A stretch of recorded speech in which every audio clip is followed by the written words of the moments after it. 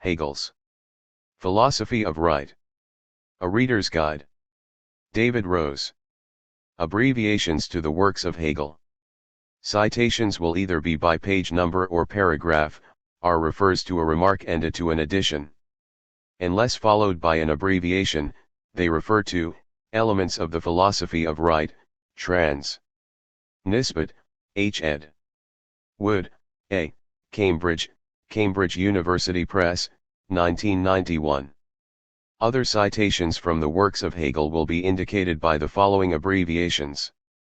L. The Encyclopedia Logic, Part 1 of the Encyclopedia of Philosophical Sciences with the Zuids e.g. Philosophy of Mind, Part 3 of the Encyclopedia of Philosophical Sciences with the Zuids FPR Lectures on Natural Right and Political Science, the First Philosophy of Right Jr. 1 System of Ethical Life and First Philosophy of Spirit NL on the Scientific Ways of Treating Natural Law, on its place in moral philosophy, and its relation to the positive sciences of right PhD the Phenomenology of Spirit SL the Science of Logic SS System of Ethical Life and First Philosophy of Spirit VPG Philosophy of History. Chapter 1 Context, A Tale of Two Revolutions. Hegel lived in interesting times. Whether this was a blessing or a curse, it was no doubt integral to the formation of both the man and his thought. Culturally and politically, Europe was being swept into uncharted waters by the criss-crossing wakes of the two great revolutions, the political one originating in France and the industrial one spawned by England. As these movements led to the migrations of people and urbanization, giving birth to war and a drive to empire, they began to undermine and modify the old social order of Europe. And Hegel lived such times interestingly. He inhabited a Germany that had risen to the forefront of philosophical inquiry, and he was, legendarily, to be found finishing and dispatching his first masterpiece as the Napoleonic armies, much to his then support, bore down on Jena. He lived through the French Revolution, its subsequent terror, the progressive Prussian reforms and the eventual reinstatement of a weakened political status quo. His philosophy began with an optimistic hope in the possibility of a reformed political and religious order before maturing, like the man himself, into a conservative, yet critical, endorsement of the post-Napoleonic social landscape. George Wilhelm Friedrich Hegel was born in Stuttgart on August 27, 1770 to a middle-class family, his father being a civil servant at a provincial court. He encountered philosophy at the gymnasium, secondary school, but his intellectual stimulation would have been at its height in the period from 1788 to 1793 when, attending a seminary for Lutheran pastors in Tübingen, he shared a residence with the poet Hölderlin and the philosopher Schelling. Many of the themes that were later to recur in his philosophy were no doubt the fruit of heated debate between these three intellectuals: the admiration for a supposed Athenian golden age, the ideals of social and national unity, and the reformation of religion. There was also an initial enthusiasm for the events in France of 1789. The young men celebrated the revolutionary spirit they expected to reinvigorate Europe. The French Revolution made a political reality of the predominant theory of the time.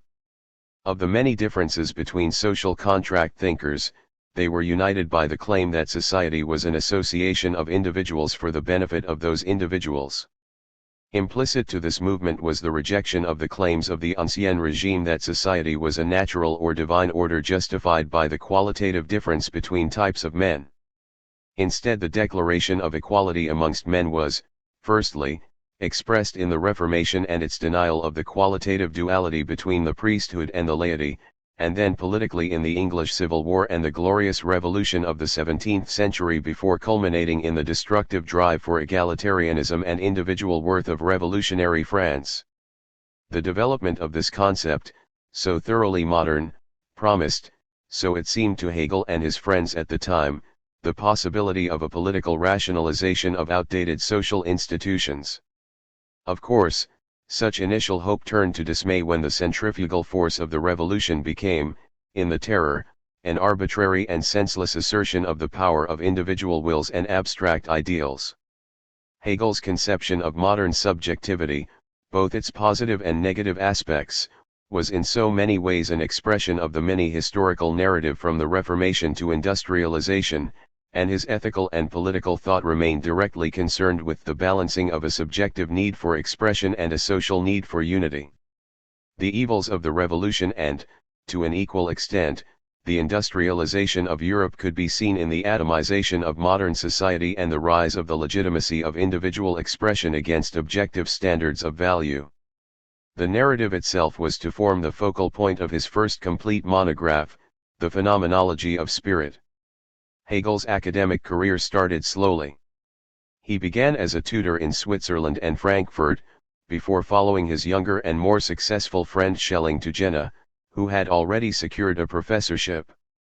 Hegel used his inheritance to subsidize his unsalaried position as a Privatdozent, a teaching assistant, and published his first major works, The Difference Between Fichte's and Schelling's System of Philosophy, 1801, and The Scientific Ways of Treating Natural Law, 1802, the latter being a critical reading of atomistic approaches to ethical and political thought and containing a critique of Kantian moral philosophy. More significantly, in 1807, he published the inconsistent but astonishing account of the philosophical development of both the individual and the species, in The Phenomenology of Spirit. At the heart of the work is the recognition of the need for reconciliation between the human mind and nature, in its broadest sense, a reconciliation that, in this early work, he claimed would be attained through religion and philosophy, but would later, in The Philosophy of Right, shift in focus to an ethical and political resolution. The disruptions caused by the Napoleonic defeat of Prussia at Jena forced Hegel to move away in 1807, and for a while he took the post of an editor of a newspaper, before becoming a rector of a gymnasium in 1809. His remit was to implement a radical reform of education with his speculative method of philosophy at its heart. He was also able to produce The Science of Logic, the first volume in 1812 and the second in 1816, and, if his students were encouraged and able to read these volumes, there would be no argument against the assertion of falling standards in education. The achievement of his first paid university post came when he was appointed in Heidelberg in 1816.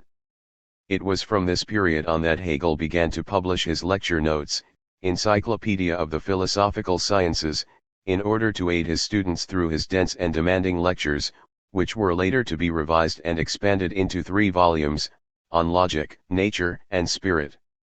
He also delivered his first lectures on the idea of right and political philosophy, and he reached the pinnacle of his academic fame when he was invited to fill the vacant chair of philosophy in Berlin, last occupied by Fichte. In Berlin, Hegel prepared his lecture notes on political philosophy for publication but hesitated as historical events once more affected the nature of political power. The progressive nature of Prussian politics since the defeat of 1806 had slowly returned to a weakened, reactionary aristocracy. Reform had been halted after the final defeat of Napoleon in 1815 and was fueled by an establishment paranoia about the rise of anarchy and the revolutionary spirit amongst the people, a fire stoked by the assassination of a reactionary playwright by the student Karl Sands. Universities were seen as cultivating an environment of radical thought and subversive action, and many of Hegel's friends and academic rivals found themselves prohibited from university posts. Professors could find themselves dismissed, as Fries did, who Hegel unwisely attacked in his preface to The Philosophy of Right for encouraging revolutionary attitudes. It was in this context that the final version of lecture notes for The Philosophy of Right were published in 1821, and Hegel found himself elected to rector of the university in 1829. He died on November 14, 1831. Hegel had lived through the apex of Enlightenment thought and, unlike his predecessor Kant, perhaps had a glimpse of its limitations and dangers. As we shall see, he celebrates modern subjectivity as the pinnacle of human history, yet is acutely aware of its atomistic danger to society and its subjectivist danger to truth. Whereas the Enlightenment encouraged all humans to reason for themselves and to legitimize all dictates of authority, society, and others through the use of free and public reason, Hegel fervently believed that such subjectivity was one-sided. The individual cannot decide what is true and right on his or her own, but must have standards of legitimacy against which to validate his or her assertions. His very unenlightenment stand was to seek reconciliation in the social world of interpersonal subjectivity and not in universal and free reason. Whether or not it is accurate to describe Hegel as a man of the Enlightenment is controversial. He thought reason had to be sovereign, but saw it as an historical development and not a given. He wanted the state to be rational, but critically rejected the social contract insights into political authority. He thought freedom to be the highest good, but saw a perfectionist social world as liberation. Chapter 2. Hegel's Philosophy of Right. Ambition of the Guide. This book does exactly what it says on the tin. It is a reader's guide to Hegel's philosophy of right, and it does not aspire to be anything more than that. In the following pages, I shall endeavor to present Hegel's ideas as he himself develops them in the sections of the philosophy of right and in relation to the context of both his ideas as a whole and the time in which he was writing. If reading philosophy is much like climbing a mountain, then Hegel would probably be K2.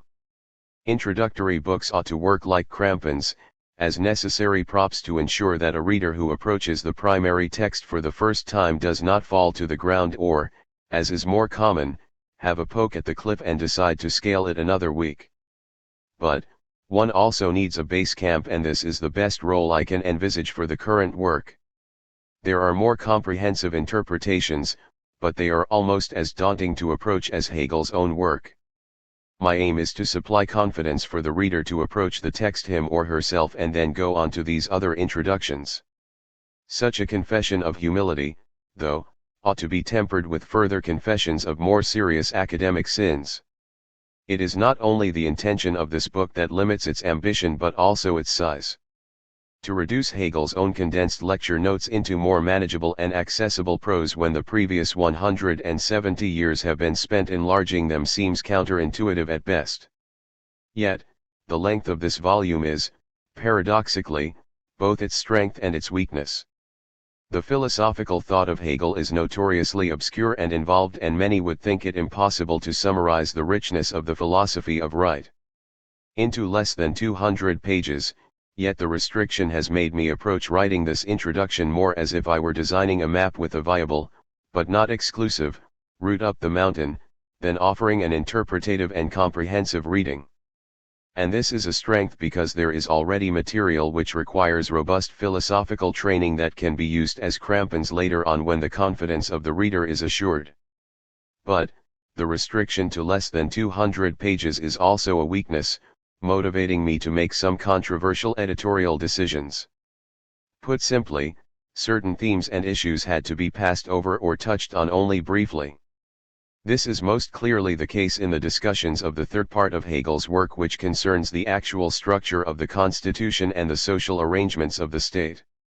I have chosen to concentrate on the groundwork, the theory, that justifies Hegel's state and, hence, have spent far more time on the first two parts and on the concept of ethical life. I have done so in good conscience, since I believe once the reader has the requisite understanding in place, the discussions of the family, civil society, and the state itself will be comprehensible and familiar as they concern subjects which we all engage with on a day-to-day basis. More significantly, one writes with an ideal of one's reader fixed as an image before one's eyes. My ideal would be the mature student who is taking a combined honors course or an evening class and wishes to understand Hegel as part of the context of European political or philosophical thought.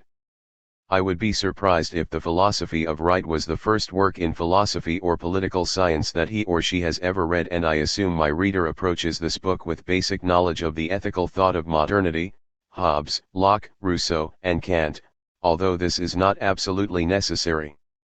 For this reason, I happily make reference to such ideas, and explain where I believe it necessary, but I play down the role of metaphysics in the argument. Metaphysics is a taxing discipline and one that requires a thorough grounding in the basics before any discussion can begin. Hegelian metaphysics is notoriously opaque and obfuscating, and although a full understanding of the philosophy of right would require a digression into its location in the system of Hegel's philosophy as a whole, I am strongly of the opinion that much of his lecture series does not require it. Hegel is discussing why human beings live in association with other human beings and what this means for both the individual and the state. He talks about freedom, action, right and wrong, the family, private property and the structure of the constitution. We can all say something about these issues, and what Hegel has to say is often clear and reasonable. The full justification of why we ought to accept the grounding claims of Hegel's political philosophy, that one cannot radically critique one's existing society, or that Northern Europe is the necessary end of the development of human spirit, does require an understanding of the metaphysical system that contextualizes them, but as the first step on a journey to comprehension, one can be permitted to merely hint at what form such a justification would take without having to digress beyond the limits of the text itself. I simultaneously play down the notorious jargon of Hegel's own lectures, avoiding the very strong temptation to spend pages explaining the use of neologisms and terms of art which Hegel utilizes with perpetual indiscretion. Instead, I opt for a language more conducive to our own times. I believe Hegel's ideas in the realm of ethics and politics can be explained without recourse to a specialist or technical language, and this is a belief reinforced by Hegel's own remarks and additions, see below, to his lecture notes, where his style metamorphoses into the lecturer reinforcing a point and then the teacher who uses contemporary issues and examples to illustrate more clearly. Furthermore, the philosophy of right is still caught in a quagmire of controversy concerning Hegel's own, authentic, as it were, position. Is he a conservative with an eye on reform? Is his model of the political state authoritarian? Much of the secondary literature is concerned with supporting one or other of these positions. I try to be neutral in my approach, to present the text as one would read it naively and innocently. Such controversies will no doubt engage the reader after they have reached a certain level of understanding, but I think it best to reach that understanding without prejudice. Yet, to hold my approach to be silent on these concerns would be disingenuous.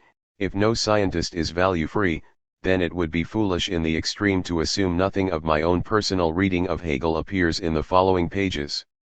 We all have prejudices and perspectives, and so, to be honest and transparent, I must acknowledge that I read Hegel as a rational conservative who advocates reform when required, but views any attempt to rationally reconstruct the state according to the determinations and demands of pure reason or universal moral realism as a nonsensical and dangerous undertaking.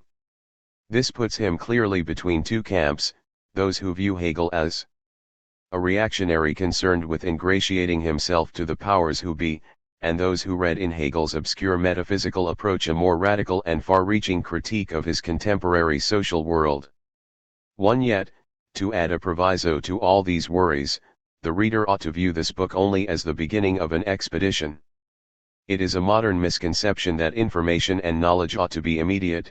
We rarely read a book more than once or delve too deeply into the context or background that gave rise to it, instead assuming that the words on the page themselves, if read at the correct pace, will disclose all their truth.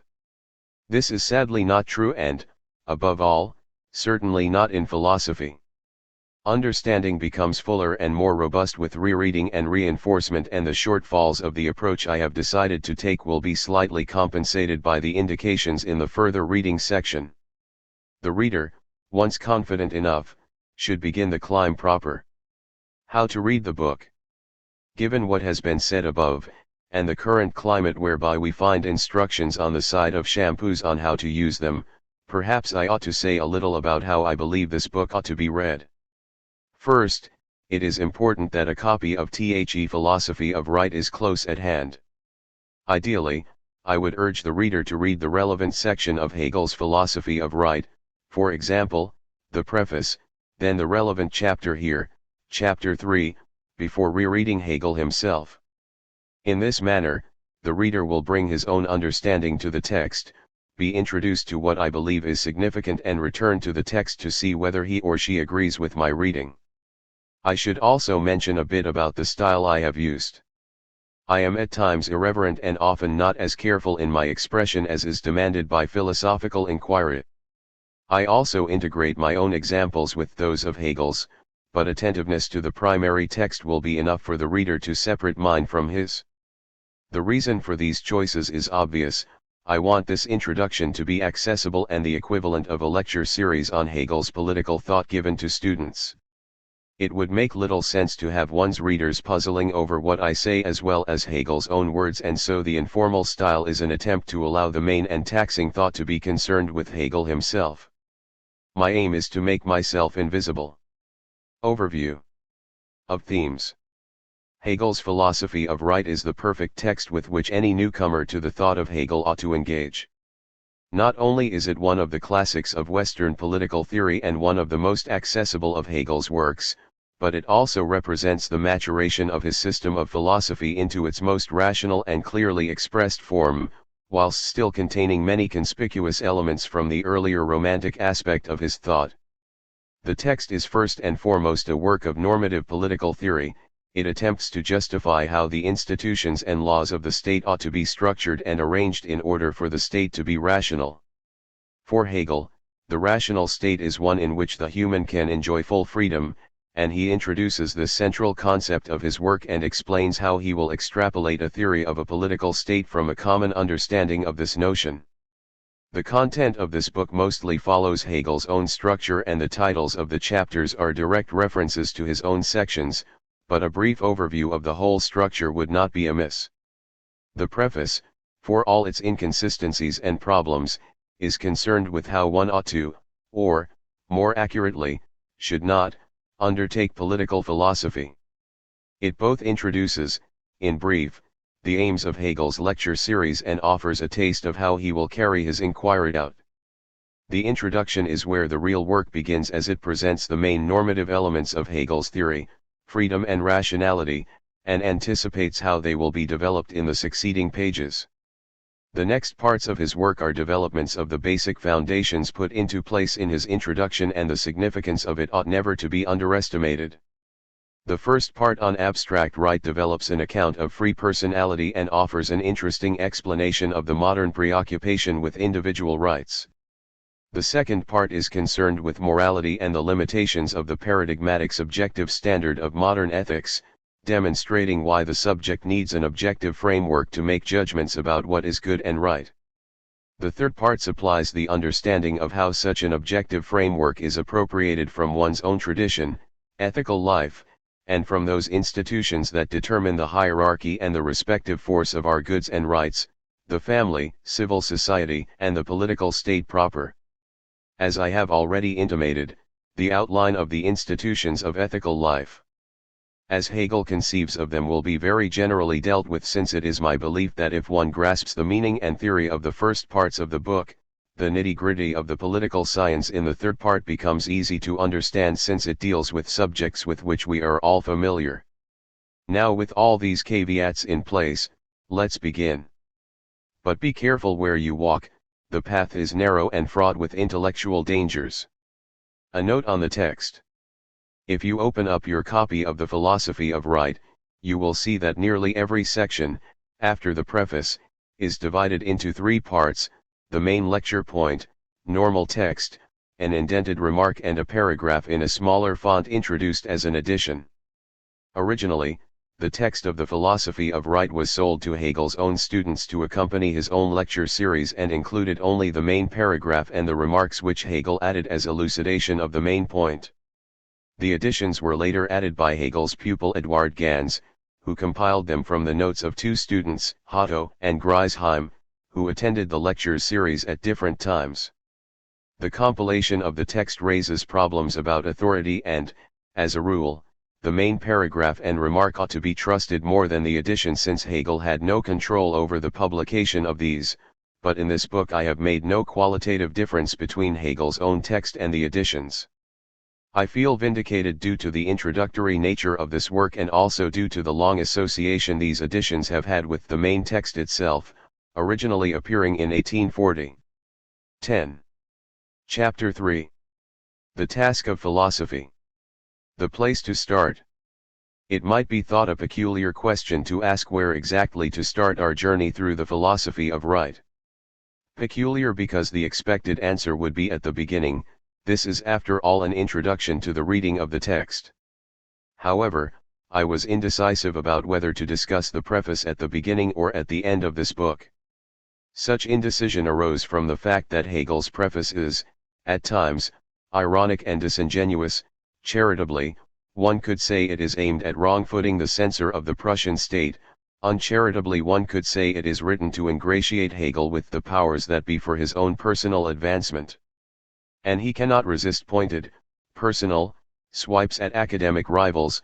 Pinkard, 2000, Chapter 10. Moreover, the preface would have been the last part of the published notes completed, and often not only alludes to the arguments and positions that follow in the text itself, but overtly assumes the reader to be aware of them. More significantly, most normal readers initially ignore prefaces to books and only return to them if the work demands or merits it. And it was the last consideration which finally convinced me to discuss the preface at the beginning of this book, since it is all too easy for the reader to ignore what is substantially interesting among all the parochial politics and contemporary necessities. So why is the preface of philosophical interest? In terms of content, it is an odd discussion of method in that Hegel does not discuss his own method explicitly, but does spend adequate textual focus on how not to engage in the philosophy of right, or what would now be termed political philosophy. One, in a slight concession to my original worry about the actual placing of a discussion of the preface, we shall 11. Augment our reading of the preface with a brief, interwoven consideration of the first 4 paragraphs of the introduction, and also draw in some background features of Hegel's philosophy as a whole in order to clarify later discussions. How not to do political philosophy. Let us begin with a question: is the philosophy of right a work of normative political philosophy? Normative political philosophy ordinarily does not merely describe what the central values, institutions, and practices of an actually existing state are, as political science or sociology may do, but it prescribes what they ought to be. Such a normative commitment allows us to make judgments such as the society that has an institution of slavery is illegitimate because it does not express and openly violates the value of equality, or the ban on smoking in public places is an unjust limitation of liberty, and to be able to rationally discuss them utilizing the normal tools of definition, classification, and inference. So, political philosophy can make judgments about whether such and such a society is a good society, or whether such and such an institution, policy, or law is valid or legitimate, and these discussions will be resolved rationally so long as the moral groundwork which advocates the central agreed values, in our examples, the values of liberty and equality, has been done. To openly state that Hegel is engaged in political philosophy rather than political science is contentious, since, for him, there is no clear distinction between the two disciplines. The normative nature of political philosophy is problematic for Hegel for many varied reasons which will be revealed through this book as a whole, but it is clear that in isolating his own speculative method from other modes of cognition and, simultaneously, contrasting what he calls understanding with comprehension, he is at odds with the naively optimistic view of the critical power of philosophy. To comprehend what is the task of philosophy, for what is reason. As far as the individual is concerned, each individual is in any case a child of his time, thus philosophy, too, is its own time comprehended in thoughts. It is just as foolish to imagine that any philosophy can transcend its contemporary world as that an individual can overleap his own time or leap over roads. 21-22. 12. The above quotation seems, on the surface, to suggest that philosophy cannot break free from the concepts, beliefs, and values of its own time and make an appeal to some objective, transcendent and ahistorical standard of right and good. So, is Hegel engaged in political science or political philosophy? That is, are his lectures a mere description of the institutions, practices, and laws of the state in 19th-century Prussia, or are they an attempt to evaluate these institutions, practices, and laws? I firmly believe the latter to be the case, but not in the way which we nowadays ordinarily understand. For us, the practical consequences of normative critique are protest or resistance embodied in claims of justice and fairness. Hegel's normative stance dismisses the idea of an external point of view, a commitment to some form of justice or fairness independent of and separate from the actual determinations of justice and fairness within the state.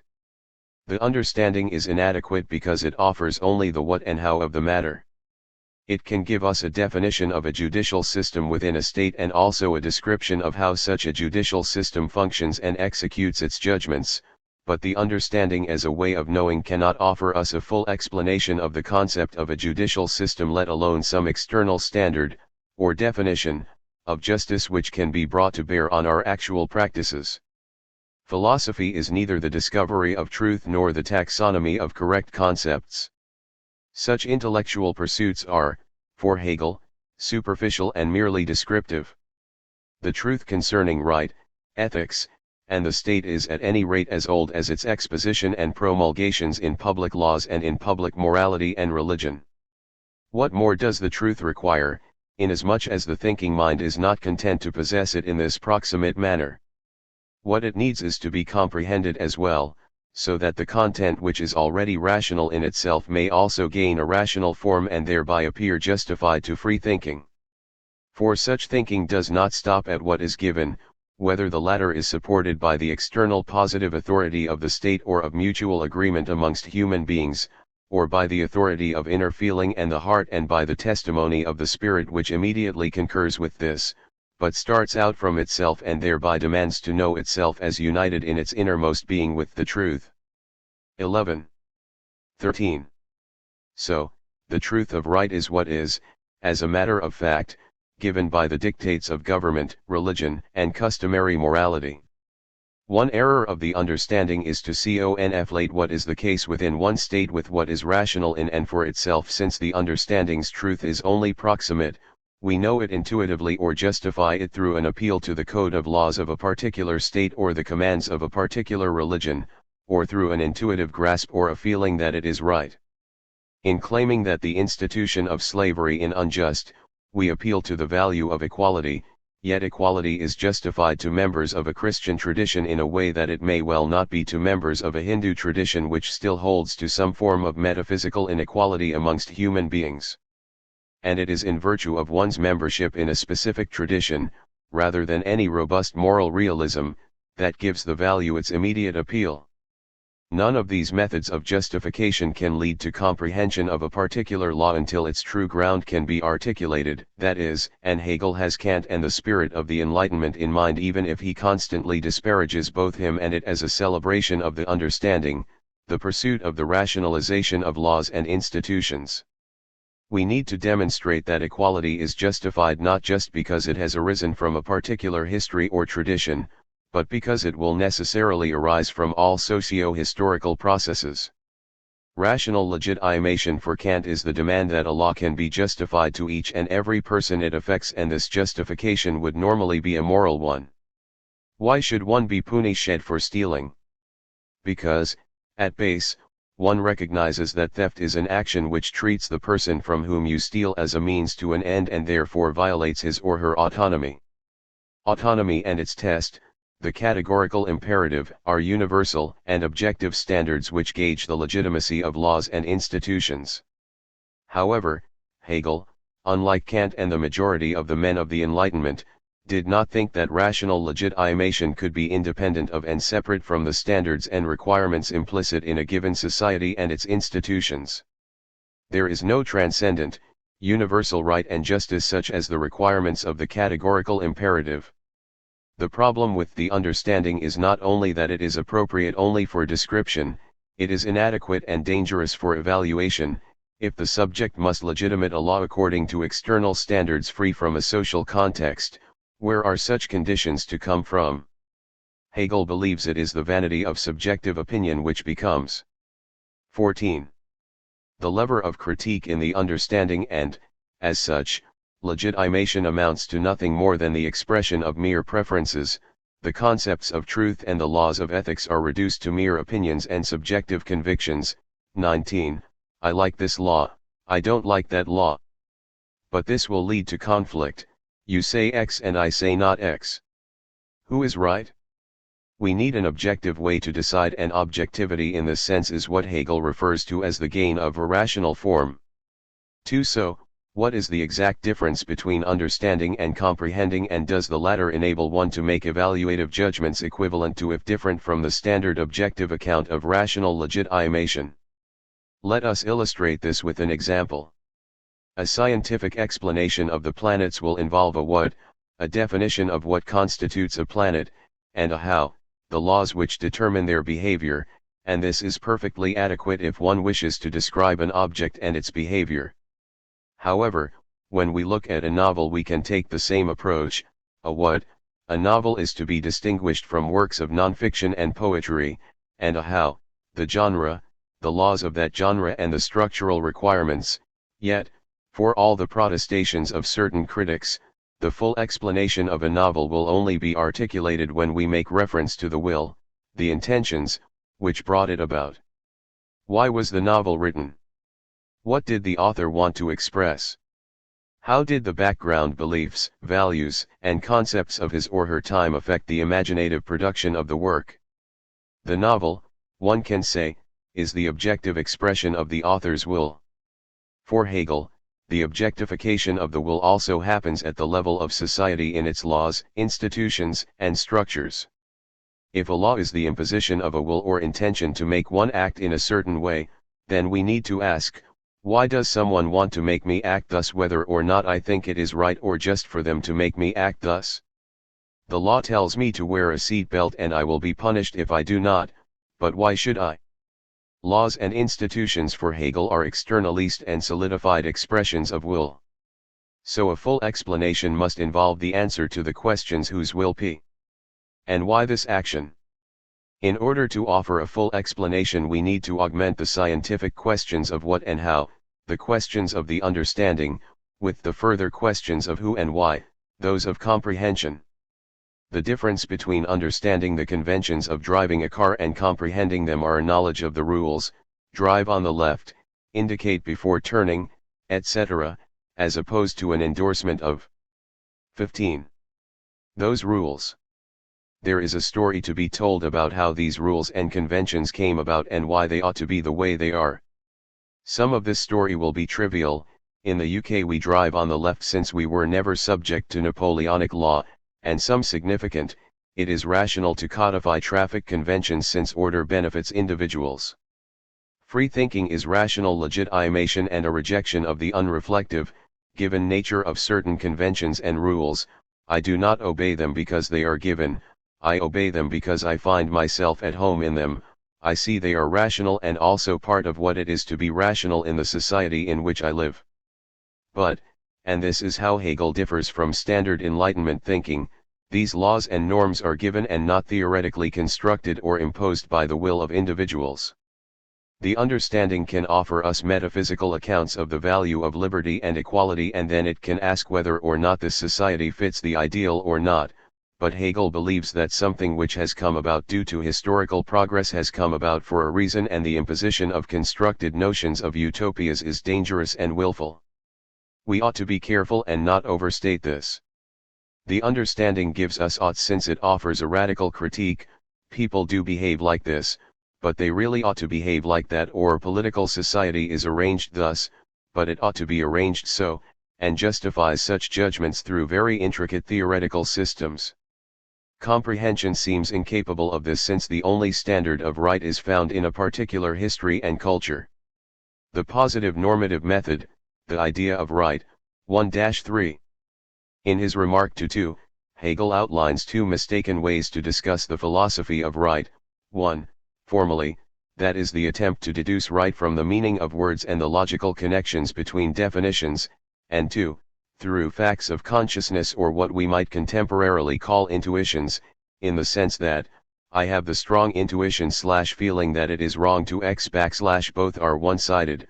The former is akin to building castles in the air, in that we can all deduce perfectly coherent political systems if the presuppositions and axioms which ground them are true, but their validity rests on the truth of these axioms, something which cannot be known until such systems are turned into actually existing institutions.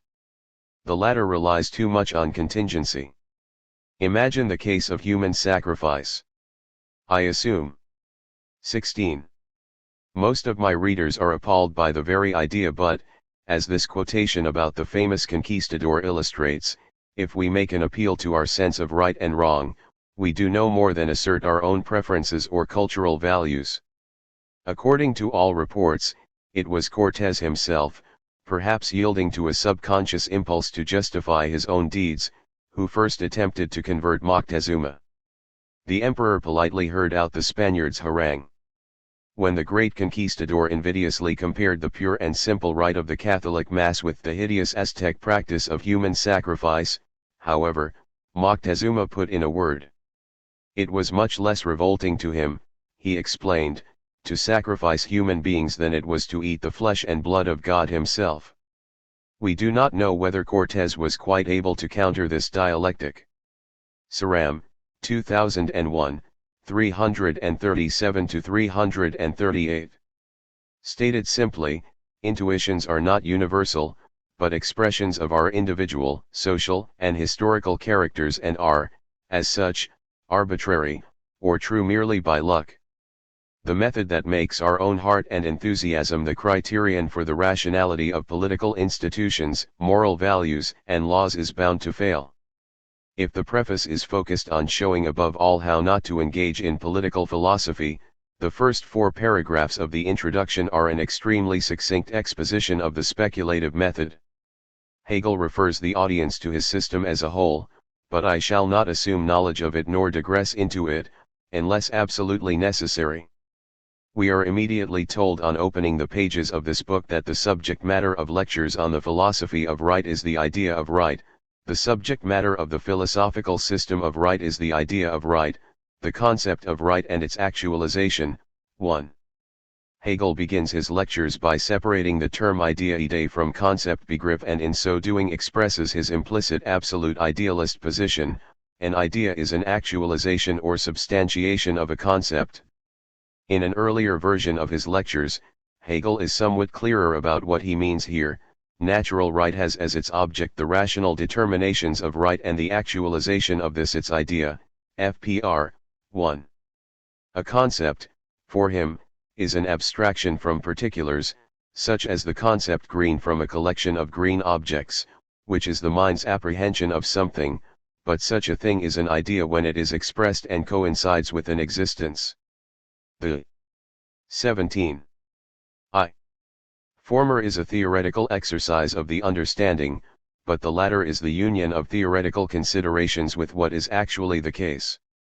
An idea is the reason within an object or the abstracted concept which rationally ought to exist. 2. So, now we are a little clearer on what Hegel means by an idea, we can perhaps ask what the specific idea of right may be. The idea of right is both a description of the concept of right and also the actualization of these laws. The concept of right is, for Hegel, wider than the notion of law. It is a list of those principles, laws, values, orders, customs, conventions, mores, and institutions which regulate the behavior of individuals in society. It is constituted by the actual norms of a society that regulate behavior, and it covers all those instances which can be answered by the inquiry whether it was right or not to have done what one did. And there are diverse forms of right: legal, moral, and conventional. It is wrong to steal, wrong to break promises, and wrong not to allow those inside a train to disembark prior to boarding. The idea of right, then, has a positive sense in that it is an actually existing collection of social norms which regulate and determine the behavior of individuals within a given community. The positive science of right is concerned to state what is right and legal, that is, the particular determination of law within a specific community, but such an enterprise would amount to a sociology or a history. The correctness of the definition of right is then made to depend on its agreement with prevailing ideas. 2r. Such an exercise does not exhaust the meaning of right, because if that was all it amounted to we would be left with an uncomfortable positivism. Such and such a law is right because it is enacted by the relevant authority and is consistent with values of a specific society. The philosophy of right should not just explain the existence of particular laws, but justify them, that is, demonstrate that certain laws and mores have a necessity independent of their particular historical coming into being, Positive right is in general that right which has validity in a particular state and must therefore be respected as an authority that is maintained by coercion or fear or by confidence and faith, but that can also be upheld through rational insight, FPR, 1R. We have seen that Maxima was consistent in his appeal to norms and values within his culture to explain the reasons behind ritual human sacrifice, but justification should not stop there. Hegel is well aware of the specter of relativism haunting his approach and he evades it by an 18. Appeal to reason. Right is both what exists and what ought to exist. He is engaged in normative political philosophy, when he asserts that right needs to be rational or that we are concerned with the necessity of the thing. What he means is that such and such a convention ought to be embodied in the social and moral fabric of the rational state and that such and such a social practice ought never to form part of the rational state, 2R.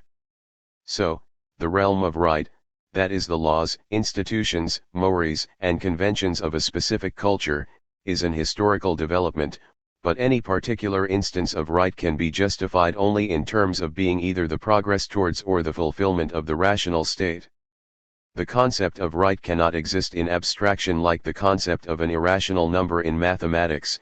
It must find suitable expression in existence and exist over time, and it has to play a role in the actions of individual members of the community. Therefore, the philosophy of right is also the description of the actualization of these shapes of right, that is their coming to be or historical creation that, in some sense, justifies their current existence. Man's mode of understanding the world, those values he uses to prescribe what one ought to do and say, are always, for Hegel, historically bound. There is no universal reason, only the reason that expresses the man of pastoral communities, the man of the Middle Ages, and of the Enlightenment. Primitive man, when he states this is mine and you should not touch it, or extracts retribution for a crime, is already expressing right in an undeveloped and non-sophisticated form. It is Hegel's belief in progress that allows him to evade the charge of relativism. However, I can tell a story about how a particular law came about, but that does nothing to justify it. Take, for example, the bylaw in certain English towns, if it is in fact true, that one can shoot a Welshman carrying a longbow after dusk. There is an historical explanation of this law, that England and Wales were once at war, but such a story does nothing to justify the continued existence of the law. Telling a story about how something came about can never amount to a justification of why it exists. When a historical justification confuses an origin in external factors with an origin in the concept, it unconsciously achieves the opposite of what it intends. If it can be shown that the origin of an institution was entirely expedient and necessary under the specific 19. circumstances of the time, the requirements of the historical viewpoint are fulfilled. But if this is supposed to amount to a general justification of the thing itself, the result is precisely the opposite, for since the original circumstances are no longer present, the institution has thereby lost its meaning and its right. 30. However, if Hegel can show that a system of private property, for example, is a more rational distribution of goods than a system of common property, and also that for a system of private property to exist, a society has to first pass through an historical stage of common property, then he can offer a justification of the institution. And this justification rests on the notion of progress. But how do we know we are progressing? How do we know which society is at the forefront of history and which lags behind? Hegel believes he has an answer to these questions. He exists at the end of history. The end of history thesis is crucial to the full justification of Hegel's normative claims since, if he is not at the end of history, then it might be that he is unable to comprehend exactly what is rational since it is not yet actual. The thesis itself holds that self-consciousness progresses by reaching its own limits and this progress is at an end when self-consciousness knows everything. Hegel believes the notion of right is also at an end and has become fully rational in his contemporary Prussian state. Only because right is fully actualized, that is developed and expressed in its rational form, can we state that what actually exists ought to exist and judge other societies and past epochs as steps on the way to such an end. Of course, such a thesis is contentious, but we must wait to the end of the lecture series for its full explanation and justification.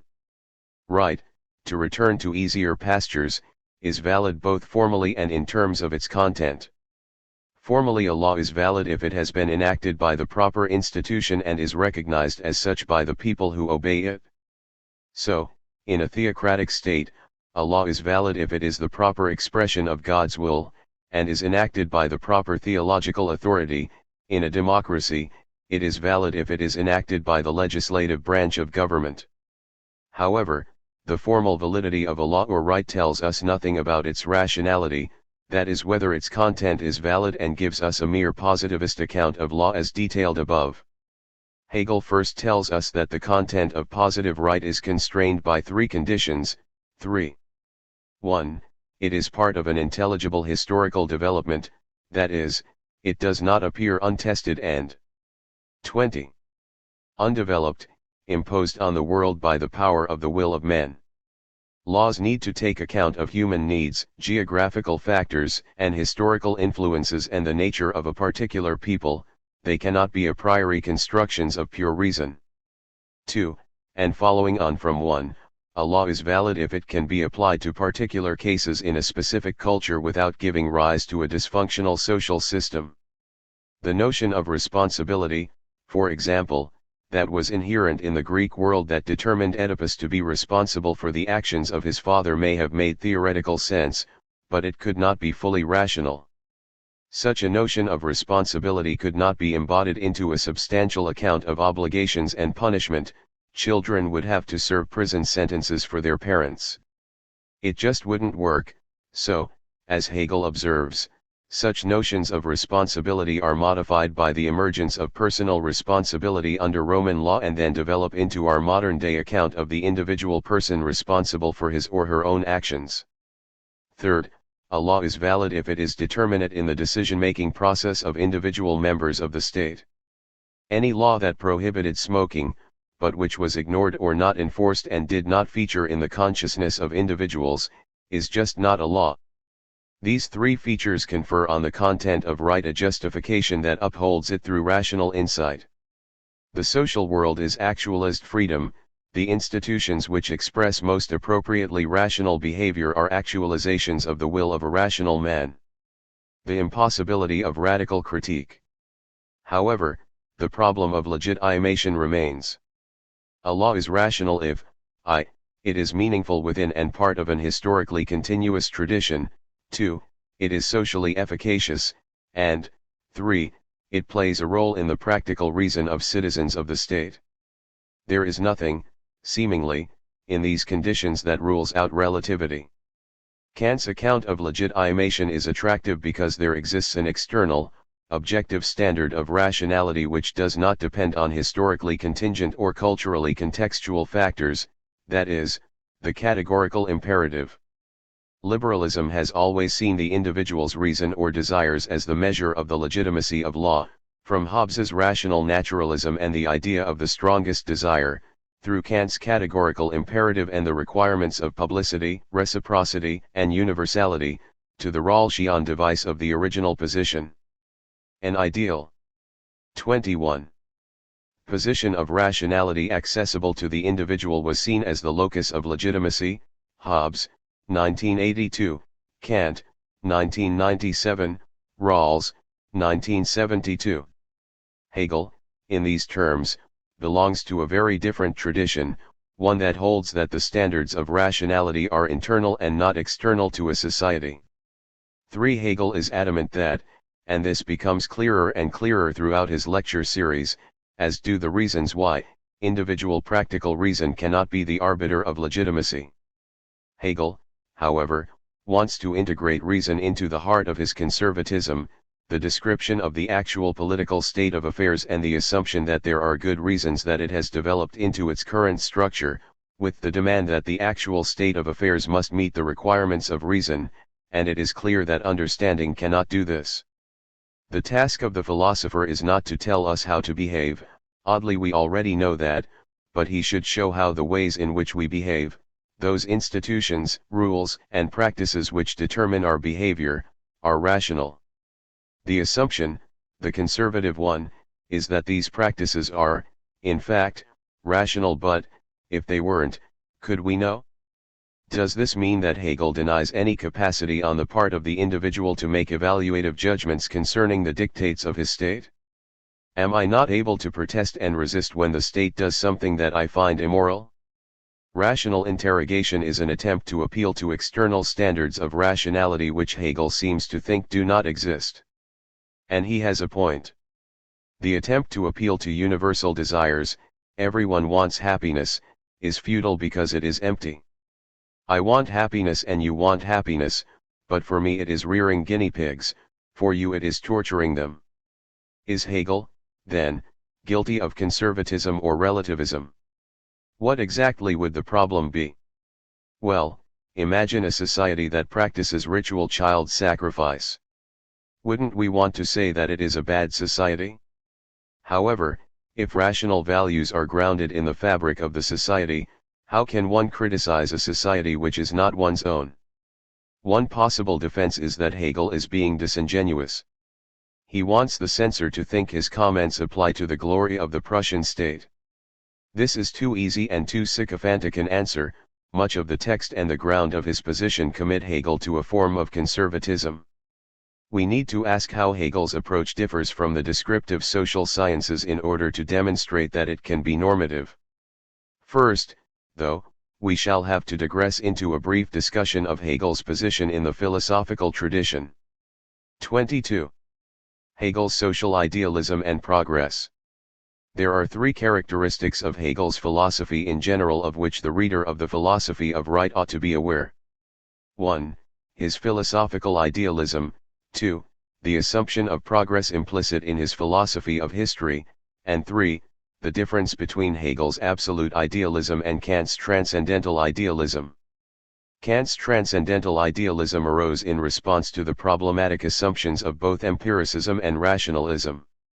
Empiricism has a very simple account of knowledge: the world exerts a causal effect on the knowing faculties of the subject and the subject represents this effect to him or herself as a representation.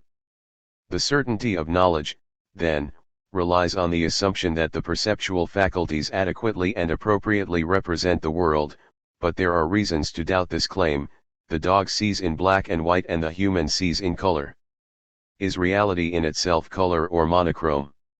One answer is to identify either the human or the dog as an ideal perceiver whose faculties deliver representations that better correspond with what is being perceived. But, we can privilege one of the faculties of knowing over the other only by making an appeal to some other story, God's providence, evolution, etc., yet none of these can be justified in the terms of empiricism itself. More sophisticated accounts of empiricism will be able to answer such objections, but the problem is that all species of empiricism must assume that perceptions adequately represent reality. And this either remains an assumption or is justified by metaphysical theories. In either case, the theory relies on a ground which is beyond the simple verification processes of empiricism. Empiricism, in short, cannot articulate a convincing account of the subject-object relation without assuming that reason is adequate and appropriate to its task. The same problem applies to rationalism. Descartes, for example, holds that reason rather than the senses reveals the way the world actually is. However, this depends on the claim that reason is reliable, a claim Descartes himself put under question with his famous hyperbolic doubt. Of course, for Descartes this was resolved through the rational proof of the existence of a benevolent God, but the system rests on a ground that reason is unable to secure, unless one actually accepts the two arguments for the existence of God. Descartes, 1996. Again, we have the problem with reality. In order to have knowledge, we have to assume that our reason adequately represents 23. Reality, but we cannot be certain of this given the method by which we verify our knowledge claims. Kant overcomes this quandary by more or less ignoring the problem of reality. Intuitions are given to the mind and reason structures these so there can be an object of knowledge. Without the active participation of the thinking mind, knowledge would not be possible, and so the object is for the subject because he or she actively constructs it. The object of knowledge is no longer to be thought of as a representation of reality because it has been worked over by the subject's reason, and if knowledge is understood as correspondence with an external world, then these representations are not knowledge. But if knowledge is defined as how a rational being would perceive the object, how it would appear for us, then we can hang on to the notion of truth. An object, then, is empirically real if it is how a rational subject would construct the object. Truth is not true if the world is thus and so, rather it is true if rational beings would judge it to be thus and so. And since, for Kant, reason is universal, the same for all men, at all times, in all places, we will all form the same judgments if we are not partisan or irrational. The pursuit of truth is no longer the revelation of reality in itself but the revelation of those categories which structure our judgments. When Hegel uses the formula I equals I, he is referring to the reflection of our own reason in the world when we make judgments. Interrogation of our knowledge will reveal facts about ourselves and our ways of knowing rather than facts about reality. Knowledge claims are as much concerned with how we know as with what we know. The movement from Kant to Hegel is basically about the standard of truth. Kant thinks that a subject on his own, free from corrupting influences, will be able to make true and proper judgments. Hegel disagrees. Certainty can only be gained through the recognition granted by others that my judgment is correct.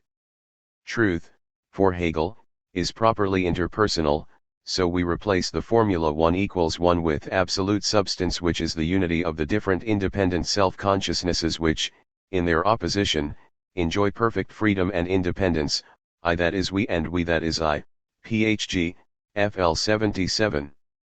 4. And the intermediate bridge is a necessary connection for knowledge claims to be true. It is no longer the case that one is correct if one reasons impartially and rationally. It also requires free and independent others to recognize your judgments as valid. Spirit, or Mindgeist, for Hegel is not the universal nature of the I think which 24. Accompanies all the subject's representations, but an interpersonal substrate of meanings, categories, and values which are shared and known to be shared. Hippolyte, 1974, 324. In other words, knowledge relies on sharing a culture with other rational beings, but if these shared meanings and categories are not constrained by the imperative to correspond to reality, then they can be different for different cultures and societies. So, how can one say that modern physics is better than medieval physics if all my peers agree with the latter? Can there be an external standard by which one can judge the adequacy of these meanings and categories over and above the agreement of a culture? Let us ignore the epistemological question and concentrate on the ethical one, since it is perhaps more persuasive for us. Given the central tenets of idealism, when we state, for example, that all human beings are equal or all men are free, we are not describing a state of affairs nor referring to some moral reality. Moral categories and concepts, axiomatic values such as equality and liberty, are categories that allow the subject to form moral judgments and are necessary for the subject to have moral experience. Though one culture may endorse liberty and equality, another may endorse order and security, and their respective moral judgments will be at odds because of these axiomatic differences. And if these categories are beyond validation, then it is impossible to rationally prefer one culture to another as long as the judgment is consistent and endorsed by one's peers. Furthermore, Hegel is aware that, as abstract concepts, moral categories are too formal to dictate substantial obligations, and such concrete duties can only arise from the content of a specific way of life with its implicit description of what is good, interests, welfare, respect. One may well formally state equality for all and garner much agreement, but substantially one must say what equality entails, opportunity, respect, or resources, and to whom it is to be extended, members of my class, of my nation, human beings, rational agents, and here disagreement will arise. Hegel's point is that the substantial aspect will be supplied by or be a product of my social context or moral fabric and not the workings of practical or pure reason. And this seems to open his position to the charge of relativism. We may well agree on the principle of equality or respect, but disagree for cultural reasons on how equality is to be granted and who belongs to the set of beings that merit equality. Hence Hegel's reworking of Kant's transcendental idealism. He is aware that if the recognition of one's peers is to be an element of 25. Validation of judgments, then there is the risk that the individual who speaks the truth may well be silenced by a majority of erroneous peers, or judgments may well be just expressions of cultural beliefs and beyond truth or falsehood in a robust sense. Hegel avoids such unattractive positions by appealing to history. Cultural frameworks which supply one's moral obligations may become inconsistent when new moral problems cannot be adequately articulated or comprehended by the existing moral structures of experience. His most famous example is probably Sophocles' Antigone, who struggles to fulfill her obligations brought about by her allegiance to her family when the laws of state conflict with these very duties. Phg. 1f 470. Inconsistencies between the moral categories and the substantial content of a way of life can arise internally when people share the same structures of moral experience, Antigone, or externally when the very values which structure experience are radically different, the collision of cultures, the Aztecs and Cortes in the earlier quotation, but, according to Hegel, progress occurs due to these conflicts. The task of philosophy is to become aware of this process of change and not to instigate it, to chart the re-articulation of the content and understanding of formal concepts by the process of their historical development. 5. The pure utopia, what ideally ought to be, is unconstrained and hence an arbitrary construction of the mind. It is akin to building a house with no experience but guided only by an understanding of the laws of applied mathematics. Such a mathematician might get lucky, but he really ought to look at how buildings have been built in the past and recruit a very experienced builder if he wants to be successful. What is rational has form, the conceptual cognition of philosophy, and content, reason as substantial essence, and this content is justified through its historical development and existence. A further word on the subject of issuing instructions on how the world ought to be. Philosophy, at any rate, always comes too late to perform this function. As the thought of the world, it appears only at a time when actuality has gone through its formative process and attained its complete state.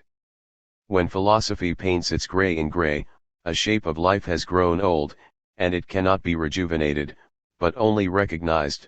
By the gray in gray of philosophy, the owl of Minerva begins its flight only with onset of dusk. 23. 26. Philosophy, it seems, has the role of explaining why we make judgments as we do rather than prescribing how we ought to make judgments. Hegel's idea of progress is crucial to distinguish his absolute form of idealism from the transcendental idealism of Kant and to evade the charge of relativism that an individual's judgment can only be true or false with reference to a specific culture. The way to make sense of such a stance is through the enigmatic aphorism which somehow embodies the difference between transcendental idealism and absolute idealism: what is rational is actual / and what is actual is rational. 20. The aphorism has traditionally been understood in two ways, conservatively and progressively. 6. The first is consistent with the claim above that philosophy can only describe what is and not prescribe what should be, whereas the second position holds that what exists ought to be rational to be considered actual. Transcendental idealism holds that intuitions are the content of experience but that experience is structured by the subject. This corresponds to the second part of the aphorism: the actual has to be rational in order to be experienced. However, Hegelian absolute idealism differs in that not only does the content of experience have to have a rational structure, but the rational structure of the mind must correspond to the real structures of reality. What is rational has to be actual. So the way in which I structure experience has to conform to my peers' evaluations of the world, and since Hegel seems to affirm the historical rather than the universal nature of rational categories, it seems to entail that the way in which the subject structures experience just is rational. Hegel is most definitely not a cultural relativist nor, I would affirm, a one-dimensional conservative. The categories of understanding which structure the subject's experience must be adequate for him or her to labor in the world, and reciprocally the world has to live up to our categories, especially the moral ones. His idealism is described as absolute because one day the subject's categories of knowing will adequately fit the world and the world will have been made rational, by labor, in order to correspond to such categories, and this is guaranteed by Hegel's philosophy of history that embodies the concept of progress. This, in brief, is the end of history thesis. Human action, through the creation and refinement of social institutions and practices, molds the world to fit the requirements of moral demands and values, whereas the interests of groups and individuals mold the rationality of these institutions to fit the demands of the world. 27. To use an example that is familiar to us but unknown to Hegel, moral progress in the 20th century has been ensured through the prescription of equality, that is a demand made by reason. Such a rational demand can be made into a constitutional commitment, and this changes the nature of the social world, the extension of rights to previously excluded groups, the nature of government. However, the commitment itself is modified through the pressure of civil rights movements for the extension of the principle of equality to all those who are excluded arbitrarily, women, members of other races, and so on. The nature of the actual world modifies the nature of the rational commitment. What exists, though, is part actual and part appearance. Hegel has in mind a necessary versus contingent distinction, such as the swans being a bird and its whiteness. Equality is actual, but a policy of fair opportunity is appearance, that is, it is one possible objectification, one way to interpret and substantiate its requirements, of the demand of equality. The distinction between existence and actuality opens a space for critique because, as Hegel tells us, actuality is rational through and through, and what is not rational must, for that very reason, be considered not to be actual. L. 142a. Both the principle of a career open to talents and the principle of equality of fair opportunity share the same rational basis, that is the theoretical demand for equality, but, perhaps, one is actual when the other is not. The possibility of imminent critique. How does Hegel avoid the charges of conservatism and relativism? The answer is that he has opened the space for an imminent as opposed to a radical critique of current social structures. The existing state of affairs, that is the contemporary and real structures of society, its practices, institutions, conventions, and laws, can still fail to be actual. They may exist but not be fully rational. Social reality can fail to be actual in that it is a mere appearance and contradicts what is essential to the state. An example of this is nicely illustrated by a quotation from de Beauvoir. According to French law, obedience is no longer included among the duties of a wife, and each woman citizen has the right to vote, but these civil liberties remain theoretical as long as they are unaccompanied by economic freedom. A woman supported by 28. A man, wife or courtesan, is not emancipated from the male because she has a vote. If custom composes less constraint upon her than formerly, the negative freedom implied has not profoundly modified her situation, she remains bound in her condition of vassalage. It is through gainful employment that woman has traversed most of the distance that separated her from the male, and nothing else can guarantee her liberty in practice. Beauvoir, 1997, 689. Women may have been given the right to vote, but until the structures of the family changed and institutions and policies were introduced to give them economic freedom, then the law itself does not express the will to freedom. Progress is made possible by the demand that a law be comprehended. What is the rationality of the law to give women the vote? It is to express the principle of liberty conceived of as autonomy, yet without social structures changing. This is a hollow law since it does not achieve what it should. And this is not to be underestimated as a form of social critique.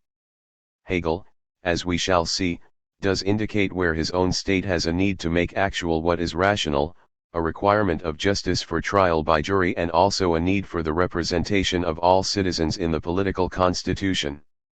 Social critique of this nature undermines the claim that Hegel's philosophy is a species of one-dimensional conservatism, the claim that it is best not to tinker with the state otherwise things may become worse, yet there is still some work to do before it can respond to the charge of relativism.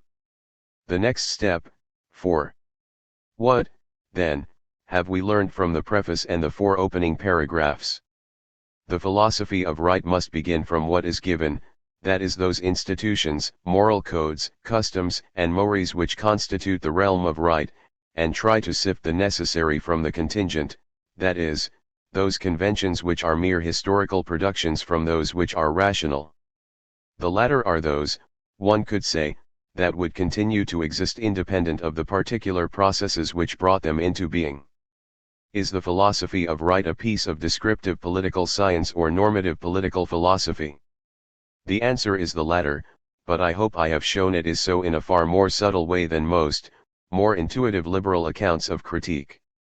The last thing we need to note is that the concept of the philosophy of right is the will, that which acts since social norms tell us what 29. To do and what not to do, and the content of the philosophy of right is this will as actualized in the objective institutions, mores, etc., of society. The basis of right is the realm of spirit in general, and its precise location and point of departure is the will is free, so that freedom constitutes its substance and destiny, and the system of right is the realm of actualized freedom, the world of spirit produced from within itself as a second nature. 4. The concept is the notion of a norm which regulates behavior, and the content of this concept is those actually existing laws, rules, and conventions which regulate and coerce the behaviors of individuals. The idea of right is the coincidence between the rational will, the will that acts freely, and rational institutions, necessary rather than merely historically contingent. The will is the translation of thought into action as a drive to give itself existence. Right is the objectified will of previous generations, it is an historically frozen normative structure which expresses the law of a rational agent given to himself. Freedom, however, is a destiny, a point to work towards, and we will only be truly free when the realm of right is fully rational and exists, that is actual. Law, for Hegel, is opposed to natural necessity. Causes tell us how human beings behave, whereas reasons tell us how they ought to behave. Contrary to social contract thinkers, the state is not an artificial structure which mediates conflicts and ensures cooperation between individuals, it is necessary for human freedom, FPR, 2. Central to this is the idea of a free will which legislates itself. But that cannot be taken as a given, Hegel must articulate exactly what he means by this idea and what it entails. The philosophy of right is above all a work about human freedom, and we shall start by looking at our first intuitions of free will in the introduction. Study questions. 1. Why is the faculty of understanding inappropriate for engaging in political philosophy? 2. What is the difference between a descriptive and a normative science? Is it possible to say on the basis of the content of the preface that Hegel is engaged in a normative science? 30. Chapter 4. Metaphysical freedom. Preamble. If the philosophy of right is a normative work of political philosophy, we ought to expect it to answer some familiar questions of practical philosophy. The traditional questions of political philosophy center on the fact that some people have the authority to regulate the behavior of others. A man may put a gun to my head in order to direct my actions, but such a situation is surely different from the regulation of my actions by laws under threat of punishment. In the first case, we might hold that I would never choose to do as he said if it weren't for the presence of the gun, whereas in the latter case, we may argue that I would regulate my actions in accordance with the law and the dictates of the state even in the absence of the threat of punishment. Whereas the gunman has power, we might say the state has authority which is conceived as the right, and not just the capacity, to regulate my behavior. At the heart of the concerns of political philosophy is, then, the notion of free will. Governments and officers of the state can legitimately regulate my behavior, whereas muggers and kidnappers can only illegitimately regulate my behavior. In both cases, Hegel controversially holds that I could have acted otherwise, and the will of the state or the mugger only alters the desirability of doing one thing over another, but I am rational, according to Hegel, in acting in accordance with the dictates of state. The rules, regulations, and norms of the state purify my desires. The assumption that I could have acted otherwise is the assumption of the liberty of the agent that grounds normative practical philosophy. If right is to be understood as the intentions of others to make me 31. Act in a certain way, then we ought to first discuss what it is to act freely. The introduction freedom of the will, 5-28, if political philosophy is practical philosophy, then it concerns the will. To say that a person's actions ought to be regulated thus and so is to say that they ought to act in such and such a manner. Hegel's definition of the will is equivalent to freedom. The will is free, so that freedom constitutes its substance and destiny. 4. We ought to notice two implicit assumptions in this quotation. 1. For Hegel, a will must be free, otherwise it is not a will, so freedom constitutes the will's substance, and 2. Freedom is not a given attribute but a destiny for the will to achieve. Intuitively we can understand how freedom might be an achievement. We treat adult human beings as in control of their actions, as willing their actions, but consider children, at best, only partially free. Hegel's introduction is concerned with the theoretical demonstration of these two assumptions.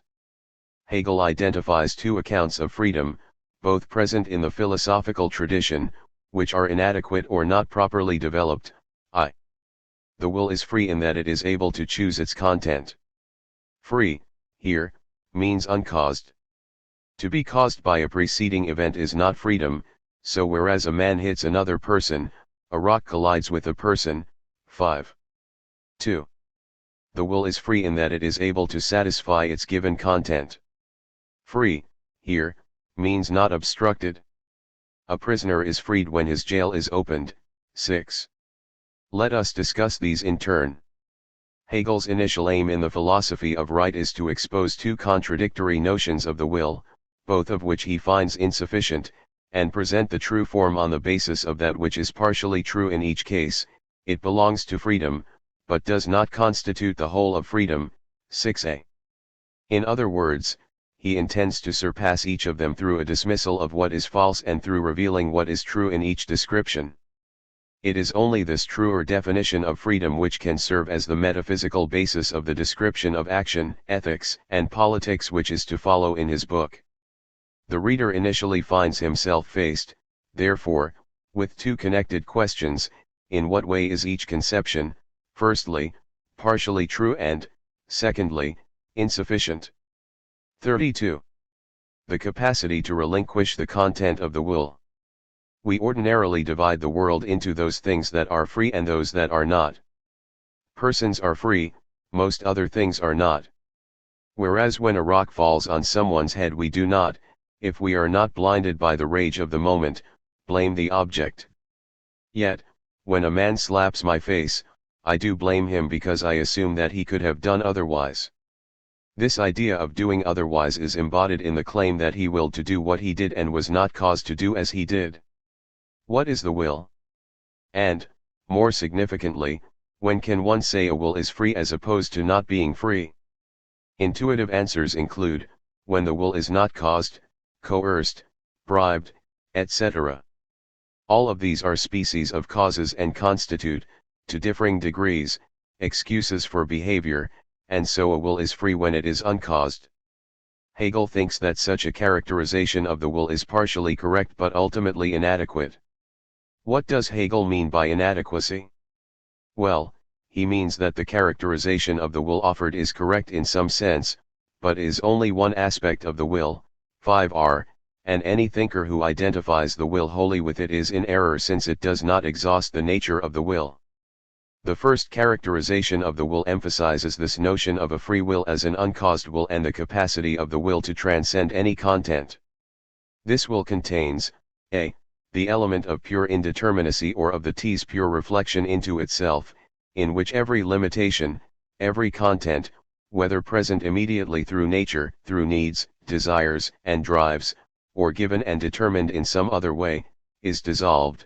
This is the limitless infinity of absolute abstraction or universality, the pure thinking of oneself.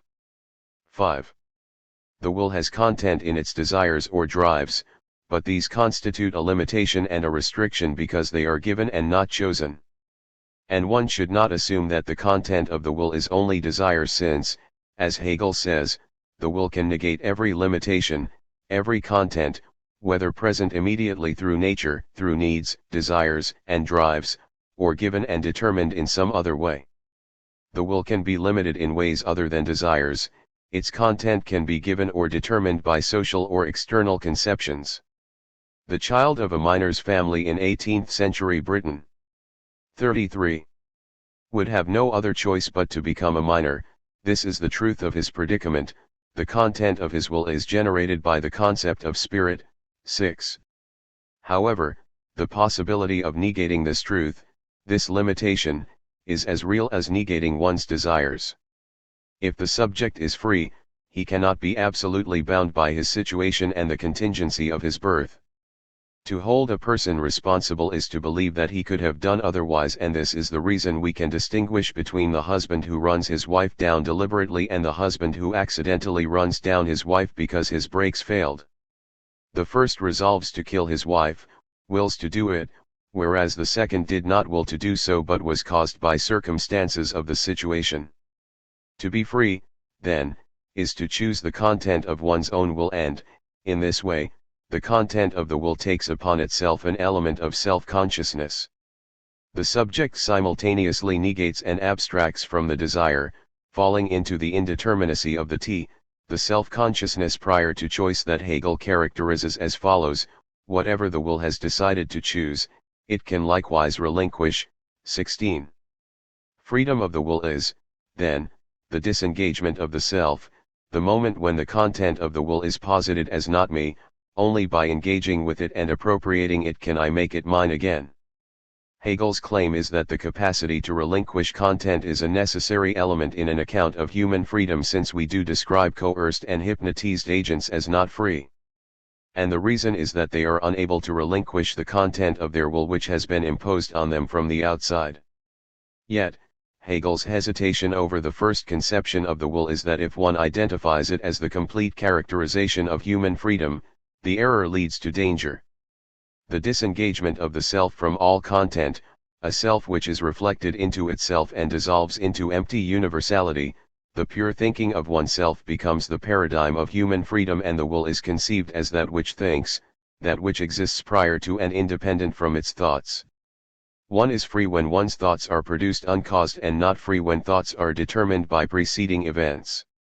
For any representation there must exist a subject who has that representation and is not identical with that representation, the infinite, universal T. In other words, it is the realm of self-consciousness without content, which takes itself as content and apprehends nothing, for a self-consciousness without an object is empty. For Hegel, this conception of the will has 34. Undesirable practical consequences when it is made actual, that is, acted upon, because whatever such freedom believes that it wills can in itself be no more than abstract representation, and its actualization can only be the fury of destruction. 5r. Hegel sees two practical problems with the identification of the will with the capacity to relinquish its content. It is, firstly, ineffectual and, secondly, dangerous. The free will understood in this way is a flight from every content as a limitation. 5r. Such a flight is best exemplified by the religious attitudes of the Hindu Brahmin and the holding oneself out into the nothingness of being.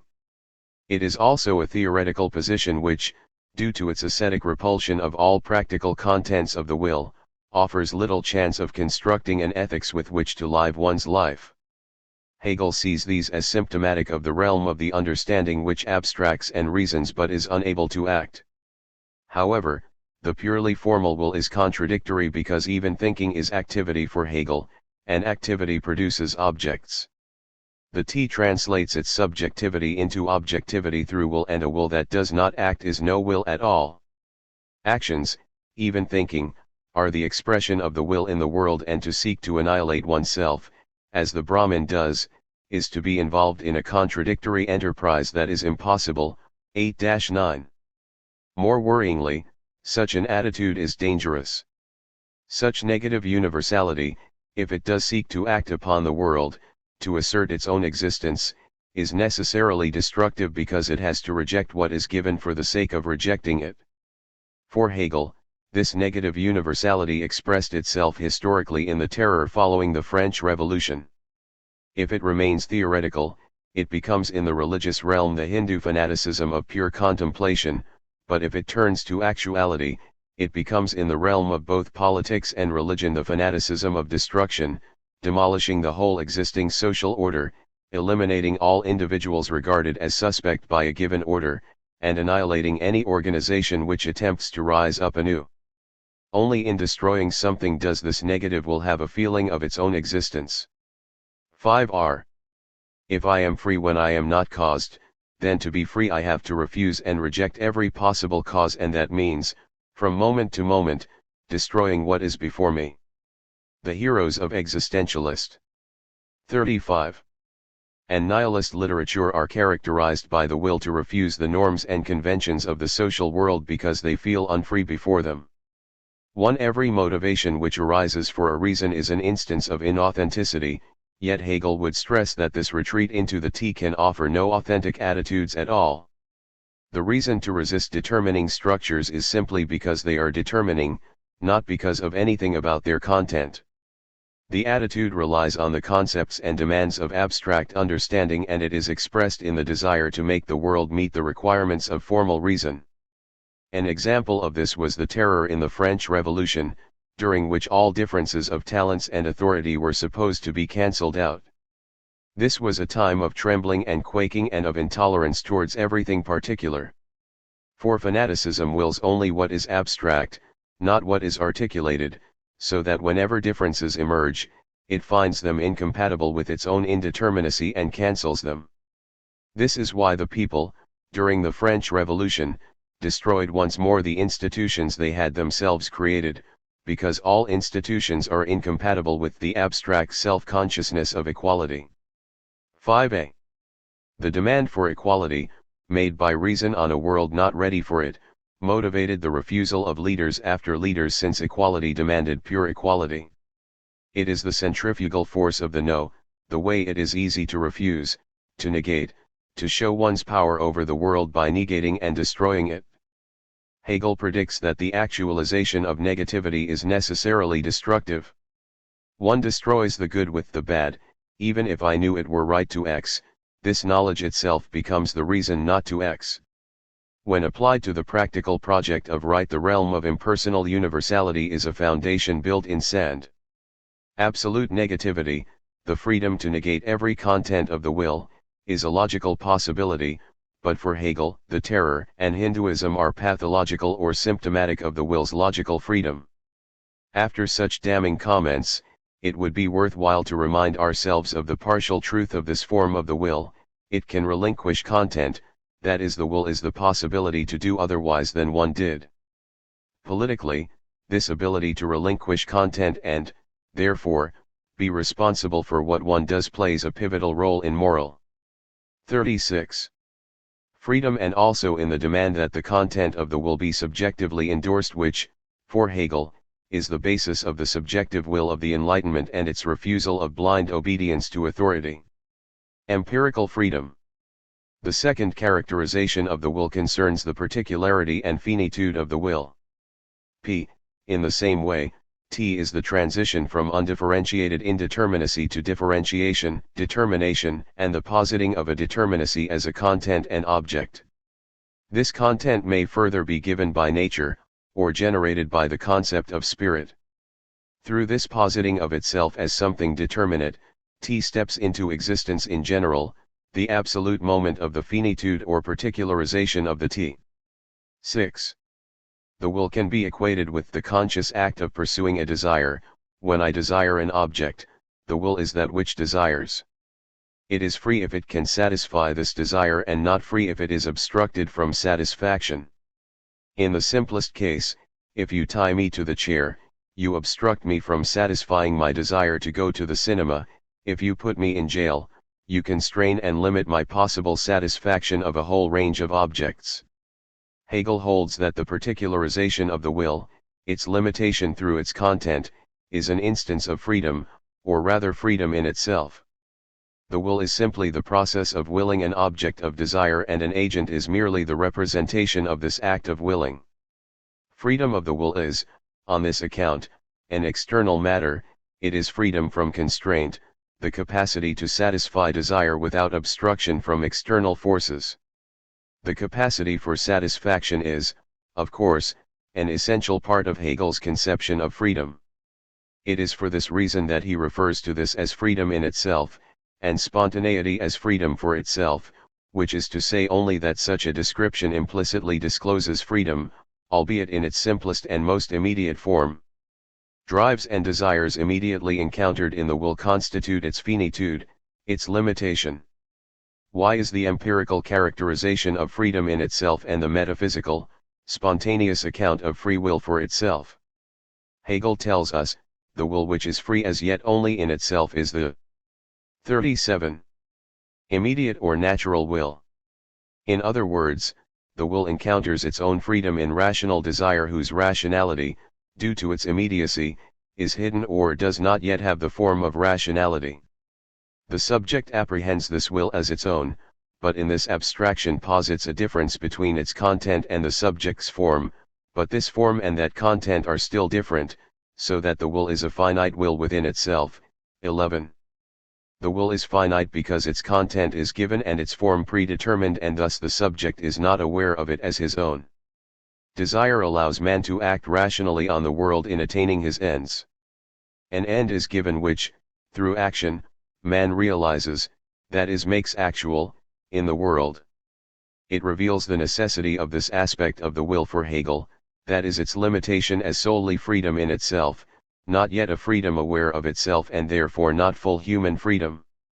The reasons for action on which the agent acts are, as yet, only rational in themselves and not for the agent. Hegel dismisses this as an adequate account of human subjectivity. For him, the model of desire as a theory of action cannot fully explain human behavior even if it reveals the necessity of this aspect of the will. Such an account cannot be a full description of the freedom of the will, since it rests on two presuppositions: first, that human action is to be based on a desiring model of cause and effect, and secondly, reason cannot motivate action since it arises in response to a desire and not as the cause of a desire. This would of course relegate reason to a secondary role as either, at worst, inert, passive, and reflective, or, more sensibly, as that which implements the course of action to which desire is aimed, giving rise to the famous Humean position: reason is, and ought only to be, the slave of the passions, and can never pretend to any other office than to serve and obey them. Hume, 1962, 127. Hegel views this account of the will as radically incomplete. If the idea of the desiring subject were to be an adequate account of subjectivity, then it has to explain how the agent resolves which desires to satisfy and in what particular way to satisfy them. At any one time there are a multitude of desires present to the subject with myriad possible objects of satisfaction. The system of this content as it is already present in its immediacy in the will exists only as a multitude of varied drives, each of which is mine in general along with others. And these desires are general in nature: thirst, sex, hunger, etc. Something universal and intermediate which has all kinds of objects and can be satisfied in all kinds of ways. 38. 12. So, without recourse to a selection process, how can this account of the will offer an explanation of how, where, and when the desire is to be satisfied, since desires themselves cannot explain which and how alone? Hegel's claim is that no theory of this form can avoid explaining resolution without recourse to the concept of a will that chooses, inasmuch as the will, in this double indeterminacy, gives itself the form of individuality. It is a resolving will, and only in so far as it makes any resolutions at all is it an actual will. 12. There is a clue to how Hegel's own distinction between in itself and for itself can be mapped onto and used to criticize any claim that the notion of the free will is exhausted by the idea of external freedom. The animal, too, has drives, desires, and inclinations, but it has no will and must obey its drive if nothing external prevents it. But the human being, as wholly indeterminate, stands above his drives and can determine and posit them as his own. The drive is part of nature, but to posit it in this T depends upon my will, which therefore cannot appeal to the fact that the drive is grounded in nature. 11a. Hegel, here, has in his sights any claim that human behavior can be reduced to a naturalistic story about primary drives, their collisions and resolution. The natural will is free in itself, because it expresses the relationship of the will to the world, yet the will is not yet the human's own. It has been given to him or her. It becomes for itself when the human being has reflected upon it and either endorsed or substituted it for another drive, then the will is free for itself, but this relies on the capacity to relinquish its content, a capacity which is peculiarly human. Any reductivist account of the will cannot explain the will but merely negate it. There is no such thing as a resolving will, only the expression of a deep collision of drives. A naturalist such as Hobbes might tell us that talk of a liberty of will is a mistake of language, much the same as to talk of a liberty of speech.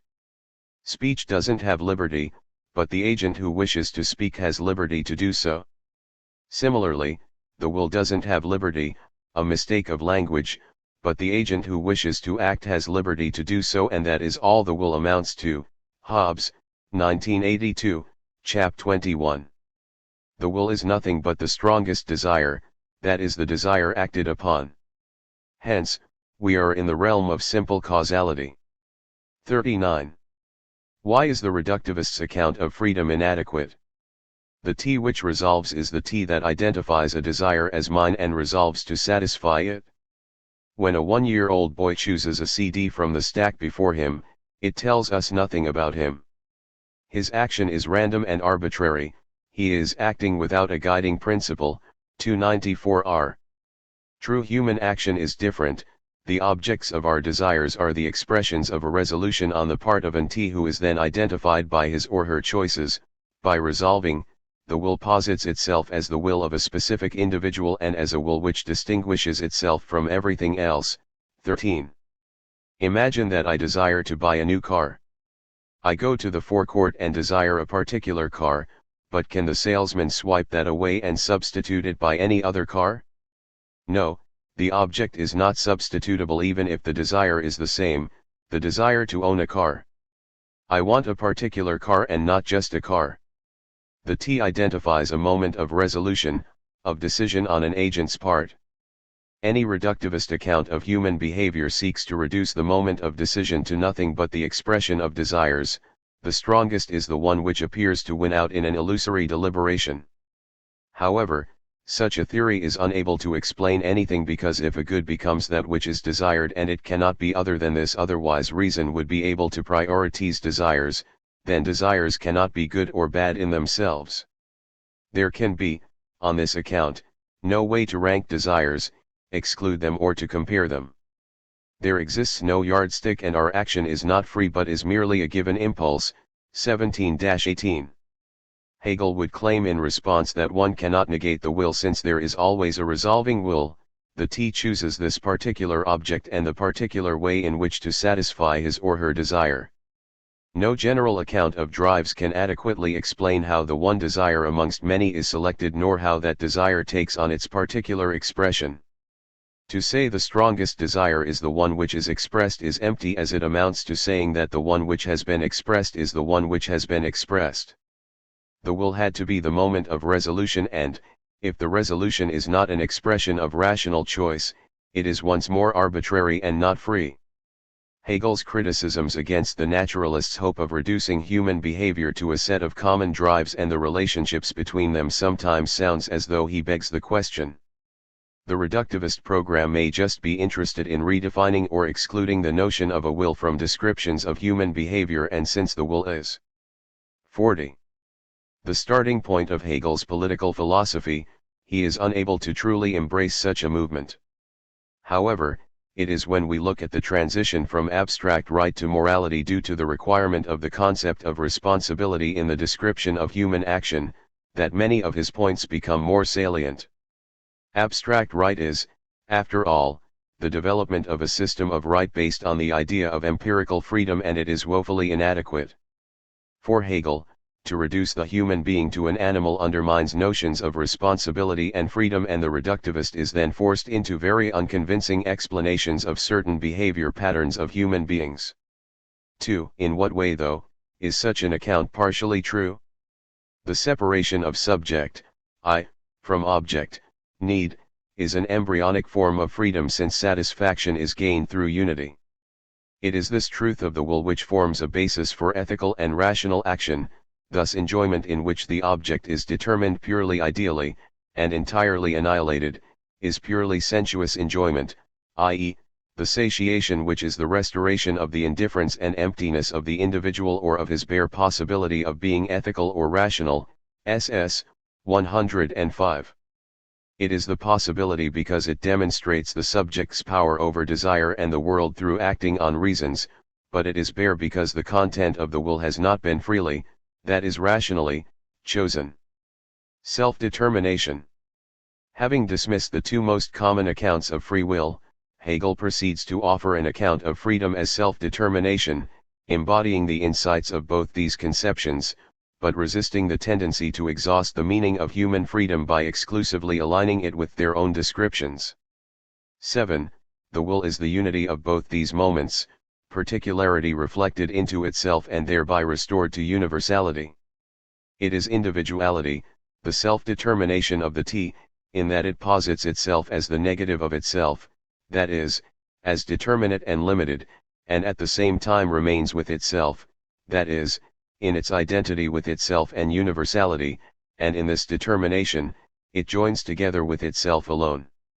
T determines itself in so far as it is the self-reference of negativity.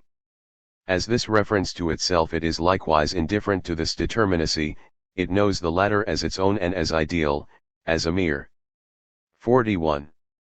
Possibility by which it is not restricted but in which it finds itself merely because it posits itself in it. 7. The first conception of freedom accurately described the will's capacity to relinquish its contents, but, if it is the be-all and end-all of freedom, it proposes a will which is without necessity and arbitrary. It becomes either the absence of action and willing, Brahman, or the mere whim of asserting whatever is its content at that time, absolute terror. The second conception of the will correctly describes the particularity of the T as opposed to the universal, but if it is the whole extent of the will, it is mere external necessity and, again, nothing but a will which allows desires and drives to be expressed without reflection and hence arbitrarily. Hegel talks of inner necessity, when the subject chooses the content of his will in relation to external and rational reasons, and this is the apex of freedom.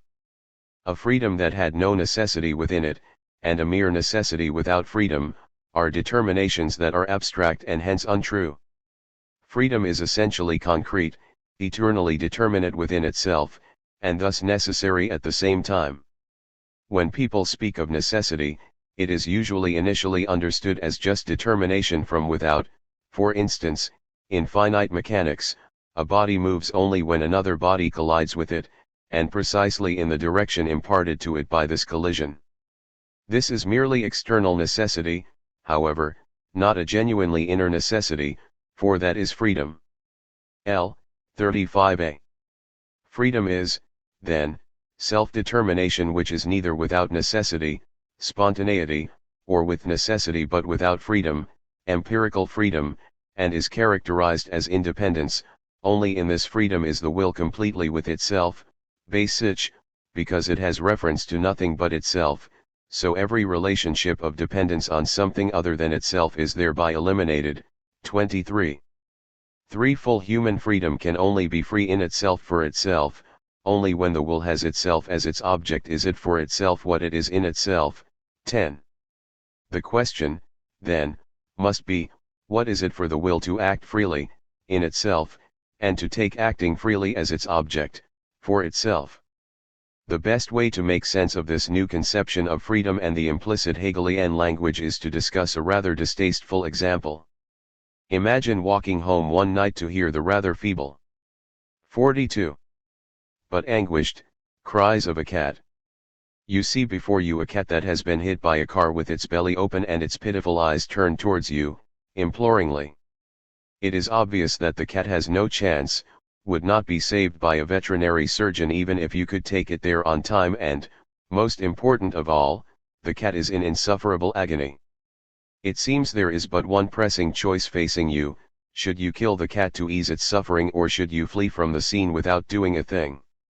If we consider freedom in itself, that is the acting on external necessity without being obstructed from fulfilling our desire, then one's immediate inclination might be to flee the horror of the scene, close all our windows to block out the anguished cries, and sleep the dilemma off, since in the morning all will be much better. In this case, one is free to the extent you are able to flee and escape the cries, that is to the extent you can satisfy your desire, that is, repress and hide from the starkness of the cat's suffering. However, such a choice cannot be described as free, since it depends wholly on the moral luck of one's character. The first passerby may be forthright and resolute and able to kill the cat, whereas the second might be cowardly and sensitive and unable to carry out the act. So, it is arbitrary what happens depending on what character one naturally possesses, and this is not a matter of free choice. And if we consider freedom for itself, that is, the capacity to relinquish the content of one's will, then we might want to retreat into the infinity of the T and content ourselves with the thought that our choices do not matter. We might say that it neither matters to us whether the cat dies or lives, and each choice is equally valid: to choose to do nothing, to kill the cat, or to flee. To choose to do nothing is, however, to choose to let the cat die. To choose to kill the cat is a mere expression, once more, of preference, and is arbitrary, not a matter of a free choice, since no choosing takes place, only a spontaneous occurrence. Consciousness is filled in such a way that its content is not derived from its own self-determining activity as such. 15r. Hegel's real contention with the two conceptions of freedom commonly held in the philosophical tradition is that they cannot account for full human freedom, that they are an inaccurate description of the human condition. And one can see in this case that he perhaps has a point. On being confronted with such a scene, the human being would normally be assailed by myriad reactions. 43. Sympathy, horror, compassion, revulsion, duty, indifference, curiosity, fear, a sense of righteousness, etc., all of which propose a different course of action. This plurality of possible motivations is what Hegel refers to as the system of all drives, and the identity of the subject is with each and every one of these drives, not just one as the second conception of freedom holds, nor with something independent and indifferent to them as the first conception of freedom holds. 17r. Yet, these reactions are firstly encountered as other, as imposing themselves on us from outside. The free will is, for Hegel, the transition from the system of all drives to the rational system of the will's determination via the purification of the drives. 19. Let us extend our example. I am repulsed by the scene, the blood and gore and the pitiful cries of a dying animal. My immediate reaction is to flee, to run away, and I perhaps placate myself with the simple excuse that I could do nothing, that it was not up to me to do anything. But, simultaneously, I feel the weight of the burden of a duty, to free the animal from suffering. All I have to do is bring a rock down on the cat's head, and I will have done it a service, done what I know should be done. Of the two people described earlier, I want to be the resolute and brave man and not the sensitive coward, but I do not want to be insensible, nor callous, laughing as I bring down the rock. I want to act as I believe a good person would act. So, of the two desires, I want to flee and I want to kill the cat, it is the latter I prioritize. I want to be the sort of person who can kill the cat, that is, I want to kill the cat. The desire to modify oneself is simply the desire to have certain desires and needs as one's own, so that they no longer confront me as other. For contemporary philosophical language will help us here. A first-order desire is the simple formula I want to X, whereas the second-order desire is the endorsement of this desire as valid. I want to X. Frankfurt, 1982, Taylor, 1977, 1982. Such endorsement involves the transcendence implicit in the first conception of freedom, the relinquishment of the immediate content of the will, and also the determination of the second, since to want is a consideration of the whole system of drives and the will's assertion of the value of one above others, which is not merely arbitrary. However, we must qualitatively distinguish between two types of choices. The first type is insignificant, as say the choice between having broccoli or carrots as a side vegetable for my tea tonight.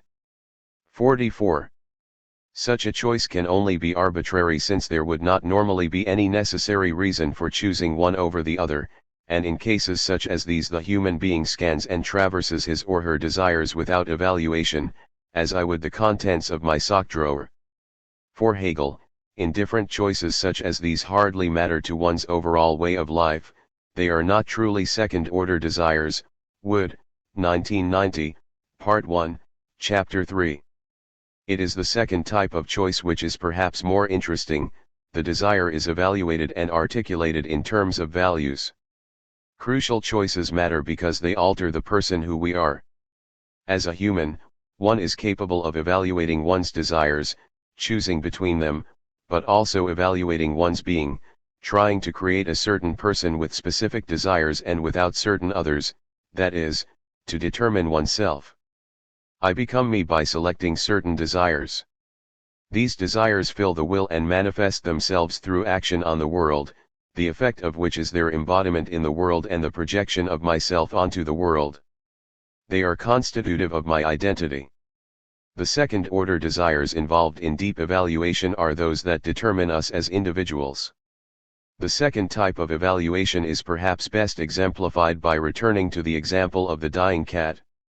The choice is stark: kill the cat and relieve its suffering, or leave it alone and run away. It would not be contentious, I think, to assume most people are guilty of bad faith in such a situation, that most would recognize that the right action would be to kill it, yet most would flee. The point of the example is that one should choose to resist one's immediate desire and act on motivations one sees not as other but as, in some sense, one's own. To act on motivations which are worthwhile, or, simply put, values. I want to end the cat's suffering because it is good. To be a good human, I should kill the cat. It is at this point that freedom invokes the notion of morality and ethics, because it is clear that at issue here are those values which one would term ethical: compassion, benevolence, et al. The desire to kill that cat, if it can be called such, reflects a higher motive on the part of the human and a better personality. The point of this example is that children, and a few adults, would be unable to articulate the matter in hand so as to help them overcome the immediacy of their desire, and its simultaneous emotional expression, horror, curiosity, because they are not fully developed people. One's character can be perfected by society and by development through education; it is not fixed by one's birth or by one's nature. 45. Certain desires possess qualities which can be articulated and, as they can be articulated, they can be objectified. For example, in the cat case, there is the compassion of extinguishing the cat's suffering which explains and justifies what is normally an abhorrent act. This is a crucial decision; it is one that determines who one is. Whether I eat a Mars bar or a Scotch egg does, in a limited sense, determine me in the world. It is not, though, crucial to the essence I wish to create for myself. My decision in the cat situation will, however, have worth and value. Of course, this does depend on a particular person, but it is easy to see that two levels of being are here called into question, two different kinds of choices: deep, those concerned with who one is and how others perceive one, and shallow or everyday choices. Articulation is the method through which reason is made manifest, and reason manifests itself through the postulation of values. What, then, are values? We can perhaps say that values are motivations or desires worth having. Wolf, 1990, 49. The human desires to be motivated by certain values, be they benevolence or charity, and in so doing expresses these values or reasons for action as universally good things to possess. Furthermore, when asked why one acted so, the response will be articulate and persuasive; it will not be a shrug of the shoulders and a grunt.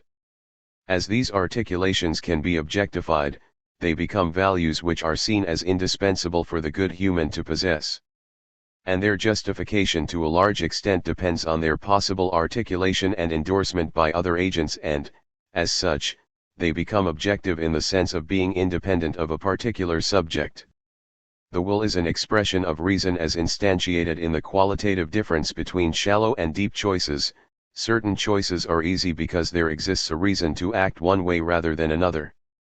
If the cat were not so badly hurt and I evaluated my desire to flee as an expression of my horror, I would quickly reject it and take the cat to a veterinary surgeon. If I did not and I claimed to be a compassionate person, then people would disagree. Please note that this is still a deep choice, even if it is an easily resolvable one. Compassion is a motivation worth having, whereas revulsion, in this case, is not. Thus, the purification of drives will be the operation of reason on one's storehouse of drives and desires in order to make me want to be compassionate. These values are, then, objective goods because they trump the mere subjective will. 46. The purification of drives, though, reveals a schism between what I immediately want and what I ought to want, which may, by chance, coincide, but most often will not. This division at the heart of the self reveals more clearly than anything else Hegel's debt to a tradition of freedom that is, at best, alien and, at worst, suspicious to Anglo-Saxon philosophy. We in the Anglophone world are very much influenced by the empirical, scientific account of the will, first given a philosophically sophisticated account in Hobbes. Freedom is the freedom to satisfy one's desires, Hobbes, 1982, chapter 21. This is, of course, Hegel's second conception of freedom, and we need not recapitulate his rejection of it. But there exists a very different tradition, finding its origin in Rousseau, concerning the discussion of freedom, Rousseau, 1997, books 1 and 2. 5. Rousseau believed that society corrupted man, that the conventions, laws, and prescriptions of culture, what Hegel calls Sittlichkeit or ethical life, determine what is right and wrong, and the man feels compelled to obey such motivations. Thus, the self is divided between what it wants and what it thinks is right, yet for the most part what it wants does not coincide with what it thinks is right, since the values of society are in the interests of a specific class and not the individual man. Rousseau celebrates the noble savage because he is not bound by external laws and values and is able to act on his pure desires, those of egoism tempered by compassion. These desires trump others, and the noble savage obeys his own conscience. He was free to do as he wished, and what he wished was right. However, society has molded man so that what he wants, what he desires, has also been corrupted.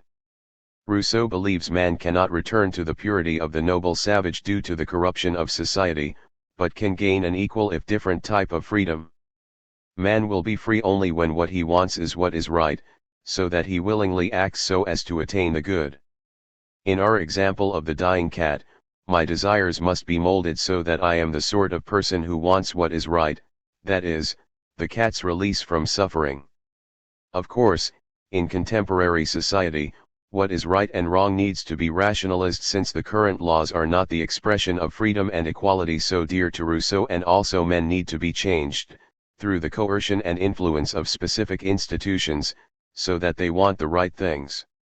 Rousseau sees freedom as the union of the moral and desiring selves in one person. I am free when I act on laws which I myself have endorsed, when what is right and wrong is an expression of 47. Myself, and thus desired by myself. The two selves then are, the particular self, what I want, and the social/moral self, what I think is right, and freedom consists in the union of these two. This is achieved for Rousseau when I determine what is right and wrong, that is, legislate the laws and values of society, and also act upon them. In other words, I legislate myself. So, freedom is an activity which either changes what I want, through social pressure, coercion, desirability, or changes what I believe to be right/rational, through the objective determinations of good, that is, through my values taken to be valid. The determination of what is right and wrong, though, is not purely an act of individual reason, as Kant supposed, but is a social activity. What is accepted by all within my community as right is what is right, the general will. Freedom is thus communal social activity. Freedom, then, is not the possibility of acting but a special type of action, self-legislation, that is actions which are entirely determined by myself and not at all by external influences or factors. Self-determination for Hegel is the process whereby man actualizes his true essence, that is freedom. In itself man is freedom, that is the essence of the will.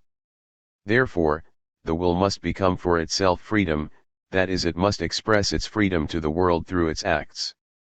It cannot do this with the aid of the arbitrary will, since this is not human freedom, it is only freedom in itself. To be free for itself, the will must instead project an image of man as he should be and make those values his own. And these values will only become mine when they are not other, that is I comprehend and recognize them as good. Man's actualization of that which he is in itself requires constant labor and making those things which are initially opposed to one's being, part of one's being and overcoming them. And this is what separates Hegel from Rousseau. He differs from Rousseau because he does not believe the noble savage to be an example of freedom, and such a difference undermines, for Hegel, the whole social contract approach to political justification.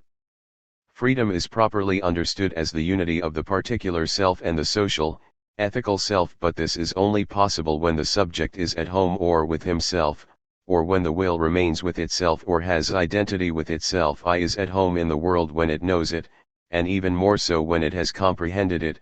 For a. Again, we have the appeal to comprehension, that is, to be able to grasp the inner rationality of a drive or a motivation. For Rousseau, the noble savage is at home. 48. With himself, because what he wants is what is right, because it is natural and uncorrupted, but for Hegel, there is no objectivity, and the noble savage is nothing but an animal, acting on immediate desires that are external to him. It is only as spirit, man is a free being who is in a position not to let himself be determined by natural drives. When he exists in an immediate and uncivilized condition, he is therefore in a situation in which he ought not to be, and from which he must liberate himself. 18a. Man must replace his natural existence with a rational, social existence, spirit. The free will acts from inner necessity when what the subject wants is the right or rational thing to do. But this, of course, depends upon knowing what is the right thing to do, and Hegel sees this as derivable from the moral fabric of one's community, the conventions, laws, values, and virtues one shares with others and can justify to others. Society is, then, necessary for full human freedom, because only in that society where the values are objectively true can the human being comprehend the obligations and drives which confront him as his own rather than other. And this is the destiny of spirit, because man has by nature a drive towards right, and also a drive towards property and morality, and also a drive towards sexual love, a drive towards sociability, etc. Man finds within himself, as a fact of his consciousness, that he wills right, property, the state, etc. This same content, which appears here in the shape of drives, will recur later in another form, namely that of duties. 19r. Rational drives actualize themselves in society as rights, duties, and values, that is objectively, held by all men, desirable motivations. The human wills social institutions because these are necessary for freedom, and not as the social contract tradition holds because they are a necessary compromise and limitation on freedom. Without society, culture, and a shared moral fabric, man cannot be free and hence cannot be man, because there can be no necessity to his actions.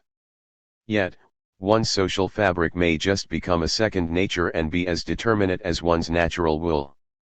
The human being is only free when the dictates and regulations of his society are comprehended, and in comprehension the subject feels at home because he wills that which he thinks is right. Dictates and laws are no longer external, but are freely self-imposed because the subject could always act otherwise. 49. But does not, since he sees the law or institution as right. So to be free I must want to kill the cat and know that this is the right thing to do. The social and moral fabric which exists outside of me, but within which I feel at home, supplies the certainty of rightness for the act. Of course, the standard of rightness cannot be a mere feeling of homeliness, since most persons would feel at home in their own culture and with what is familiar and may well be in error. How do we know that our society, with its laws and institutions, is rational? The answer to that question constitutes the rest of the book, but the introduction concludes with a consideration of the theoretical framework in which to understand Hegel's reply to this question. Actualization and Hegel's conception of internal necessity. Self-determination is a process of actualization and not a given attribute of human beings. We are not born as self-legislators but must become so. Hegel holds that the goal of history is for man to rationalize himself. Man is potentially rational, but not actually rational. Man begins his life with immediate desires and meanings which govern his action. The meaning of his action is given. However, through reflection and transcendence man is able to articulate the deep reasons for his action. He works himself over and rationalizes his behavior through articulating the true reasons for action. When reflection applies itself to the diverse drives, representing them, estimating them, and comparing them with one another, it confers formal universality upon this material and purifies it, in this external manner, of its crudity and barbarity. 20. Actualization resides in making man's potential and latent rationality govern his desires. The whole of the process of actualization is described by Hegel in an early work in a very succinct, but precise, manner. The world does not come to this new consciousness as a process as it did previously in the abstract form of something external, for it has been presented thoroughly by the form of consciousness. The child's inorganic nature is the knowledge of his parents, the world is already prepared on his behalf, and it is the form of ideality which comes to the child. Since the world comes to the evolving consciousness as this ideal world, the problem for consciousness is 50. To find meaning, the reality of this ideal, to find out how the ideal exists, it must realize this ideality. Jr. 1, 234. First, the world is not presented initially to consciousness in the being of knowledge, rather the world is a construction of reasons for action. Such reasons at the deepest level are probably based on the biology of a creature. It is just that it is the way that it acts like that. Reasons for action are also embodied in social customs, and they do not only come from what we are, but also from what we have made of ourselves. Humans not only have immediate biological reasons for action, but also sociological reasons for action. I shall expand this theme as the book continues, but will only touch on the subject here in a preliminary manner. How we act, the reasons for action we possess, derive in a large part from our form of life. The cultivation of the universality of thought is the absolute value of education. 20, see also 151. By form of life I mean that which Hegel calls Sittlichkeit, or those values and norms which govern the subject's practical reasoning deriving from his role in, and being a member of, a certain society. In the above quotation, Hegel uses the term ideality to refer to the child's form of life or moral value map of the world. Social meanings are objectified in the world and the child sees as, that is in terms of these values. The child possesses the reason, meanings and values of his tradition in itself. They are ready at hand to use and constitute the child's pre-understanding. However, as such, the child is not free. He is no better than the animal acting in accordance with reasons only because that is just the way he is. Freedom is only present where there is no other for me that is not myself. The natural man, who is determined only by his drives, is not at home with himself, however self-willed he may be. The content of his willing and opining is not his own, and his freedom is only a formal one. L. 23, 2nd edition. Like the natural man, the Hobbesian model of social man is not free because he is not at home with himself. To be at home with himself, the content of his will must be his own, and there must be no other for me that is not myself. These others are the dictates of society, the conditions of one's way of life, that demand that I conform with them. Only when I am at home in these regulations am I truly free. 51. How is this rationalization possible? When Hegel proposes that self-consciousness is desire in general, he places himself in direct confrontation with Kant, Ph.G., 1167. Whereas the latter wanted to ostracize all phenomenal aspects, including desire, from the noumenal, understanding self, Hegel sees that desire has to be a condition for the possibility of experience. The world exists for me. Without desire, man would not have reasons for action and would not, consequently, have knowledge. The world, in its immediate form, confronts consciousness as a system of reasons for action and their relevant desires. Only through acting, only through reflection on these primary reasons for action, can man articulate new ones and compare them with other goods. The possibility of articulation of reasons for action is based on the fundamental mode of being a desiring subject. Similarly, it relies on the ability to transcend the immediate situation and its claims. The fundamental desire of self-consciousness is to make reasons for action for itself, that is, to actualize the rationality of its actions. Self-consciousness desires to be rational, that is just the kind of thing man is. The problem for consciousness is, as Hegel says, to realize, that is, actualize, this social ideality and to rationally legitimize the social determinations of one's form of life into internal necessity. The subject is at home with himself when he acts from reasons in themselves rational, that is, they can be articulated and accepted by his form of life, and for themselves rational, the agent recognizes the goal of the action as a good. The ethical person is conscious of the content of his action as something necessary, something that is valid in and for itself, and this consciousness is so far from diminishing freedom, that, on the contrary, it is only through this consciousness that his abstract freedom becomes a freedom that is actual and rich in content, as distinct from freedom of choice Wilker, a freedom that still lacks content and is merely possible. L. 158a. Subjective and Objective Will, 25-26. Freedom for itself, spontaneity, can only offer a will which is totally subjective and not free because it is meaningless and arbitrary. Freedom in itself, empirical freedom, can only offer a will which is totally objective and not free because it acts under external and not. 52. Internal necessity.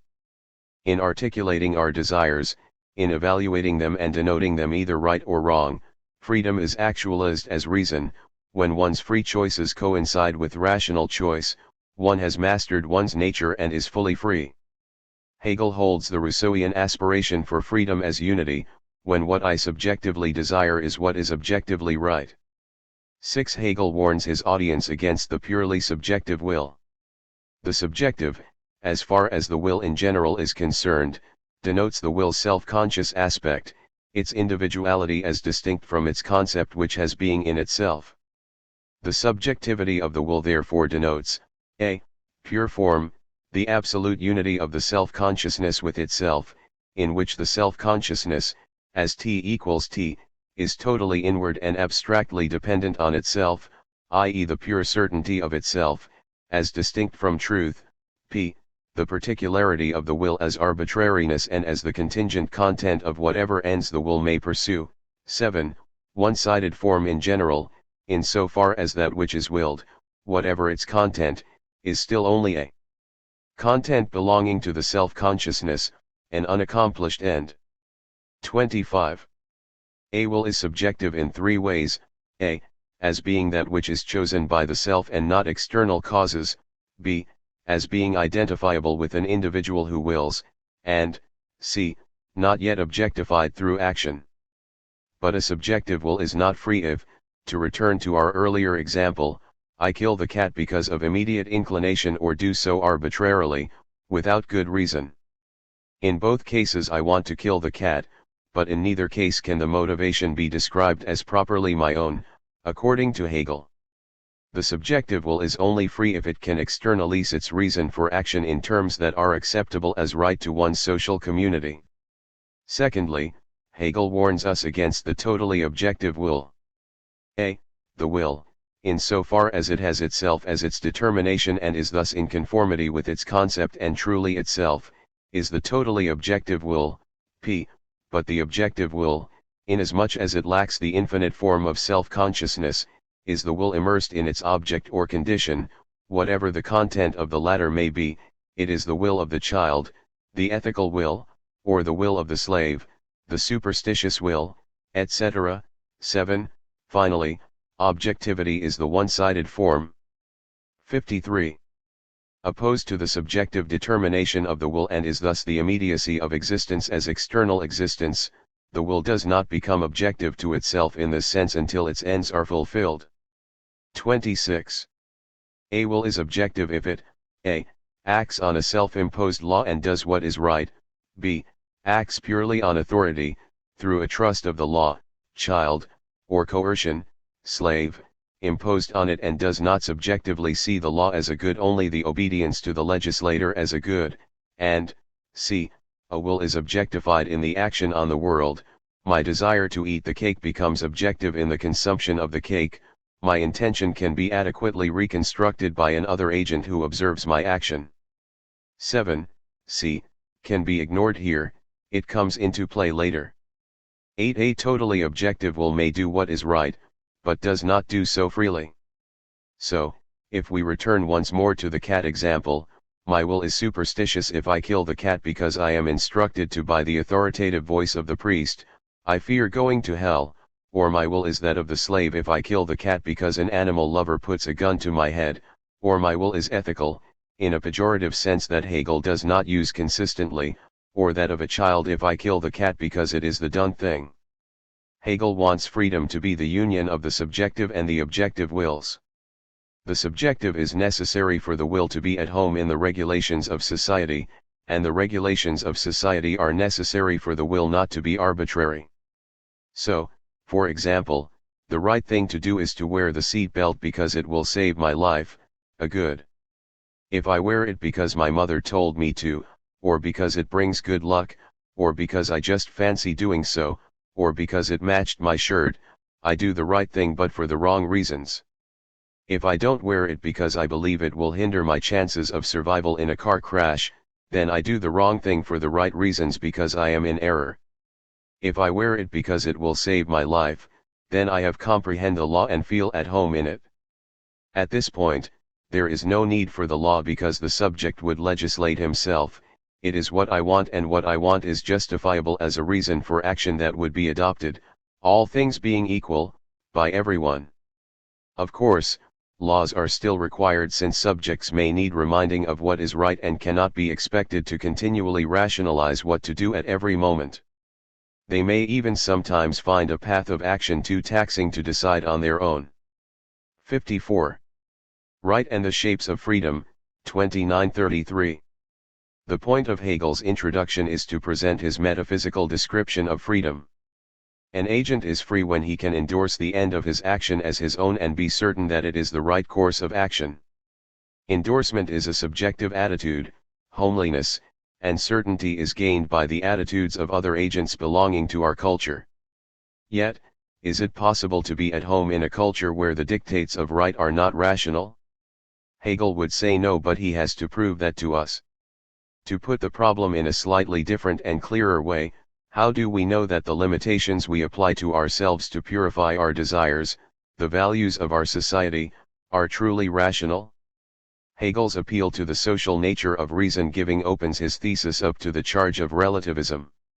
His answer is opaque. Right is any existence in general which is the existence of the free will. Right is therefore in general freedom, as idea. 29. A law is an objectified intention, that is an expression of a desire, preference, or value on the part of the legislator. 9. A law is not merely coercion and a limitation on freedom, it can liberate. Think of the laws for universal suffrage or compulsory education. These policies and laws increase the freedom of certain groups and individuals. Hegel holds that right is the externalization of values which the individual self can justify to others so that they become objective, viz. motivations for all. A law then must embody motivations which an individual would endorse, but the individual must also be able to endorse those laws that express rationality.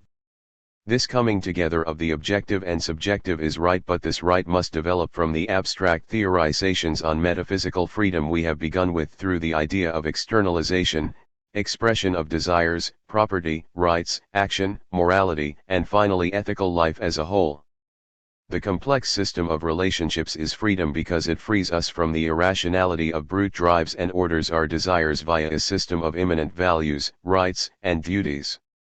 These taken together form the series of shapes of freedom. How does one purify desire so it can become a basis for rational action? For Hegel, the answer is to be found in the immanent relations of an individual to his or her state. The whole cohesive system of these relations will constitute the rational state. Social institutions. 55. Political establishments, economic organizations, and domestic arrangements, religious movements and social units are to be understood as structures of thought and will. Institutions and other organizations are ways in which we understand ourselves and, as such, if they are not ones which make us independent, in the sense that we are at home in them and freely constrain ourselves by them, then they are not rational. These are the shapes of freedom in the modern state. 1. Abstract right, we understand ourselves as individual right-bearers, that is discrete atoms or persons who are independent from our nation, family, and tribe. 2. Morality, we understand ourselves as autonomous moral subjects, responsible for our actions and demanding respect due to our standing. 3. Ethical life, a. Family, we understand ourselves as immediately associated with others through relationships based on love. b. Civil society, we understand ourselves as mediately associated with others through the media of work, class, and exchange. c. The purely political state, we understand ourselves as mediately associated with others through the media of citizenship, institutional relationships, and nationality.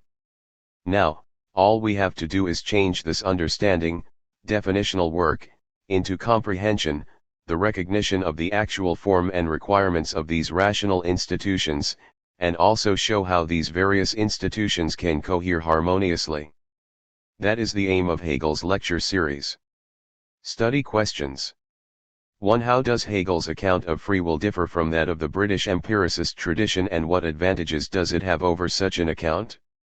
2. Why is arbitrariness essential to yet dangerous for human freedom? 3. What does purifying one's desires involve? 56. Chapter 5, Personal Freedom. Preamble. We have so far come to the position that the will has both a subjective and an objective aspect.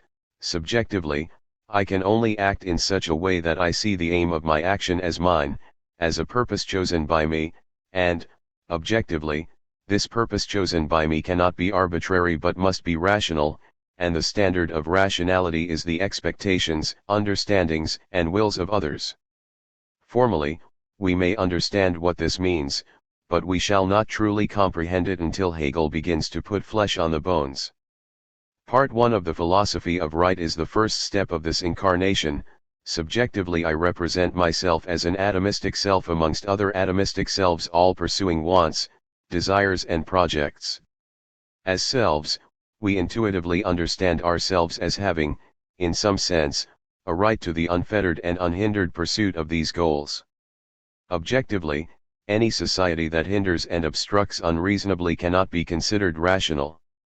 The subjective demand here rings a little familiar. It is very much the modern understanding of political societies, the idea of conflicting individual wills making demands on one another. Hobbes, at the very beginning of modernity, offered the new model of society as a necessary mediation between the conflicting interests of individuals. Hobbes, 1982. Yet, it would be a mistake to think that Hegel is in any way a part of this tradition. Abstract right, for him, is an essential element of a rational state, but it is only the formal self-representation of the subject to himself and others as a rights-bearer. The idea of the bare person needs to be fleshed out by a substantial identity and a hierarchy of positive duties.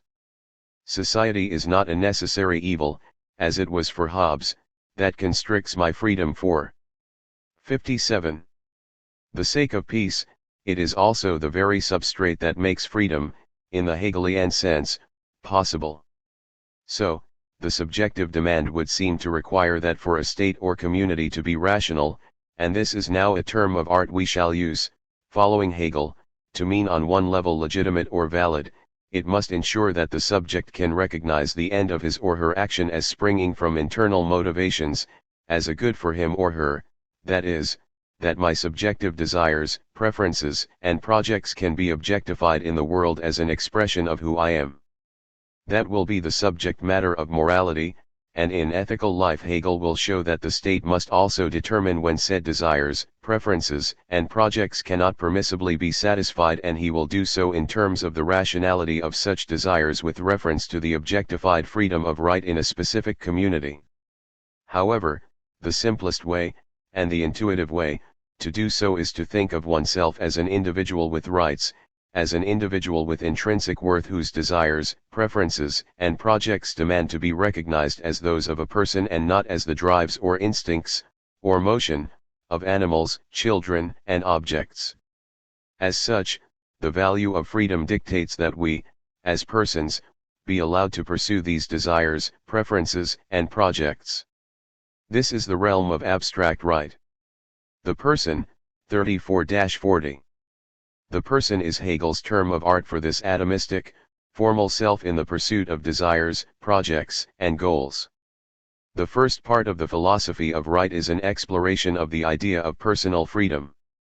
As a subject I am identified as that which brings something about in the world, the plant gives off oxygen, the lion roars, the human being plays cricket. This subject is nothing but the identification of the origin of the change in the world. The human being, if he or she is a person, differs though. As a person, I am myself aware of me as bringing about this change. I buy, I steal, I desire, and I can always relinquish the content of these desires. I somehow exist over and above them. The person is essentially different from the subject, for the subject is only the possibility of personality, since any living thing whatever is a subject. A person is therefore a subject which is aware of this subjectivity, for as a person, I am completely for 58. Myself, the person is the individuality of freedom in pure being for itself. 35a. The person is both formal and universal. To be a person is to have the capacity to be the author of one's actions and, as such, it does not identify any specific subject nor make reference to any substantial content of the will. When I ask myself who am I will give a list of characteristics that distinguish me from other things in the world. I am the father of Nicholas, I am a lecturer at Newcastle University, I am blonde, and so on. All of these facts constitute me as a specific existence, yet the person is what I am distinct from all of these. It is who am distinct from all those relationships which constitute me, the family, the tribe, the nation, the job, etc. It is akin to Patrick McGoohan's hollow cry at the beginning of the 1960s television program The Prisoner, I am not a number, I am a free man. I claim that I am something separate and independent from those roles and attributes which constitute my identity in full, and that, over and above these, I deserve to be considered in virtue of some essential nature. And since this nature makes no reference to who I am substantially, it is a nature that all persons have and not just some. By expressing myself as a person, I claim rights and must confer similar rights on others. To be a person on this model does not involve identifying specific interests, class, family, religion, but a demand for abstract right. Thus, the formal nature of personality is, oddly, universal differentiation. Hegel describes the person as inherently individual, and an exclusive individuality, 34, and later as an atomic individuality, 167. This is where political philosophy proper begins. If you have rights and so do I, then we have territories, and these territories may overlap and can be infringed. As an individual I have determinate ends which I wish to express and actualize in the world through the satisfaction of my desires and preferences. This marks me out as a free individual. Abstract right is uninterested in the actual content of these desires, that is the realm of morality and ethics, but is interested in the claim that I, as person, have the right to express myself in the world, otherwise I would not be free. And so must you. And unfortunately, if the content of the will is undetermined, this will lead to conflict, whether it be conflict between two persons, wrong, or two subjects, morality, or 59. Between an individual and his family or his state, ethical life. The purpose of the element of abstract right is to lay the foundations for the rational resolution of such conflicts, and that means we must ask which actions are permissible transgressions of rights and which are violations of rights. In summary, personality is a universal status of equality. I cannot claim to be a person unless I confer this status on others. The commandment of right is therefore, be a person and respect others as persons. 36. It is universal and entirely formal because it does not make reference to particular desires, interests, or projects. In other words, it does not dictate what the content of these projects or interests ought to be. Instead, it is constituted by the prohibition not to violate personality and what ensues from personality. 38. Abstract rights are only prohibitions, and I cannot claim obligations on the part of others, since that requires a substantive social context. My parents or my state may owe me an education, but other abstract persons do not. To have obligations towards someone is to treat them in some sense as a particular person and not a formal universal rights bearer. The realm of abstract right is, however, conceptually prior to positive social constructs of identity, even if it is historically posterior to them, since it is an expression of determinate individuality, of the individual qua individual. In order for me to have goods and constitute myself by social roles, I must first be able to freely choose such goods and pursue them without obstruction. If I cannot, then I am not free. So, for Hegel, the person is a territory necessarily constituted by property which includes the rights to life and physical integrity. 48. I am a person and so I have the right, not just the possibility as an animal does, to fulfill my goals and projects. Property is the objective substrate that ensures this right is embodied in the state, and this requires the institution of contract which determines my relations to others. As I am a person, then the demand for equality raises its head. You, too, are a person. I recognize you and you recognize me as a person through the establishment of contracts and legislated exchange, and not through mere forceful taking and conferring. Actions are not events, and a matter-of-fact account of how the stronger live off the weaker is an inappropriate description of the relations between persons. Consequently, the recognition of right and the legislation of exchange also acknowledges wrongdoing and requires punishment. 60. Equality, a normative claim. Before we look in detail at the substantive territory of the person in property, contract, and wrongdoing, alert readers will have noticed what appears to be Hegel's first normative claim: a rational state is one characterized by the existence of persons as opposed to subjects, and personality is only possible in a community of equals. In other words, the society which ensures and maintains equality amongst citizens is a good society. Given what we said in the second chapter about the critical ambition of Hegel's work, it would be fruitful to ask some questions. How does Hegel justify the claim to equality? And, what, if any, normative commitments arise from such a claim? In order to justify the norm of equality, it will be pertinent to remind ourselves of Hegel's philosophical position. Due to his idealism, he believes that knowledge about the world can only be the self-knowledge of spirit. Judgments are made within the context of rational understanding, and so one must recognize that reason imposes itself on the world. Hegel inaugurates the transition from the subject-object relation of knowledge to a subject-subject relation, since I can only be certain of my judgments if they meet the standards of reasoning of other subjects. My judgments require validation by another. In the realm of right, the subject firstly demands to know how he can be certain that he is different from animals and does in fact act on his own will as opposed to external necessity. The answer is once more through the validation of others. I must be sure that they are aware of me as free and I am aware of them as free, and this certainty is gained through interpersonal understanding characterized as communal mind, this absolute substance which is the unity of the different independent self-consciousnesses which, in their opposition, enjoy perfect freedom and independence, I that is we and we that is I, phg, h 177. Much has been written on Hegel's dialectic of lordship and bondage, and it has been used in many different contexts, but I shall limit myself to what is of interest here, and as such I shall return to one of the earlier readings.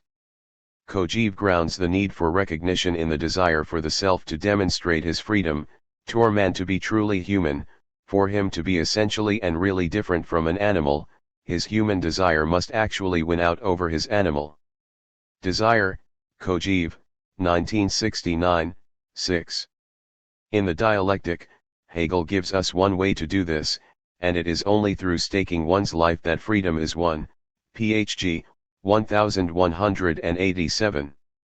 What is the role of staking one's life here? I always remember the image of a protester in Tiananmen Square, figure 1, which shows him standing before a column of tanks.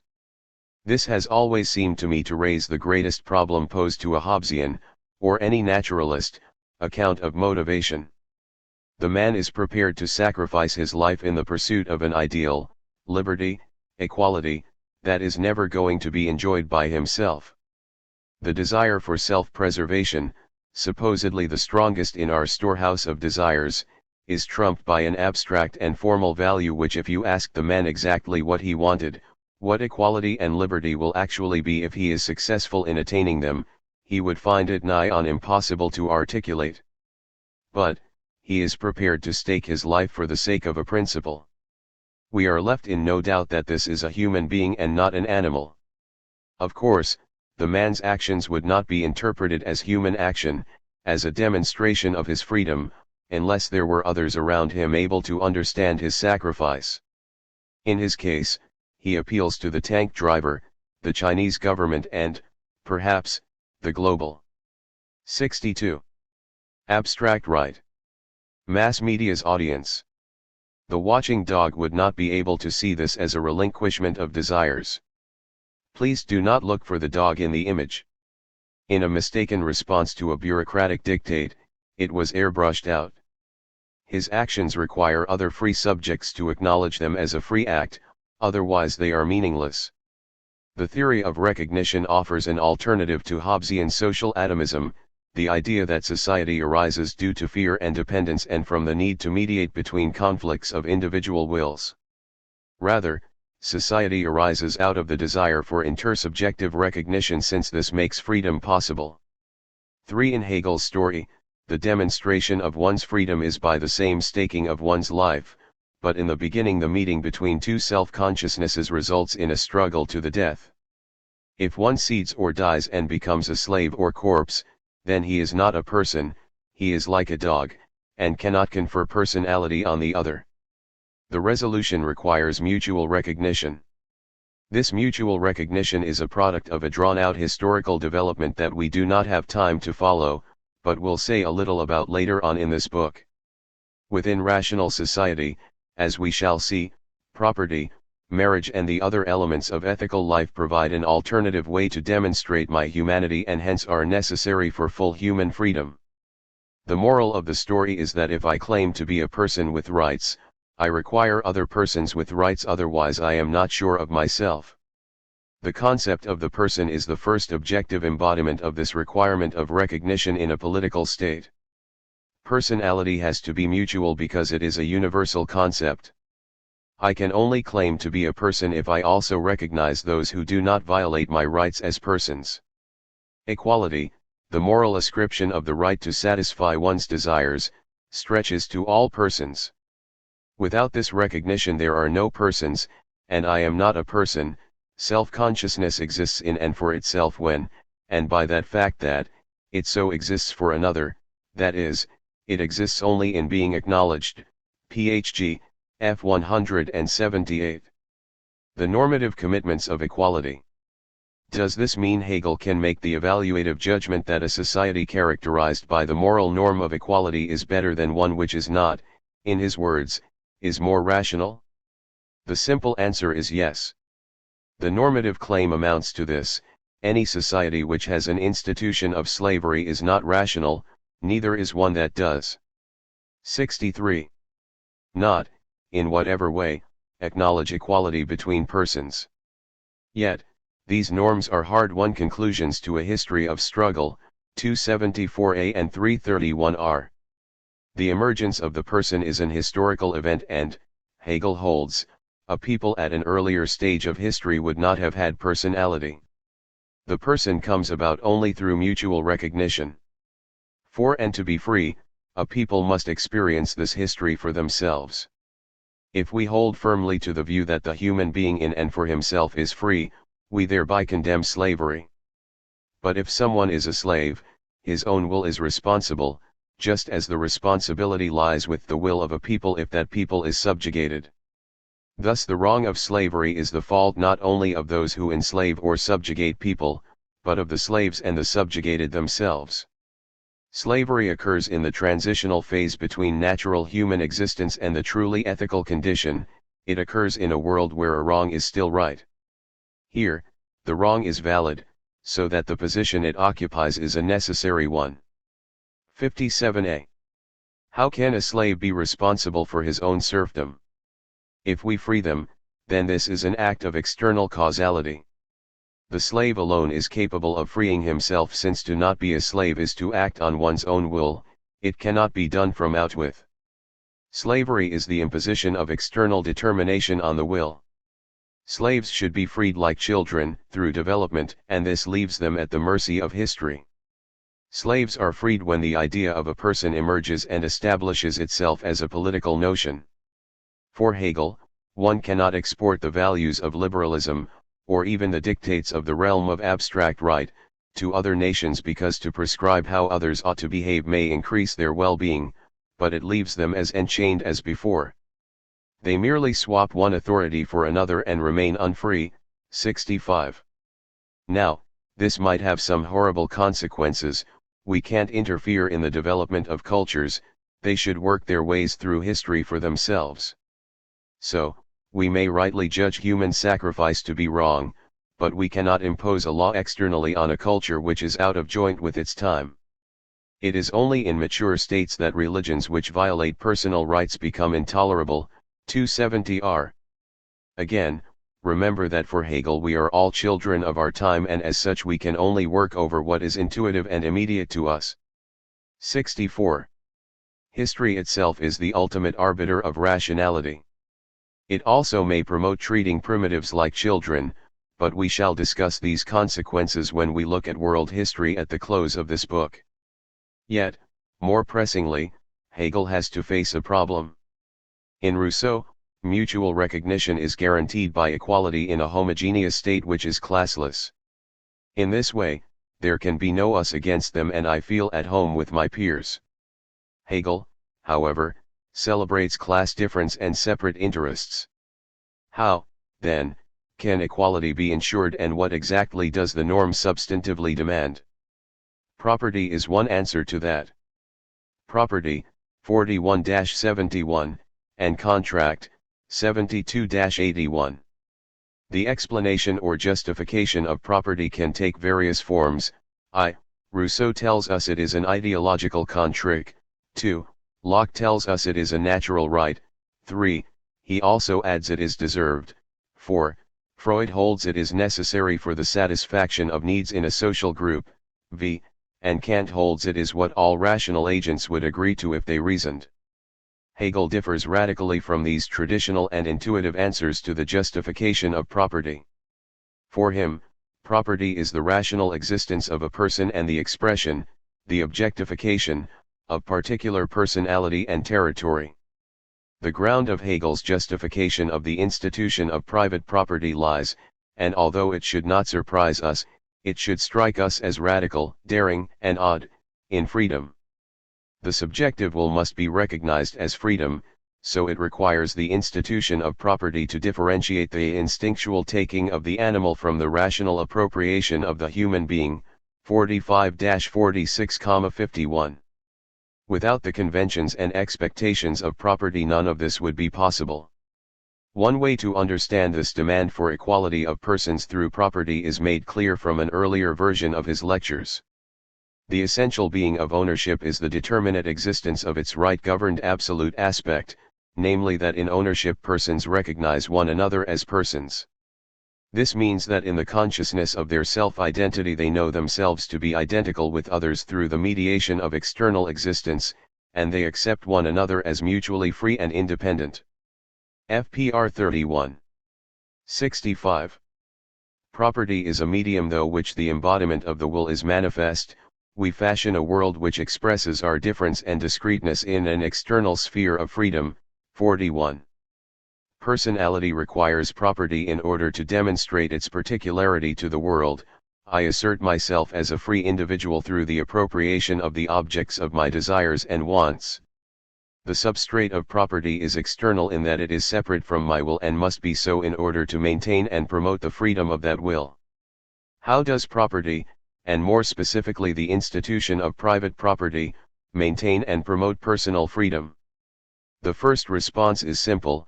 An autonomous life is one in which the individual is self-determined, and this means choosing one's life plan from a rational system of goods. The expression of me as a person requires a system of property through which I can acquire goods, exchange goods, and choose amongst goods.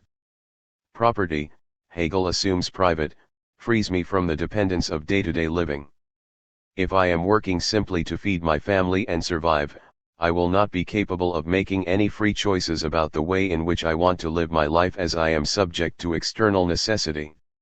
A system of private property generates enough surplus wealth so that I am freed from the necessity of needs. In simple parlance, the idea is that property increases my freedom, though Hegel does not mean this just in the facile sense of I can afford to do more things if I am rich. However, any system of property, a common one for example, the village green, is an instance of common property, as we all have an inclusive right to use it, will free me from the necessity of needs. Some communal villages with a division of labor into specialisms and cooperation would be able, perhaps, to generate leisure time for individuals and also a system of goods to choose amongst.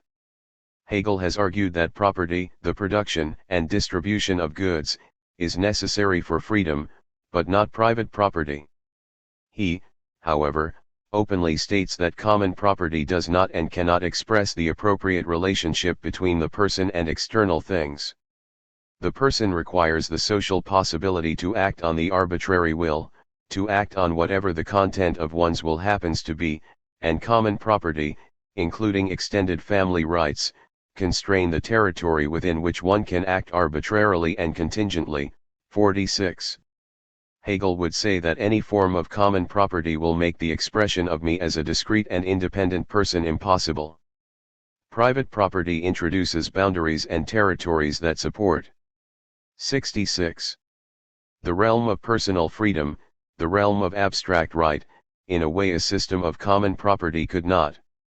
I can decide what to do with my property, which property to acquire, and this expresses my values and hence my personal freedom separate from and independent of the family, the state, or community. In relation to external things, the rational aspect is that I possess property. The particular aspect, however, includes subjective ends, needs, arbitrariness, talents, external circumstances, etc. What and how much I possess is therefore purely contingent as far as right is concerned. 49.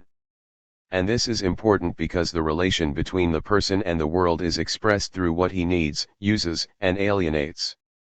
Of course, one consideration immediately arises: it cannot be wholly arbitrary how much one possesses, since if property is fundamental to personal freedom, then all persons ought to have property, as Hegel acknowledges in the addition, but we shall discuss this when we look at poverty within civil society later on, 240-45. The discussion of recognition and equality has given us a basis for the modern ethical prescription of equality, and it is obvious that propertyless persons have a diminished moral status. Poverty reduces man to living a life determined once more by the necessity of needs, and they are ripe to be exploited. Others, wealthy people, can treat them as tools or instruments for their own satisfaction rather than respect them as persons. Does that mean property ought to be equally distributed? The answer is of course no, because my personality is bounded and inviolable, so the state cannot wholly dictate what I must do with my property and how much I ought to own.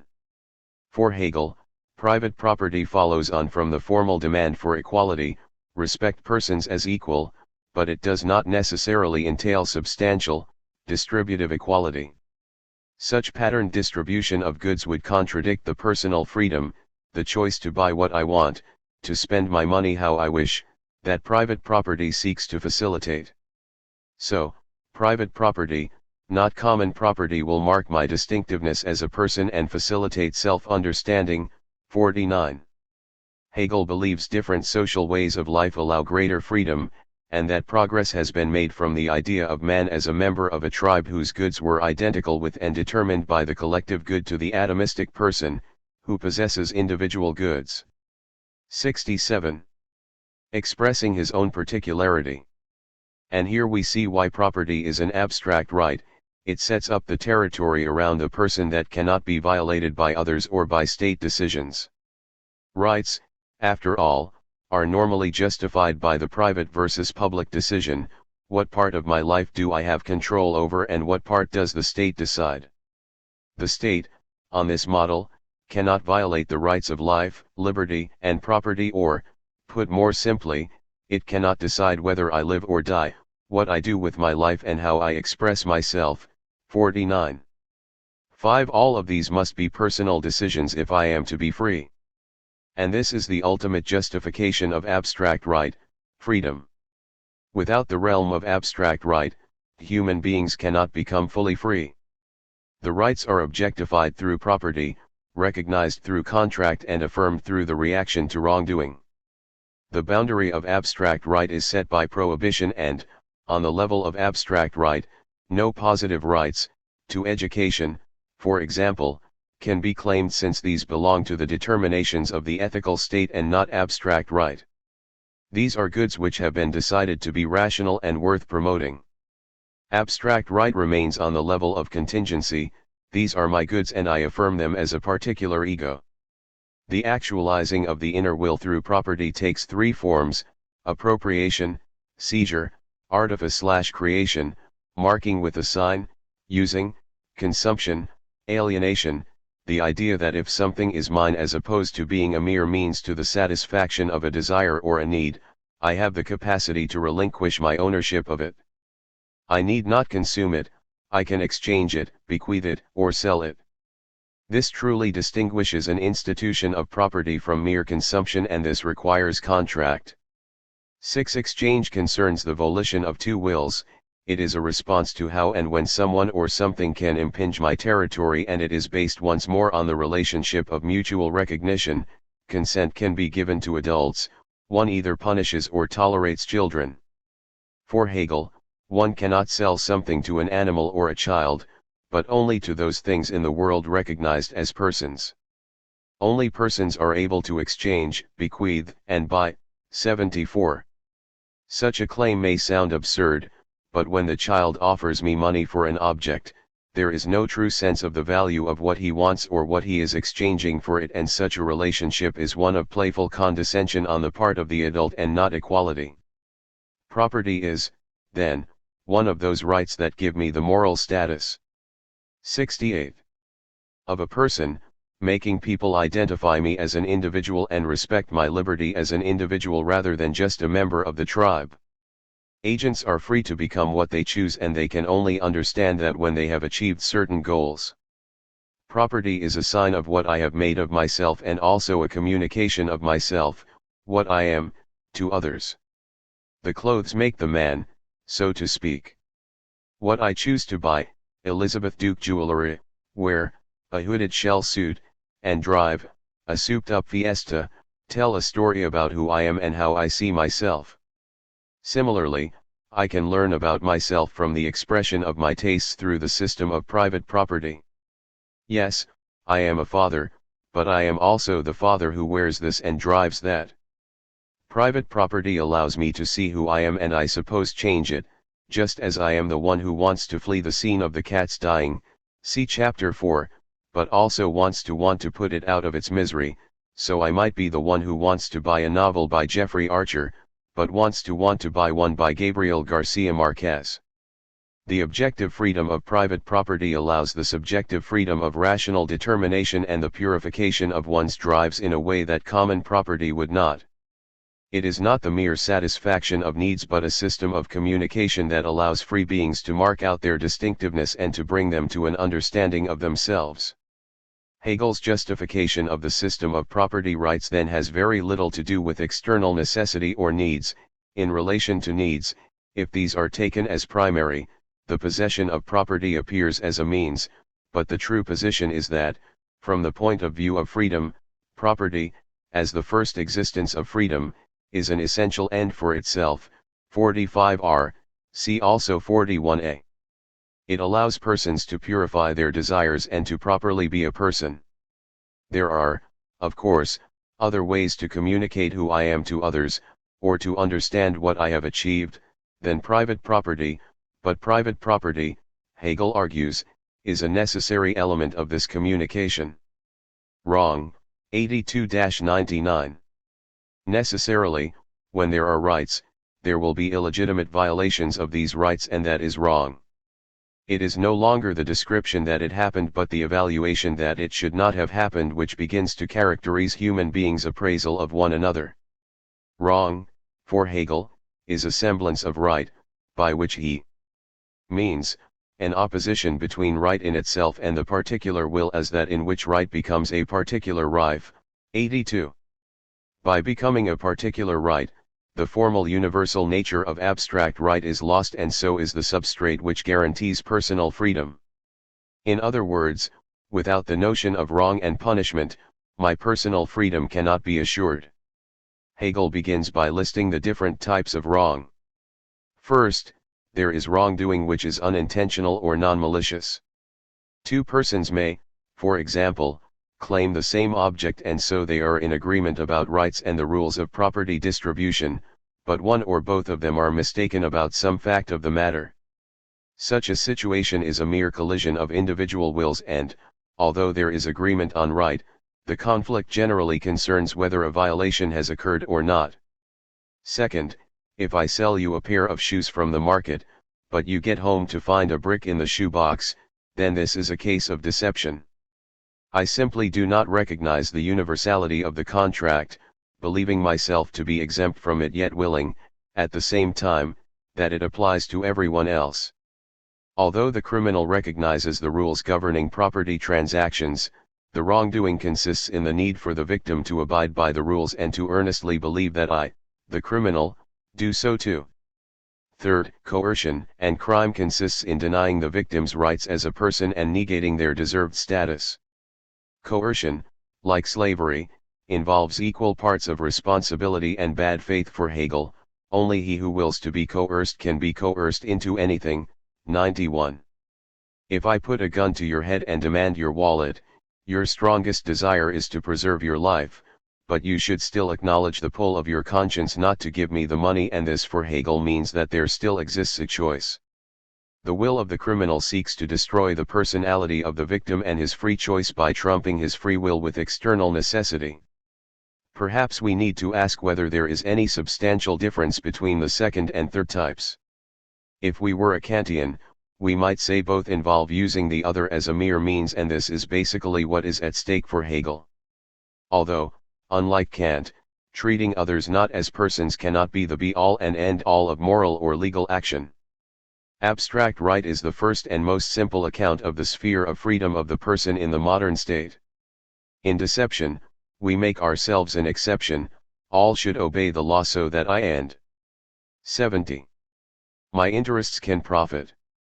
In coercion, the other becomes a tool for the purpose of fulfilling my ends, and I therefore negate any right he has to consent or withhold from my action. In both cases, the criminal has to recognize the realm of right and also to will it. It is required for the success of his aims, yet he negates it through violation, either through the deception or non-recognition of others. The actions of the criminal undermine the regime and system of right. If I were to steal something and get away with it, then what I have stolen would become mine. This is a new way to have property, but it is inimical to personal freedom.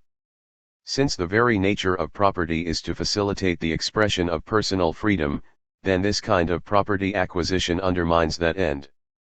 It is irrational and, as such, the rules of right that make personal freedom possible would no longer be valid. Yet, this is equally true of both deception and crime proper. The real difference lies in the self-consciousness of the criminal and the severity of the criminal's irrationality. The difference between crime and deception is that in the latter, a recognition of right is still present in the form of the action, and this is correspondingly absent in the case of crime. 83a. Deception requires recognition of right and free will, since in order to deceive someone the victim has to make a free choice. Coercion, however, is conceptually wrong because in using others as means, I recognize that they are persons, otherwise I would not be able to use them as means. They would be a tool, but simultaneously negate their status as a person. Force or coercion immediately destroys itself in its concept, since it is the expression of a will which cancels the expression or existence of a will. Force or coercion, taken in the abstract, is contrary to Rife. 92. By putting a gun to someone's head, I acknowledge that they have free will and the possibility to say no to my demand, but, at the same time, one attempt to make it impossible for them to say no, to reduce them to the level of external necessity. Wrongdoing is a challenge to the system of right, and this system makes our freedom possible. Rationality demands that these structures of freedom be protected, and that protection is effected through punishment. Punishment, 100-4. Here is the problem with punishment. On any account of punishment, actions will involve a violation of rights, liberty, property. 71. Physical integrity, through incarceration, privation or corporal harm. All such actions are, of course, wrong in most sensible moral codes. Punishment, at bottom, seems to be a two wrongs make a right, and that is something my mother has always told me is wrong. It is, however, the missing part of Hegel's doctrine of abstract right. With wrongdoing, a person denies the validity of right and reduces the system of rights to a mere semblance, and these rights need to be enforceable if they are to be effective. To be effective, rights must maintain and promote the freedom of the individual. Punishment enforces the system of rights. Hegel's justification of punishment seems to work on two levels. 1. Punishment is necessary for the system of rights to be effective, and if they are not effective there is no personal freedom, so punishment is rational. And 2, if punishments are not to be further violations of rights, then he needs a story to say how a criminal consents to his punishments and to therefore show that no violation has occurred. The first of these justifications is implicit in the lectures, and follows a familiar course if you look back over what we have said about property, whereas the second is explicit and controversial. Wood, 1990, Chapter 6, Howelgate, 1992, Wood, 1992. So, let us quickly go over the idea that effective rights entail punishment. We suggested above that if I were to steal a car and get away with it, then I invalidate the system of rights, and this demands that I am denounced or punished. It demands that the nature of my wrongdoing is made objective, otherwise the system of rights which supports and makes possible personal freedom no longer serves its purpose. So, for example, having laws against soft drug taking, if these are not enforced legally or even through public opinion, is tantamount to there being no such laws. Punishment is about enforcing rights. Now, we ought to be careful this is not understood as a simple deterrent account of punishment, and this is where the justification of punishment moves from the implicit justification to the explicit one. Punishment is about what is recognized as right and wrong within a community. In Locke's state of nature, criminals lose their status as persons. When someone violates natural rights, they are no different from a rabid animal and are to be treated as a danger to the community. Just as animals are not right bearers, neither are criminals. Locke, 1988, Chapter 2. Yet, it follows from this that even the most minor crimes can be greeted with the death penalty. The criminal 72 loses all rights, including the right to life. And the most severe and barbaric punishments may, just as a matter of fact, be the greatest deterrents. Hegel has an opposite view. Any form of punishment which acts as a deterrent, as a coercive prevention, as a rehabilitation of the criminal, or as a good for society as a whole may well be useful, but such utility cannot be the justification, since it does not allow subjects the chance to express their freedom. 99a. And it is the very humanity of the criminal which demands his or her punishment. The criminal has a right to punishment. 100. Persons have to be aware that they are responsible and ought to be treated as such, since their action expresses their own particularity. We fail to honor the criminal as a rational being if we do not punish him or her. If I do not punish you for slapping me in the face, I ignore you as I would a boisterous small child or a leaf blown by the wind. So, I treat you as a thing or as a non-rational being, and, as such, one violate your personality. It is wrong not to punish, and you merit and deserve it, and so does the system of rights itself. So, given Hegel's position on freedom, punishment can neither be justified as a deterrent nor as a form of rehabilitation, since neither do justice to the honor of the criminal or the expression of his or her will in the action of wrongdoing. Traditionally, that leaves only one justification of punishment left, and it is the one which Hegel endorses: retributivism. The criminal is punished because he or she deserves it. Intuitively we understand this as a desire for revenge. When I am wronged, I seek recompense, and Hegel hints at how this irrational desire develops into the rational system of justice, because punishments need to be codified and agreed upon, hence the need for it to be taken out of the hands of the victims or particular wills, otherwise the criminal may not recognize his punishment as just. If I kill a man for apple scrumping, his family have a legitimate claim against me for overreaction. Similarly, if judgments concerning punishments are left in the hands of the individual wills, then partiality will undermine the aims of a system of rights. Particular individuals' decisions for recompense will be arbitrary, being either too lenient or too harsh, and new claims will be made, in return, on the behalf of others. Thus revenge, as the positive action of a particular will, becomes a new infringement. Because of this contradiction, it becomes part of an infinite progression and is inherited indefinitely from generation to generation. 102, 7. 73. Arbitrariness in punishment leads to vendetta, and the system of rights is once more undermined. How then do we determine proper and appropriate punishments? On the one hand, this is not a philosophical concern. The nature of abstract right and the demand for punishment does not determine the form or codes of punishment. The existing state already has a system of punishments which we recognize as such. The actual codification is a social product and not a matter of philosophical concern. It should meet only the formal claim of proportionality and common sense. More serious crimes are to be punished more stringently. The substantial understanding of how and how much is left up to a specific society and its history and a system of justice is accountable to public opinion alone. 218r. On the other hand, though punishment becomes a concern of morality, the criminal demands to be punished, otherwise we treat him as an animal or a child. Such a stance exhibits a strong Kantian strain, hence the movement to morality.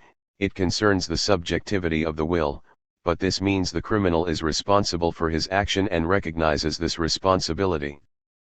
Punishment therefore requires the idea of intentional action and individual moral law.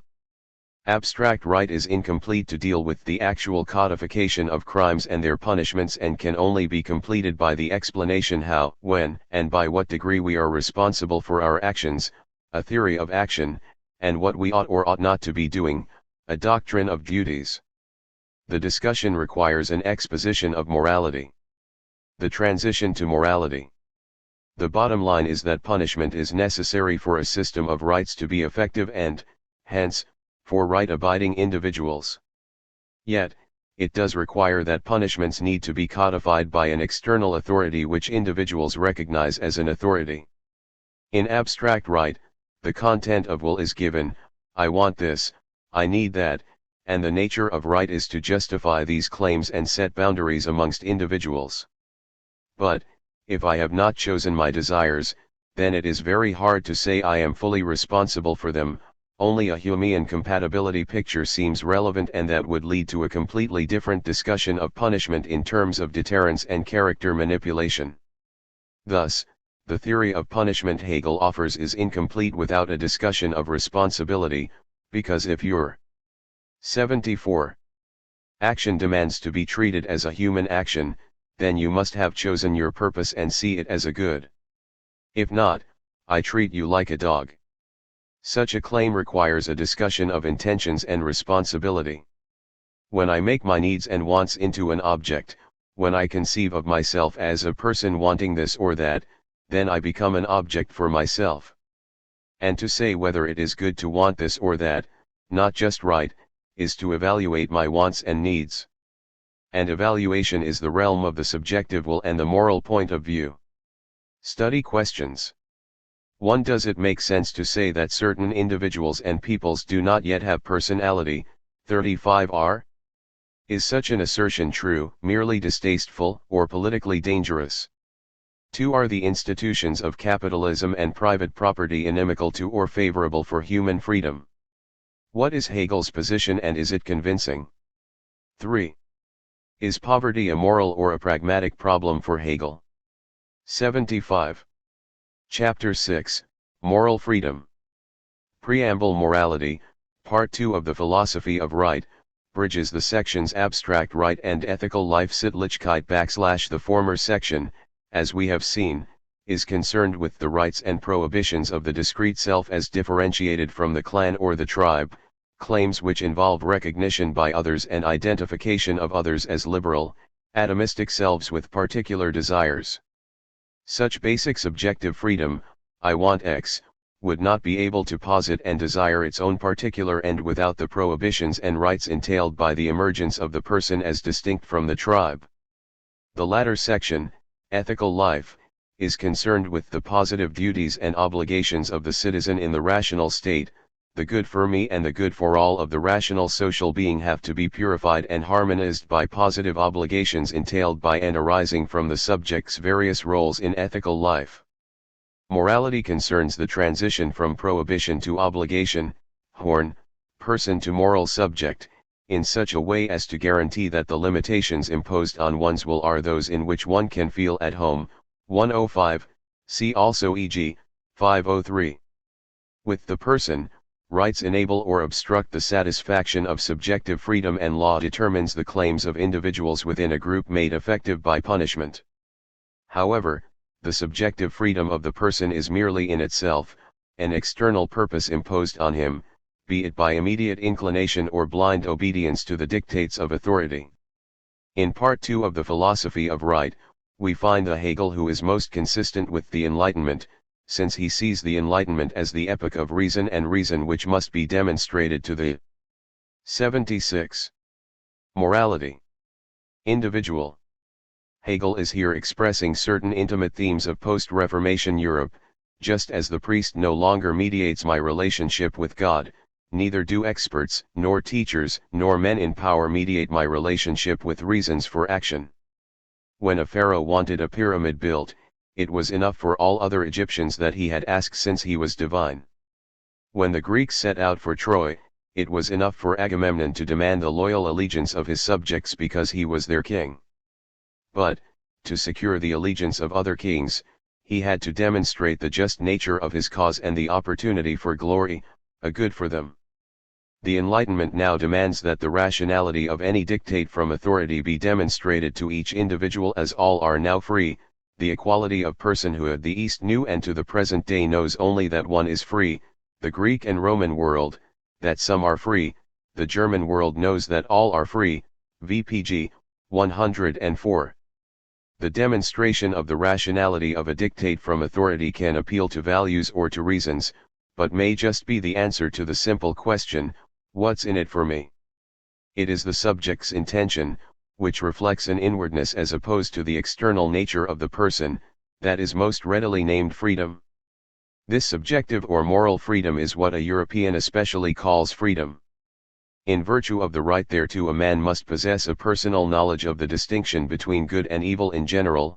Ethical and religious principles shall not merely lay their claim on him as external laws and precepts of authority to be obeyed, but have their assent, recognition, or even justification in his heart, sentiment, conscience, intelligence, etc. The subjectivity of the will in itself is its supreme aim and absolutely essential to it. E.g., 503. The will which obeys authority or immediate inclination acts only in itself, it is not aware of the rationality of purpose. That is the will of the mere person.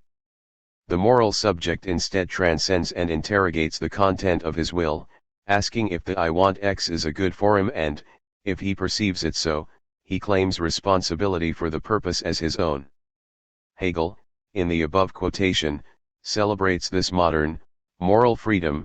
It is, for him, necessary for full, human freedom, and any ethical substance which did not recognize and value it would be incomplete and not therefore rational. 77. Hegel's Theory of Action, 105-28. A while ago I remember a debate concerning the danger of playing heavy metal records backwards, since, it was claimed, they included messages from the devil or coded instructions for adolescents to commit suicide or instigate revolution. Putting aside my incredulity in the belief that there ever was a Satan-inspired rock conspiracy, I must admit once trying, but having to stop as I was too worried about scratching the vinyl. One wonders if angels gave us the CD to avert the apocalypse. We can use this as an example if we suspend our disbelief for a moment. Let us say that Randy from Milwaukee listens to Iron Maiden or Judas Priest, and there are in fact messages that affect in him the desire to commit suicide. The operation is akin to hypnosis or indoctrination of the Clockwork Orange kind. As he puts the gun to his head, let us ask a simple question: is he free? The empirical British tradition, originating in Hobbes, would say something as brutally obvious as this: Randy is free if he is able to fulfill his desire. Hobbes, 1982, Chapter 21. Coercion, threats, and hypnosis merely alter the desirability of our doing one thing over another and have no effect on our freedom. Freedom is freedom to do. There seems to be something amiss here. Randy is free in one sense because the desire can either be satisfied or not. We could tie him up or not leave a gun lying around and so on. Yet, this is the freedom of abstract right where the content of the will is given. But there is a further question concerning whether or not Randy is responsible for what he does, and this question presupposes a different conception of freedom. And Hegel has shown us that punishment, as he conceives it, demands this other conception of freedom. At the most basic level, we could say that the agent acts on his own desires when he sees the end as a good for him, in other words that, if he were to reflect on his action, he would intend to do it. Freedom is freedom to choose to do or not to do. It is considerations such as these that allow us to treat adults differently from children, career thieves from kleptomaniacs, and, to a certain extent, murderers from psychotics.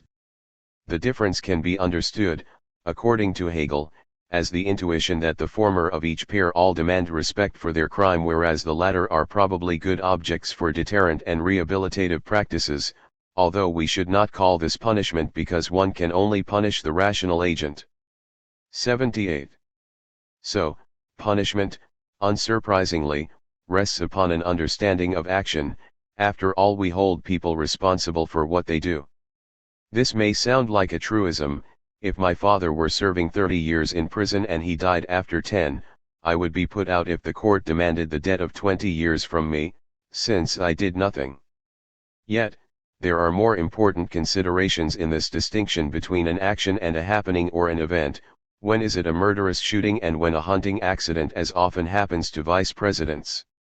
Abstract right, since it is concerned with the person as formal rights bearer, is unable to help us when we attempt to understand the particular case of crime or of wrongdoing. In order to rationalize our practices of crime and punishment, we need to treat the human being as a moral subject and not as a mere person by looking at his or her intentions. The moral subject is not only prohibited from acting in certain ways, he is also obliged by himself to act in certain ways, and the will is no longer merely in itself because he reflects on it. The reason becomes known to the agent and is for itself rational. A child looks both ways before crossing the road because his mother tells him to. The action is rational in itself, but when he is an adult he looks both ways before crossing the road whether his mother tells him to or not, and understands why. The action is rational for him. As such, the intention becomes something inward. The content of the will is transcended and questioned: is this good for me? Hegel puts it thus: only in the will as subjective will can freedom, or the will which has being in itself, be actual. 106. So, the moral will is necessary for full human freedom, and a rational state must maintain and promote it.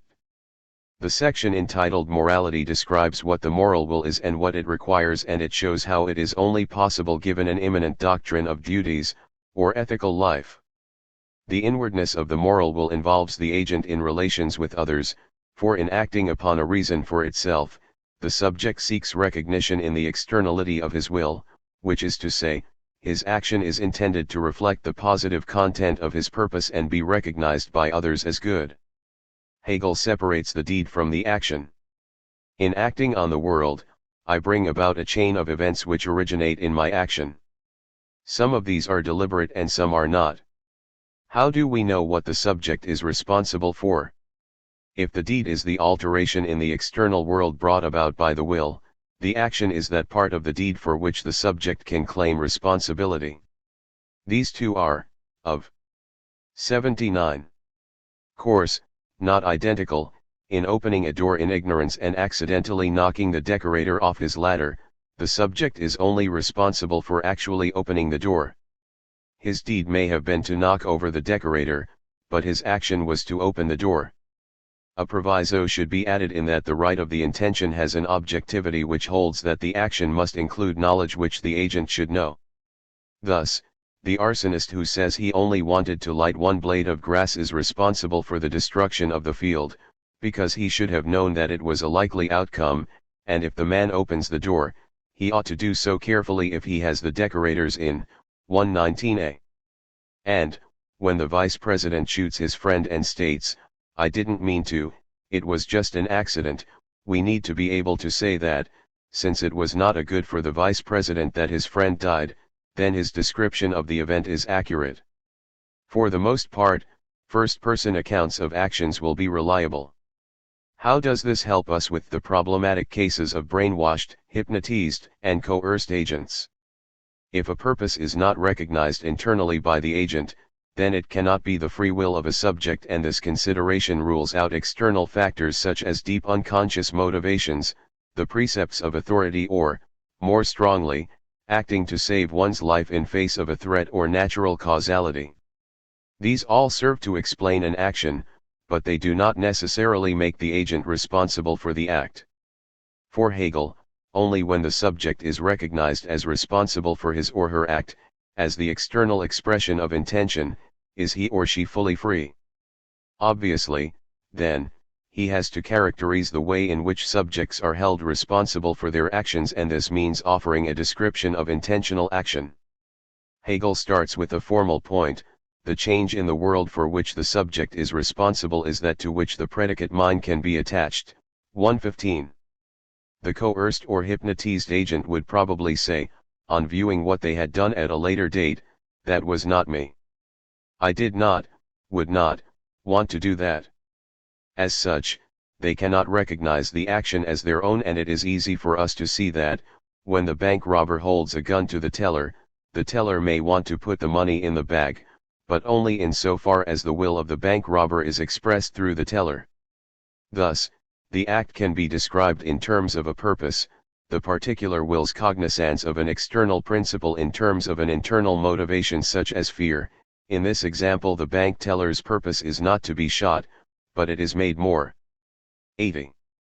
Specific in terms of an intention, the universal intelligibility which others will understand in my act, the teller will only be free if he, too, wants the robber to have the money and would have handed it over even without the presence of a gun.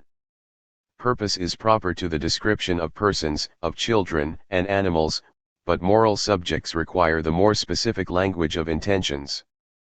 Purpose concerns only the formal condition that the external will should also be present within me as an internal element. In the second moment, on the other hand, the question arises of the intention behind the action, that is, of the relative value of the action in relation to me. 114a. To describe an occurrence as an action for which the agent is fully responsible, it is not enough that one can recognize a motivation in a specific agent, but that motivation must be the agent's own. The foundations of subjective responsibility are described in a crucial paragraph. The expression of the will as subjective or moral is action. Action contains the following determinations: a. It must be known by me in its externality as mine, p. Its essential relation to the concept is one of obligation, and 7. It has an essential relation to the will of others. 113. A. The first of these criteria demands a right of knowledge. The intention of the agent must be known to the agent himself. Hegel argues that to act from a given, immediate, or natural reason is not an actualization of freedom. The agent must recognize in his action the end to which it is projected. Thus agents who act from deep psychoses, hypnosis, or external determinations, or as Hegel terms them children, imbeciles, lunatics, do not act freely. 120r. This element emphasizes the first-person priority of the knowledge of an act in that the subject of the moral will, not necessarily the person, though, has the best access to his intentions. For it is the moral will, in contrast to the simple desiring will, which has authority over its actions. Hegel elsewhere describes the moral will as inviolable and inaccessible, that is, the subject is privileged in his description of his purpose and should not be contradicted unless it is absolutely necessary. 106a. 1. The moral point of view forms the basis of 81. Subjective freedom. The agent has no less the right to see that the particularity of content in the action, in point of its matter, is not something external to him, but is a particularity of his own, that it contains his needs, interests, and aims, e.g., 505. The intention of the agent is his own well-being, so a normative ought arises from the very nature of intention. This is a reason for me in that it is my good. A good, one should stress, which is not exclusively moral in nature, it can be self-regarding, prudential, etc. Therefore, the subject only claims responsibility for those acts in which he satisfies his own free desires, projects, and aspirations.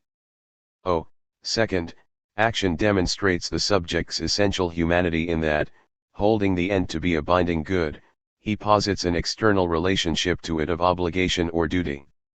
The animal has no choice but to obey its desires, and neither does the small child. They bear little responsibility for their actions. Subjective freedom for them, and to a similar extent for the person of abstract right, resides in the satisfaction of the will's desire whatever its content may be. With fully developed subjects, values override other desires and they recognize that the external ends of actions belong necessarily to themselves. Values are not to be understood in opposition to desires, rather they are the articulation of desires which the subject believes are worth having. Neither, once again, need these values be exclusively moral. Responsibility also concerns self-regarding actions, self-interest and prudence. Willing of this sort, as we shall see, is necessary for civil society, thus it cannot be exclusively moral. Duties, then, can also be prudential. I ought to take out a pension plan, and self-interested, I ought to buy this because I like it.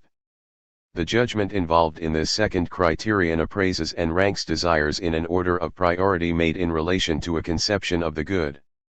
The moral subject makes possible the recognition of the good of the person's purpose, be it moral or prudential, and he perceives it not only as a desire to be satisfied, subjective freedom, but a desire worth satisfying, moral, Subjective freedom.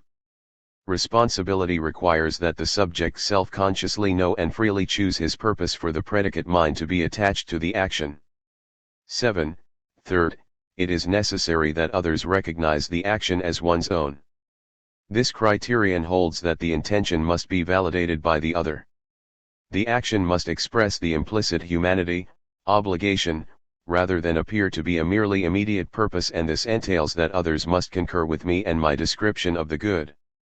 82. The protester who stands before the division of tanks demands that others recognize the intention behind his action. Intention, therefore, requires recognition by others. The implementation of my end therefore has this identity of my will and the will of others within in it. It has a positive reference to the will of others. 112. The first person may be the sole judge of what is good, but his judgments are constrained by the interpretation of the other. When the vice president states that he did not mean to kill his friend, that it was an accident, yet we know that he owed a substantial amount of money to the victim and they were heard arguing not an hour before, then our suspicions are raised. Without the consideration of third-person expectations, first-person descriptions of actions would be our only means of evaluation and very few crimes would be punished. The agent has to be aware that his act ought to accord with the expectations of his form of life. First-person accounts of action must be intelligible to the other, and this requires a standard, communal scheme of interpretation. Action for Hegel is not simply the effect of a cause conceived of as a belief plus a desire.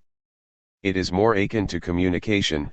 I perform in order to externalize my intention, and I know that the object of evaluation produced, the action, will be scrutinized and interpreted. If I wish to make myself understood, I must first be sure that we use the same language. As a language consists of rules of grammar, vocabulary, and dialectical variations and also allows for novel variations, so too must an action depend upon a group of shared understandings. When I press the button on the pedestrian crossing, I want to cross the road. When I offer my hand to be grasped, I am greeting you, and so on. These actions, of course, rely on a shared substrate of expectations and meanings that are embodied in a culture and society. One way to characterize this is to say that the justification of one's good or end involves one in the activity of reason giving, and this activity is, for Hegel, inherently social. There are no constraints on a will which justifies a good or a purpose to itself. One is able to convince oneself that anything may be good. Reasons for action require a degree of objectivity for Hegel, and this is based on reasons being a justification for all men who share my way of life rather than just for me, that is, an actual reason rather than just willfulness. Thus, in giving reasons, the agent knows that they are good reasons if he can convince others. It follows from this that the agent's description of 83. His intention must harmonize with the other's interpretation of the act. A man unaware of the way in which a certain act will be interpreted, that is, how his reasons for action will be reconstructed, the tourist abroad for example, is not responsible for any offense caused, although he still may be held culpable. The tourist's culpability is a legal issue arising from the consideration of what an agent ought to know on setting foot within a state. One should not expect a pork steak in Pakistan, for example. The right of objectivity not only determines who is responsible, but also who should be held responsible for ignorance. Reciprocally, the agent is only fully free when he is aware how his action will be interpreted, so the tourist is not a normal criminal, since his freedom has been compromised. The will of others contained in one's own will is this shared scheme of interpretation in and with which we describe intentions. The right of objectivity. To briefly recapitulate, Hegel's theory of action arises from a consideration of the responsible subject. He sketches what he believes are the necessary and sufficient conditions for free, moral, to use his broad term, action. It is necessary that the intention be known to the agent. People who act from neuroses or hidden motivations are not responsible for their acts. However, this is not sufficient. It could possibly be the case that a neurotic was aware of a deep trauma motivating a specific symptom, but still be unable to act otherwise. More explicitly, the coerced agent cannot be a free agent, The bank teller who hands over the money to the armed robber is not truly doing what he wants even though he is aware of his own purpose. Therefore, the subject has to freely endorse his end. Hegel puts this in terms of obligation: the intention is to be known as a good form. In the case of coercion, the bank teller has a conflict of goods, self-preservation versus fulfilling his role. The former motivation trumps the latter, but the agent is not free because he is not acting from his own will, it is the presence of an external factor which obstructs his free action. Any account of action and responsibility, for Hegel, requires firstly the right of knowledge, which holds that the reason on which the subject acts has to first be transcended and interrogated in terms of appropriateness. The fact that this moment of the particularity of the agent is contained and implemented in its action constitutes 84. Subjective freedom in its more concrete determination, i.e. the right of the subject to find its satisfaction in the action.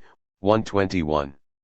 Subjective, moral freedom arises from the right of knowledge: this is my intention, coupled with the right of intention: this is a good for me. It is more than the subjective freedom of the person constitutive of abstract right. The I want X becomes I want X because it is, a, good for me. It would seem that these two are necessary and sufficient conditions for free action, yet Hegel adds his third determination: the intention has to be capable of reconstruction by others from the objectivity of the act itself. Hegel's originality resides in this third criterion. His theory of action retains the traditional concept of the right of knowledge of the subject, but tempers it with an objective constraint. Why is it that Hegel feels it necessary to invoke this third criterion? The answer to that question is found in the right of objectivity. The right of intention is that the universal quality of the action shall have being not only in itself but shall be known by the agent and thus have been present all along in his subjective will, and conversely, what we may call the right of the objectivity of the action is the right of the action to assert itself as known and willed by the subject as a thinking agent. 120. The right of intention entails that the description of an agent's intention must be true and the agent must recognize it as such. Mens red. Yet, the first-person description of an intention must be constrained by the right of objectivity of the action, whereby the interpretation of the will's intention requires a standard model of meaning, that is, a communal, intersubjective understanding through which actions are to be recognized, categorized and judged. Without the self-certainty granted by knowledge of these categories, the subject is always unsure whether or not he has been properly recognized or if his intention can be reconstructed faithfully from his action. 2. The intention must be objective in two senses: 1. It must exist outside the mind independent of the agent as a possible object of scrutiny, and 2. As a description it can be true or false. 113. The right of objectivity works in two directions. First, the tourist abroad is not fully responsible until such time as he comprehends the way in which his actions are to be judged. To do this, he has to understand the 85. Expectations of others as constituted by the demands of ethical life, customs, and social mores. So, it can be used in defense of the individual. Second, it can be used in prosecution of an individual, when the vice president claims that he has a priority in knowing what his intentions were in shooting his friend and that it was indeed an accident. This intention needs to be upheld under the scrutiny of the other. The subject may always deny what seems obvious from his action: "You've murdered him, Mr. Vice President," but his description needs to be judged either true or false. The shared expectations, values, and mores of a society are necessary for and supplement moral freedom in that they make the recognition of a subject's intention certain for both the self and the other. It is for this reason that the first two criteria on their own are not sufficient for Hegel. Without the possibility of recognition, human beings cannot be fully responsible. So, moral, subjective freedom has to be constrained by the right of objectivity. If the subject's acts are to be the expression of inwardness, then he must be certain that the other is going to reconstruct them faithfully. They must share a common understanding of the way in which acts are to be rendered intelligible. Such an understanding can only be inferred from inhabiting a shared form of life with its conception of the good and goods. The good for me of the subject, if valid, has to accord with the good of his social situation as interpreted via the variety of roles he occupies in his form of life. The agent knows the good in question because it is made immediately available to him through fulfilling his roles in the family, parent, child, civil society, worker, and the state, citizen. If I wish to be known as a good father, then my acts must accord with those judgments which accompany a good parent, love, generosity, discipline, and not those which are generally frowned upon, indifference, prodigality, severity. The right of objectivity demands that the good of the particular subject and the good of the subject in the social context harmonious, otherwise the subject's acts run the risk of miscomprehension. So, the right of objectivity gives rise to objective freedom by defining those shared categories of understanding which limit and constrain the subject's projects to those that are rational, that is, can be recognized by the other. The subject's good reflects what is good for him, and it should also be recognized as a good by the other given the universal nature of good. 86. Since action is an alteration which must exist in an actual world and thus seeks recognition in it, it must in general conform to what is recognized as valid in that world. Whoever wills an action in the actual world has, in so doing, submitted himself to its laws and recognized the right of objectivity. 132r. Hegel, earlier in the same remark, offers an account of the relationship between subjective and objective freedom connected directly to the subjective and objective aspects of the will. The right to recognize nothing that I do not perceive as rational is the highest right of the subject, but by virtue of its subjective determination, it is at the same time formal. On the other hand, the right of the rational, as the objective, over the subject remains firmly established. Subjective freedom stipulates that a reason for action be recognized as valid for the agent by himself because I am not at home when I act on external dictates imposed on me. The moral subject must endorse the good as his or her own good. Once more we have the celebration of the Enlightenment consciousness, and this is crucial, otherwise it is possible to describe the coerced or deceived, whether by state, church, or other authorities, as free when it is done in their own good. It also gives us the sort of responsibility demanded by our practices of punishment. The right of the subjective will is that whatever it is to recognize as valid should be perceived by it as good, and that it should be held responsible for an action, as its aim translated into external objectivity, as right or wrong, good or evil, legal or illegal, according to its cognizance of the value which that action has in this objectivity. 132. Abstract right was, in a very minimal sense, a form of objective freedom in that it satisfied the subjective freedom of the liberal subjects I want X \, but the normative value of the intention's right to objectivity allows us to treat persons as subjects, and hence as criminals, because we can now fully reconstruct their intentions, as free human beings, from their actions.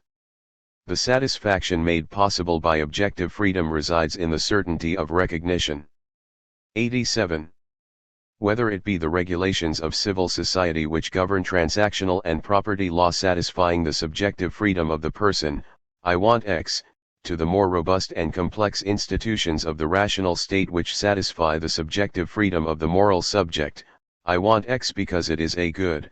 The roles and dictates of ethical life not only determine the content of the will, but they also allow the other to recognize, categorize, and judge the acts of the subject. And lastly, the third moment is not just the relative value of the action, but its universal value, the good. 9, 114a.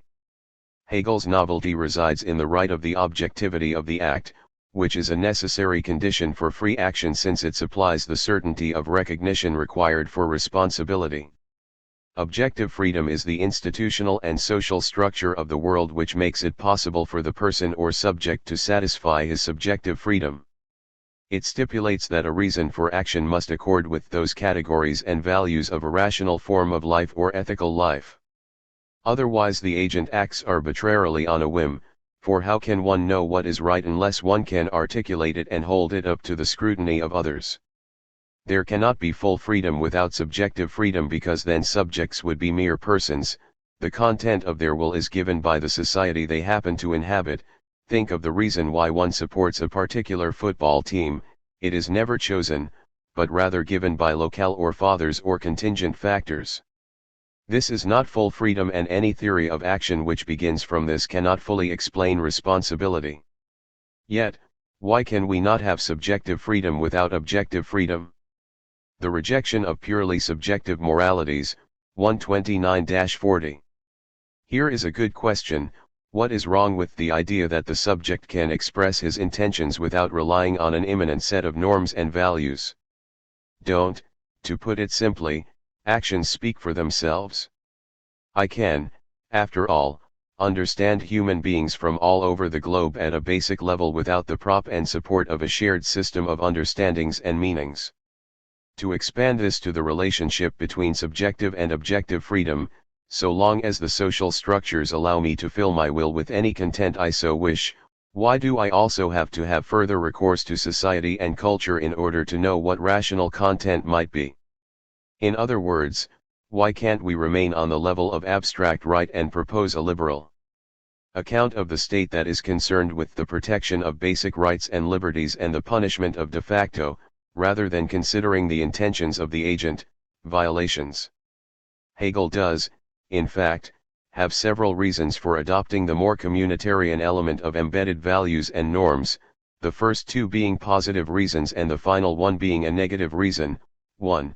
The notion of responsibility is incongruous in a system of punishment if one is concerned only with the de facto violations of rights and liberties. 2. Hegel's theory of action necessitates a movement towards what he will call an immanent doctrine of duties given the requirements of the right of objectivity. And 3. His general rejection of subjective moralities, including his famous critique of Kant, is the negative reason for the appropriation of an immanent doctrine of duty. Yet, in the philosophy of right, the famous Hegelian critique of Kantian moral philosophy really only amounts to a single paragraph, 135, and he is as celebratory of Kant as he is dismissive. The merit and exalted viewpoint of Kant's moral philosophy are that it has emphasized the significance of duty, 133a, and knowledge of the will first gained a firm foundation and point of departure in the philosophy of Kant, 135a. Hegel's critique of Kant is often overstated, and I sometimes wonder whether, rather than Hegel or Kant, one must adopt a more Hegel and Kant stance. Kant's account of the subjective will is able to justify its policy of action to itself through the free use of reason combined with the recognition that one's duties and values are not produced by the subjective will, but are found in the world one inhabits, as Hegel suggests. That is as may be. I shall take the highly contentious step of bypassing a direct confrontation between Kant and Hegel simply because in so few pages I could not do justice to the intricacies of the Kant-Hegel debate. Such a discussion would require a proper exploration of Kant's ethical philosophy and also reference to texts of Hegel other than the philosophy of right, and, to be controversial, I do not believe what is stated in the lectures we are discussing here actually requires it. 3. Hegel only needs to show that an immanent doctrine of duties is necessary, and he has already shown us that the concept of responsibility and his theory of action require it. But only if, of course, we can also agree that the subjective will on its own cannot tell itself what is right and good, and this is why he is concerned with the rejection of subjective moralities in general. These paragraphs in the philosophy of right are meant to show that the subjective will on its own cannot determine what its duty is, and one of the moral philosophies that occupy such a position is Kant's. But the generality of Hegel's tone in the philosophy of right offers us an excuse to avoid some very taxing, yet very interesting, one suggests the reader follows the references, discussions in moral theory. So, what are my duties? Hegel's answer on the surface is reactionary, but deep down it is sophisticated. We need to interrogate our way of life, with its immanent duties, to see what it says. This is at best conservatism and at worst a form of counter-Enlightenment relativism that is dangerous. For example, a contemporary moral philosopher discusses animal rights and draws an interesting parallel between the conventionally held truism of inequality between human beings and animals and certain moral problems of the past. Our custom is all the support that the meat industry needs. The decision to cease giving it that support may be difficult, but it is no more difficult than it would have been for a white Southerner to go against the traditions of his society and free his slaves. If we do not change our dietary habits, how can we censure those slaveholders who would not change their own way of living? Singer, 2002, 86. This is interesting because a slaveholder would have interrogated his way of life, the distribution of social roles and rights and liberties, and would have found philosophical, political, and social support for the perpetuation of an unjust institution. What is to be celebrated in Enlightenment thought is the demand for rationality, and a rationality that is to be justified to each individual and not solely to the intellectual class, the nobles, the priests, academia, etc. Hegel did seemingly embody the Enlightenment claim that the subject must be able to see what is expected of him as a good for him, or as right, and, if all that means is referring to the values and norms of one's culture, then the right of subjectivity seems a vacuous operation. Hegel's discussion of abstract right has already, as we have seen in the last chapter, committed him to the norm of equality once a specific historical structure is in place, and this rules out the institution of slavery because, when the existing world of freedom has become unfaithful to the better will, this will no longer finds itself in the duties recognized. 90. In this world and must seek to recover in ideal inwardness alone that harmony which it has lost in actuality. 138r. Hegel is aware that the customs, mores, and values of a society may not be rational and, as such, the moral will cannot be at home in them. And this unhomeliness can articulate itself as a demand for change. In such a society, radical critique is possible, but it is as likely to make things worse as it is to make things better due to its arbitrariness. For such a demand on the part of individual reason for change is the very spirit of the Enlightenment. Enlightenment moral philosophy is, of course, best exemplified in Kant's claim that it is the individual and his or her own reason, not the dictates of state, which determine what his or her duty is. Kant, 1991, 54 and 59, Kant, 1993, Ix, Fn. So, what exactly is Hegel up to? Well, the subject cannot decide what is right or good contingently, otherwise we have a form of subjectivism, and that will, on the one hand, undermine the structures of our understanding of others' actions. Imagine if everyone could use their own words and rules of grammar, and, on the other, there would be no objective way to say that is right and that is wrong, only that is right for me or wrong form. Of course, Kant agrees, and he tries to show that duties can be derived from a prior principle that meets the requirements of rationality, viz. the categorical imperative. Other less sophisticated writers may tell us that the voice of conscience will speak to us and naturally guide us. Let us look at Hegel's discussion of all of these positions without trying to delve too deeply into very large historical disputes. The main upshot of Hegel's criticism of these attempts to ground right and wrong in the individual is that such positions are unable to resolve conflicts and tell us exactly what our duties are. Resolution requires an objective set of duties properly ordered, and such a set will be found through the interrogation of one's roles and place in society, by making an appeal to a set of norms and values we all share, viz. Sittlichkeit, and these will be ultimately justified by their historical development. Hegel in his discussion of the good and conscience has a particular ethical enemy in sight. When he earlier describes the first-person point of view as inviolable, he was ever ready to temper his assertion with the right of objectivity of the intention. Why? Well, for one, we will never be able to detect cases of deception. You say I did X, but I didn't mean to. Second, Hegel has in mind a more 91. Pertinent moral position. The worth of a moral act is whether or not the agent intended to do what is right, but how does the agent know what is right? This is the same as asking, how does the agent know what his duty is?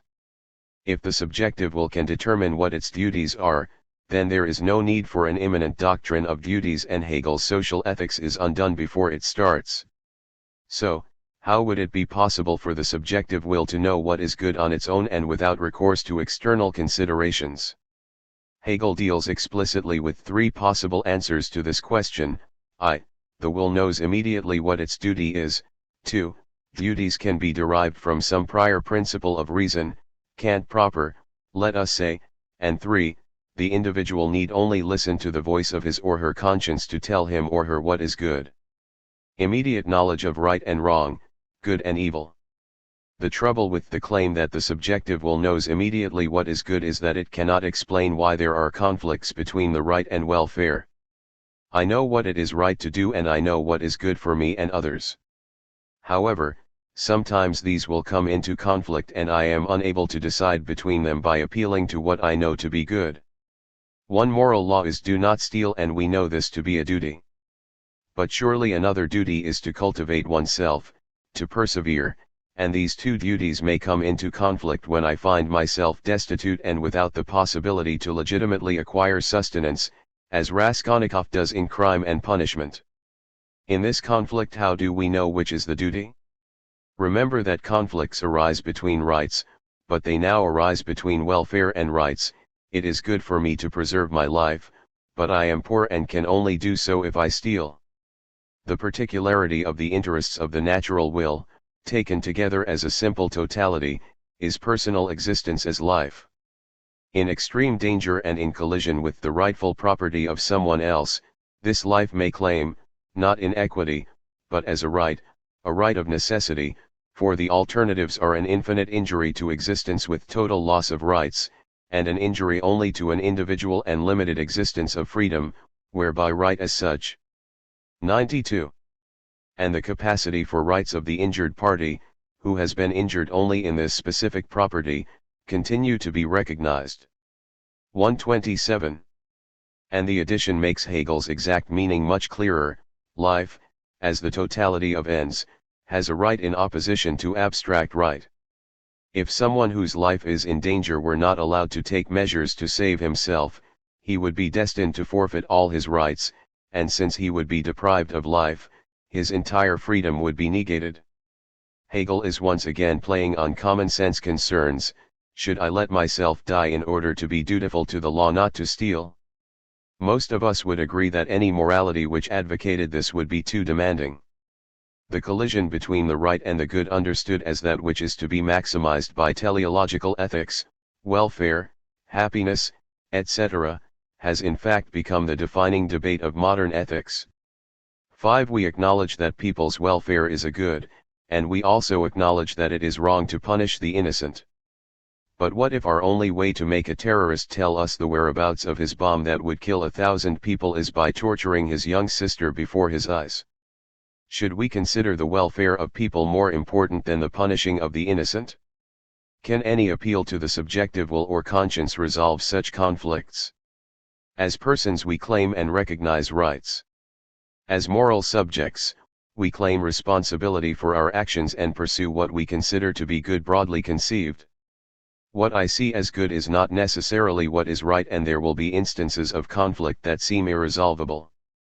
And the irresolvable nature of these conflicts is a puzzle to the will, because the notion of good is universal and the claims of right and welfare which pull immediately on my practical reason ought to harmonize, if there is to be a truly moral way to act. 129. Reasons for action come from desires, beliefs, notions of right, considerations of welfare, and if there is to be an answer to what should I do, then these cannot come into conflict. Good becomes explicitly moral good, and this is universal, in the sense of free of the agent. The subjective will thus stands in a relationship to the good, a relationship whereby the good ought to be its substantial character, whereby it ought to make the good its end and fulfill it. 131. How do we resolve conflicts between welfare and right? The question becomes explicitly moral, in the sense we now inhabit the 93. Terrain we like to think of as moral philosophy proper, and the subject is forced to ask him or herself, what ought I to do? The claim that the subjective will has an immediate answer to this question is simply vain and false. Since action for itself requires a particular content and a determinate end, whereas duty in the abstract contains nothing of the kind, the question arises, what is duty for this definition? All that is available so far is this: to do right, and to promote welfare, one's own welfare and welfare in its universal determination, the welfare of others. 134. When the subject asks himself as an individual what his duty is, he can find only two: the formal nature of equality and right derived from his own abstract rights that entail the recognition of others' rights, and the idea of good as the satisfaction and achievement of his desires, preferences, and projects. The satisfaction of these also has a universal element: just as my rights entail the rights of others, so my welfare entails that the welfare of others has a value. When I act towards a goal, it is important for me to achieve that goal, and so it has a value for me. I demand a right to achieve it as a person, so it must also have formal value for you. But the substantial goal of my action may not have value for you, neither does the fact that I achieve the goal and not someone else. So, if my action embodies a reason to pursue a goal, then this has value because the pursuit of goals and their achievement is a value. But I can only make such a claim if you recognize this to be the case, and this means that the achievement of goals is in some sense a value for all. 119. However, to say that the more people who achieve their goals and projects the better does not prescribe any specific duties. It is tantamount to the prescriptions: do right, promote welfare. The question is, how? The subjective will cannot overcome conflicts of duty. The subjective will, unconstrained by the right of objectivity, will generate contradictions with two main origins: first, contradictions between self-interest and other duties, my particular well-being versus the rights of other persons, and more concretely the duties of my social roles, but also conflicts between the many kinds of duties, the family versus the state, for example. To say that duty trumps self-interest is a possible response to the former dilemma, but not to the second, and Hegel would not endorse it even for the former conflict. 94. Remember the case when one is starving and can only acquire food through theft. Here we have a case of the right of necessity. Freedom is self-determination, but if duty contradicts happiness, can I truly be said to be acting from my own will if it is true that I still want what I did not do? Duties can be derived from some prior principle of reason. Some moral thinkers, like Kant, believe that this question can be answered through the dictates of reason, through self-reflection, or through a special moral faculty. In other words, the subject himself can divine what his or her duties are. We know what sorts of motives or reasons for actions are wrong and which are required because we are able to either test, weak version, or generate, strong version, them from a more fundamental principle of practical reason, viz. the categorical imperative. Moral obligations come from reason. Kant's account is obviously in Hegel's sights, and it would be worthwhile to offer the barest features of that account before moving on. 6. I should stress before I begin that this brief account of Kant's ethics will not do justice to his work. For Hegel, the common sense idea that an agent is motivated to act in a certain way because he finds satisfaction in achieving his end is not problematic as it was for Kant. To badly caricature, Kant's moral philosophy originates from the idea of the good will, which we can characterize as doing the right thing for the right reasons. So, if we know breaking a promise is wrong, then the man who breaks a promise, does the wrong thing, cannot be redeemed by his motive, to protect someone. He has reneged on a promise to supply information to an unjust persecuting authority. Neither can one do the right thing for the wrong reasons, such as personal gain, like the shopkeeper who charges fair prices only because it increases his custom. Yet, this raises an epistemological problem: how do we know when someone has acted on the good will? Kant's answer is robust: we are sure when an agent acts morally when his inclinations contradict his duty and yet he still performs his duty. For, in the case of what is to be morally good, it is not enough that it conform with the moral law, but it must also be done or the sake of the law. Without this, that conformity is only very contingent and precarious, since a ground that is not moral will indeed now 95. And then produce actions in conformity with the law, but it will also often produce actions contrary to the law. Kant, 1997. The Kantian moral will must be motivated by practical reason and not empirical causes. Let us think about this a little more deeply. An agent may perform an act from duty, you do it because you believe it is the right thing to do, or from immediate inclination, you like doing it. The person who volunteers to work in a charity shop because he enjoys helping people, or because impelled through another inclination, the action is a necessary means to achieve some other end. The merchant who prices his goods fairly because otherwise he will lose custom and it will affect his wealth. This gives us a taxonomy of motives when reasons for action and inclinations are in place. A. One does one's duty in spite of inclination. If I break my promise I'll benefit massively, but it is the wrong thing to do. B. One does one's duty in accordance with one's inclination. It is right to help people, and I enjoy doing it. C. One acts on inclination but is in accordance with duty. I love helping people, so I volunteer every Saturday to work in the Oxfam shop. D. One acts on inclination contrary to duty. I break my promise for personal benefit. Now, A. Is Kant's paradigmatic account of moral worth because we are sure that in this case an agent acts on moral duty. The trouble with C. is that we very often mix it up with B, and vice versa. It is an epistemic and not an ethical problem. So, one possibility is that Kant is going to concentrate on A, because it is the most obvious case, but Hegel understands Kant as saying something stronger. Only when the subject acts from duty alone does an action have any moral worth. For Kant, what counts with moral deeds is not the action one sees, but the principle on which one acted, and only those principles characteristic of a good will are morally praiseworthy. The good will is the embodiment of autonomy for Kant because man's capacity to represent laws to himself offers him the freedom to act in accordance with or contrary to them. Once I know what is right, I ought to obey. A law is an objective representation of a maxim, and when a subjective principle of action can be formulated as a law, it then becomes 96. A practical necessity to act upon it. Human beings act both in accordance with laws, as objects do, but also in accordance with their representation of laws, as objects do not. This opens a gap between our subjective principles, how we actually do act, and objective laws of practical reason, how we ought to act, and, on one reading of Kant, actions are morally praiseworthy when I act on the dictates of reason and not on the compulsion of other motivations, desires, preferences, emotions. I am autonomous and free when I legislate myself.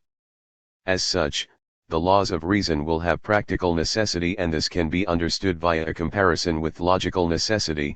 If I believe that all triangles have 3 sides and the shape before my eyes has 4 sides, it is illogical for me to believe it is a triangle.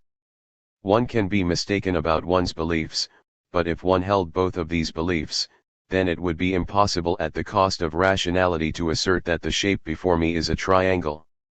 The impossibility is grounded in a law of reasoning for Kant. One cannot form judgments unless one obeys certain logical principles. One cannot think in any other way because that would not constitute thinking. Logical necessity holds that if A is B and B is C, then A is C. Rational necessity holds that if you believe that A is B and you believe that B is C, then you must believe that A is C. The necessity in moral obligation is rational necessity. It concerns what you must do given certain judgments. Kant wants to show that practical judgments have a similar necessity. If you believe that X is right, then you must, at the cost of rationality, do X no matter what you want, need, or feel. All of these factors are, after all, contingent. But how do we know what is right? Kant needs to show that the moral law is a principle of practical reason. Well, we know when a mere motivation or consideration for action becomes a law because it fits the model of the categorical imperative. By universalizing our motive, we see whether this is or is not a law. Act only in accordance with that maxim through which you can at the same time will that it become a universal law. Kant, 1997, 31. 7. A problematically simple way of understanding the use of the categorical imperative is that a principle of action must hold always, everywhere, and for everyone in order to qualify as a law as opposed to a mere motivation. This rules out any reference to desires or preferences since these will always be agent relative. If the motivation contains a contradiction when universalist, then the action is forbidden and its 97. Opposite is required. If the motivation can be universalist without contradiction, then the action is permissible. If an agent is rational, then he or she is governed by the categorical imperative in all matters. How are we to understand the claim that an intention that contains a contradiction when universalist is forbidden? In the text, Kant distinguishes between two types of contradiction. Kant, 1997, 33. First, the contradiction in conception test. Your maxim cannot be thought of as a universal law without contradiction. I assert X and not X at the same time, which is, of course, impossible at the cost of reason to assert. Take, for example, the maxim I want to be a slaveholder, O'Neill, 1989-96. There is nothing contradictory in an individual wanting to become a slaveholder, but the moral worthiness of my actions concerns their universal element, that is when the maxim applies to all men, at all times and in all places. And it is here that the contradiction arises when I make the maxim universal, everyone ought to be slaveholder. If everyone willed to be a slaveholder, then everybody would hold some property and there would be no one without property and, hence, no slaves. Without slaves, there can be no slaveholders. The universal maxim is inconceivable according to Kant because in asserting the obligation one knows what duty demands but acts in violation of it. I can only will that I become a slaveholder when I simultaneously will that others do not, and, as such, I make myself a special case and an exception to the law. Secondly, certain laws are not contradictory if conceived, but do become contradictory when put into practice, so there is also the contradiction in will test. Your maxim can be thought of as a universal law, but not willed as a universal law without contradiction. I can conceive of the course of action, X, but I cannot will X since it involves willing X and not X at the same time. Take the example of refusing to accept help when I require it, O'Neill, 1989, 100. As an individual, it is not contradictory to refuse help when it is required, and even when the maxim's universal element is brought out, everyone ought to refuse help when they require it. There is no contradiction of the logical sort detailed above. It is logically possible to have a world like this but logically impossible to have a world with slaveholders but no slaves. The universal principle that everyone ought to refuse help when they require it is not logically impossible, but it does violate the principle of hypothetical reason. If I will an 98. And I must be committed to willing the means to that end. If one commits all persons to refusing help when required, one is committing all persons to sometimes will an end but not will the means to that end. There will be times when, in order to achieve my goal, I will require the help of others, and this is irrational. Hegel firstly sees a problem with the Kantian picture involving motivation. If reason has to be divorced from self-interest or desires and drives in general, as Kant assumes it must for the agent to act freely, then practical reason must be the source of duty. Kant would agree, the good will cannot be an inclination or a given desire of man for attaining satisfaction, since the free play of reason would become superfluous. One would be coaxed, natural necessity, into being good, and moral actions would lose their worth. They need to be spontaneous in the same way judgments are spontaneous for Kant. And since reason will say the same thing to all men, it is universal and impartial, then a duty will not be my duty, but all men's duty. Kant would once more agree. But, if the my in the sense of seeing it as a good disappears from the table, then why should I be moral? 133. Why should I do my duty? Kant's answer, according to Hegel, is that one ought to do one's duty because it is one's duty, or duty for duty's sake. This reading is supported by Kant's language, but it is highly problematic and controversial, since the claim that only acting for the sake of a moral law is morally praiseworthy just does not agree with our moral intuitions. Sympathy, we might want to hold, is praiseworthy and cruelty is blameworthy. And this is Hegel's point.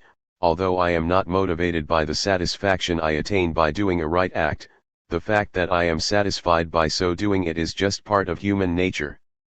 To separate reason and desire in this forced way is to misunderstand human psychology and promote a morality of duty for duty's sake. 135 Moral action is, to return to a theme, concerned with purifying desires not transcending them. Kant would perhaps have responded that duty is practically necessary and does not require any empirical motivation. Yet, such a response opens him up to Hegel's further challenges. Practical reason is unable to dictate what we ought to do without considering what we want, or what we happen to consider of value because, according to Hegel, duty for duty's sake is either an empty formalism, or it is too strict and demands too much of the particular moral agent. The belief that the rationality of the subjective will can supply determinations for the will from pure reason is simply misguided. 99. Because it is too abstract. These considerations constitute the empty formalism charge. The categorical imperative tells us the form of a moral imperative, that it must have the form of a universal law, but can tell us nothing about its content/material. The criterion of law which reason possesses within itself fits every case equally well, and is thus in fact no criterion at all. Phg. 1431. Hegel's claim is that the content of moral laws must be drawn from the actual social world one inhabits. If you tell me to respect the dead, and I agree, we may still disagree about how. The Greeks tell me to burn my dead and the Calatians tell me to eat them. Herodotus, 1936, 160-1. The form of the law tells us about its tightness, but it cannot give us an account of what we should do since that requires a system of meanings, values, and goods. Hegel's favorite example is the institution of private property. Theft is wrong because one both recognizes the institution of private property and violates it in stealing and, as such, you undermine the institution you assert. One cannot universalize a principle of action such as I shall take what is not mine when my interests require it. Yet, such a law is not unconditional because it relies on the fact that individuals recognize the institution of private property which is dependent on particular social structures and contingencies. 135 One could imagine principles of property distribution. The nobles deserve what they are able to appropriate with force, that would agree with the above principle but still condone acts we would consider to be theft. Yet, the criticism of empty formalism may be misguided. Kant may say that the categorical imperative can generate duties, do not lie, do not break promises, which are perfect and required. But, in this case, the universal law is too strict. On the one hand, we are left once more in the grip of conflicts of duties. Should I not break my promise even if it can save a life? And on the other hand, the demands to help the poor or love one's enemies are ones which the categorical imperative shows to be forbidden. If we universalize them, we have a contradiction because in helping the poor I stop them being poor and hence in a universalist world, the contradiction would arise because I would annihilate that very thing I was trying to help. NL 127. So we ought not help the poor nor love our enemies, according to the demands of the categorical imperative. Alternatively, it is possible that Kant never intended the categorical imperative to generate principles of action, but only to test them. Thus, the moral agent can derive his or her obligations from the 100 social fabric, but he or she ought to rationally interrogate them, and that would amount to testing them by the categorical imperative to see if they are in fact valid. What if the categorical imperative were merely a way to test duties? If they do not contain a contradiction when willed, if they can have the form of universal law, if they do not make the agent an exception, and if they could be willed as a law in a possible kingdom of ends, then it is required of the agent. Hegel says fine, but the determinations of the will, the duties, cannot just be magicked up, they have to be given to the will. The subject is unable to generate determinations of the will out of his reflective understanding, as its abstractness needs to be overcome by objective determinations. That is, the individual can only be free in an objective, moral order which expresses his intelligibility and informs his intentions as to the way in which their external nature will be comprehended by others, that is, in a moral fabric which makes the satisfaction of his rational desires and aspirations possible. Universal values such as respect, sympathy, goodness are available for the subject, but how one is able to express them is relative to the substantial moral fabric which one inhabits. Shaking someone's hand might be a sign of respect, but it could just as equally be an action which causes great offense. Hegel's point is simply that the nature of universal moral imperatives which are derived from reason is not that they are wrong, but simply that they need to be substantial, and substance comes from social practices. The content of these social practices is not a matter of philosophical concern, but is to be found embedded and present in our culture. And, if this is the case, then Kant's moral psychology is wrong, since it is not duty for duty's sake that motivates the agent. The conscience. Hegel's rejection of the conscience as a mode for determining one's duties is rather simple. The conscience is arbitrary and cannot provide a ground for objective judgments concerning right and wrong, good and evil. The moral point of view has to be constrained because it is infinitely powerful and can posit, or negate, any good whatsoever as universal good. Conscience know itself as thought, and that this thought of mine is my sole source of obligation, 136a, and conscience expresses the absolute entitlement of subjective self-consciousness to know in itself and from itself what 101 rights and duty are, and to recognize only what it thus knows as the good. It also consists in the assertion that what it thus knows and wills is truly right and duty, 137r. Due to the abstract nature of the good, the conscience can endorse any content subjectively. Pathological examples of this phenomenon include asceticism, the terror of revolutions, and the stance of irony. Although it has a relation to this objectivity, it at the same time distances itself from it and knows itself as that which wills and resolves in a particular way, but may equally well will and resolve otherwise. You in fact honestly accept a law as existing in and for itself. It says to others, I do so, too, but I go further than you, for I am also beyond this law and can do this or that as I please. It is not the thing which is excellent, it is I who am excellent and master of both law and thing. I merely play with them as with my own caprice, and in this ironic consciousness in which I let the highest of things perish, I merely enjoy myself, 140r. The ironic stance negates the objectivity of value in favor of its own individual power, that of the subjective will of the agent. It is no longer someone else's authority or assertion that counts, but the subject itself, i.e. its own conviction, which can alone make something good, 140r.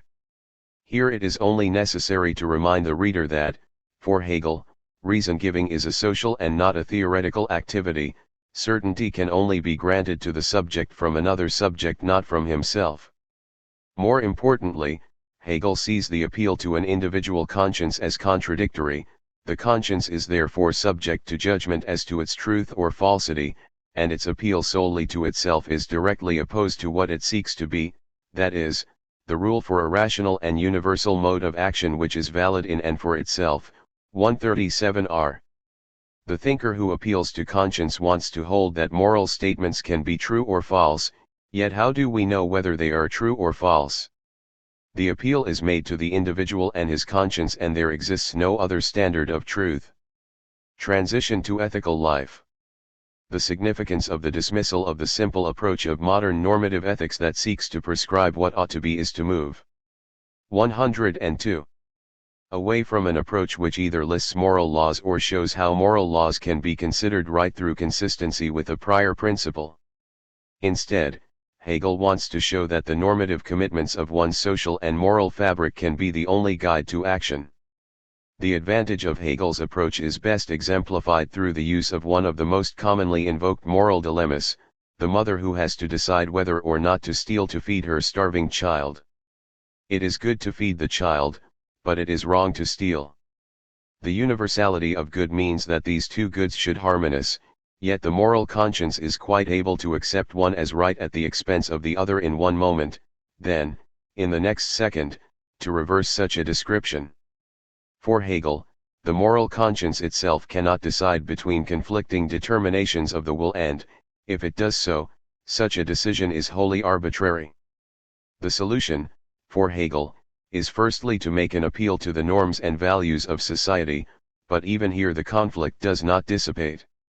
The immediate determination of the family, the naturally binding duty of the maternal bond, gives rise to the desire to protect, feed and sustain the child. This is the good for a mother. Yet, her role in civil society determines that she recognize the rationality of the right to property, and this, too, is a good. So, how would Hegel articulate this conflict? The answer is to return to the idea that the existing world of freedom has become unfaithful to the better will when this will no longer finds itself in the duties recognized in this world. The mother is not at home in such a world because the demands she faces cannot be answered by the normative structures of will before her. So, a new demand has to be made on ethical life itself. What gives rise to the conflict? That a child be fed is a good and that the right of property be respected is a good. So such a society in which a conflict between these two is felt is not rational because the mother cannot act freely. She is torn, divided, and not at home within her culture. The conflict can only be overcome when objective freedom, granted by the institutions of ethical life, eradicates the existence of the mother's need to steal, and her subjective freedom can be satisfied, through the supply of basic needs as a right, the welfare state, and the eradication of poverty, or legal recognition of her subjective freedom adjudicated in a court. Hegel realizes that the abstract nature of the good cannot be created from the top down and theoretically tested. It is not truly possible for the agent to declare what the world ought to be like in 103. All certainty given the dictates of reason. Instead, the moral subject must begin from the existing world and its institutions, since the constraint of objectivity involves the idea that the good must be intelligible to these institutions. 141. Only in such a way can subjective freedom meet the constraint of objective freedom, and, reciprocally, it is this very objective freedom which grants the subject the certainty of recognition he requires to satisfy his actions. Therefore, it is only the ethical subject who is truly free. The ethical person is conscious of the content of his action as something necessary, something that is valid in and for itself, and this consciousness is so far from diminishing freedom, that, on the contrary, it is only through this consciousness that his abstract freedom becomes a freedom that is actual and rich in content, as distinct from freedom of choice Wilker, a freedom that still lacks content and is merely possible. L. 158a. The mother is faced with an arbitrary choice to make, yet in a rational society she would be offered a rational choice, one that is resolvable. The objective freedom of ethical life makes possible the satisfaction of rational desires, projects, and aspirations, and the three institutions of modern society, that is, the family, civil society and the modern political state, all combine to fulfill these conditions of objective freedom. It is these determinations of ethical life which constitute the objective freedom of the subject, in that they enable him to satisfy his desires, wants and aspirations, to simultaneously pursue the good, and to be certain of recognition by the other. Hegel's claim, then, is that the subject as he has described it in morality can only be fully free when his or her objective freedom is secured by these modern institutions. Study questions. 1. What role does the concept of responsibility play in Hegel's theory of action? 2. Appraise Hegel's critique of Kant. Is Kantian morality to be wholly rejected, or does it have a place in discussions of modern subjectivity? 104. Chapter 7. Ethical Life, Social Freedom. Preamble. Hegel's introduction was predominantly concerned with the comprehension of metaphysical freedom, abstract right with personal freedom, morality with moral freedom, and the last part of his lecture series is concerned with the missing part of the jigsaw, social freedom. How free am I in this society? Do its laws and customs oppress or liberate me? Why should I obey them? When social and political structures are rational, according to Hegel, they maintain and promote the objective freedom of abstract right, the subjective freedom of morality, and also allow the individual the freedom to express his or her rational existence. Abstract right protects the individual's pursuit of his or her interests, Morality explains how we feel at home in a society which allows us to be responsible for our own interests, and ethical life is going to tell us which interests are rational, that is the ones we ought to pursue. Ethical life will confer on our interests a standard of objectivity. From the discussion of morality, we have learned that Hegel rejects our normal normative understanding of ethics, or the ought to be, which regulates what we should do in terms of general prior principles. Hegel's alternative is Sittlichkeit, or ethical life, constituted by the mores, customs, and laws of a society, and these are a form of freedom because they liberate the individual from erroneous or purely subjective motivations for action. Sittlichkeit describes how a subject can know his or her duties because social existence constitutes and determines right behavior, and these duties will be rational when they are actual and not merely existent. 105. Ethical life is the idea of freedom as the living good which has its knowledge and volition in self-consciousness, and its actuality through self-conscious action. Similarly, it is an ethical being that self-consciousness has its motivating end and a foundation which has being in and for itself. Ethical life is accordingly the concept of freedom which has become the existing world and the nature of self-consciousness. 142. I act freely when I am certain I act rationally, and I act rationally when my values are true. Such certainty requires the rational state, and not just any state, one whose structures and roles are those that I would endorse as a free individual. The rational state requires the subjective will of the individual, but also needs to supply the objective freedom whereby the self-conscious subject knows what is right and freely endorses it. Ethical life, in other words, incorporates the subjective and objective elements of freedom in the actualization of those categories, values, and meanings which make human freedom possible. The agent is free when he or she pursues what is good, objective freedom, conscious of it being good, subjective freedom. It is important that we do not fall into an error about the standard of objectivity of ethical life, which could be understood in two ways. On the one hand, any ethical life will allow the subject to order, priorities and purify desire, and hence supply the subject with a standard of objectivity. This is the theory of value relativism. A moral judgment is true if it coheres with the judgment of a specific culture. We could say, then, that subjects are free if the objective, institutional order coupled with the subjective knowledge of these determinations constrain the actions of the subject within the bounds of intelligibility given whichever form of life, or just because humans happen to exist in communities. So, the victim who consents to be ritually sacrificed is free when she knows the reason why she must be sacrificed, for a good harvest, and such a reason is coherent with the order of a specific society. But, such purification will not be rational in Hegel's view, and there would be something seriously amiss if that were all subjective freedom amounted to. Ethical life is not merely a form of life which determines and harmonizes the good, rather it is the rational order. The Hegelian position holds that objective freedom satisfies the requirements of the subjective will, but he has to demonstrate, in order to avoid the charge of relativism, that the 106 structures and categories he proposes are the necessary end of the development of human society.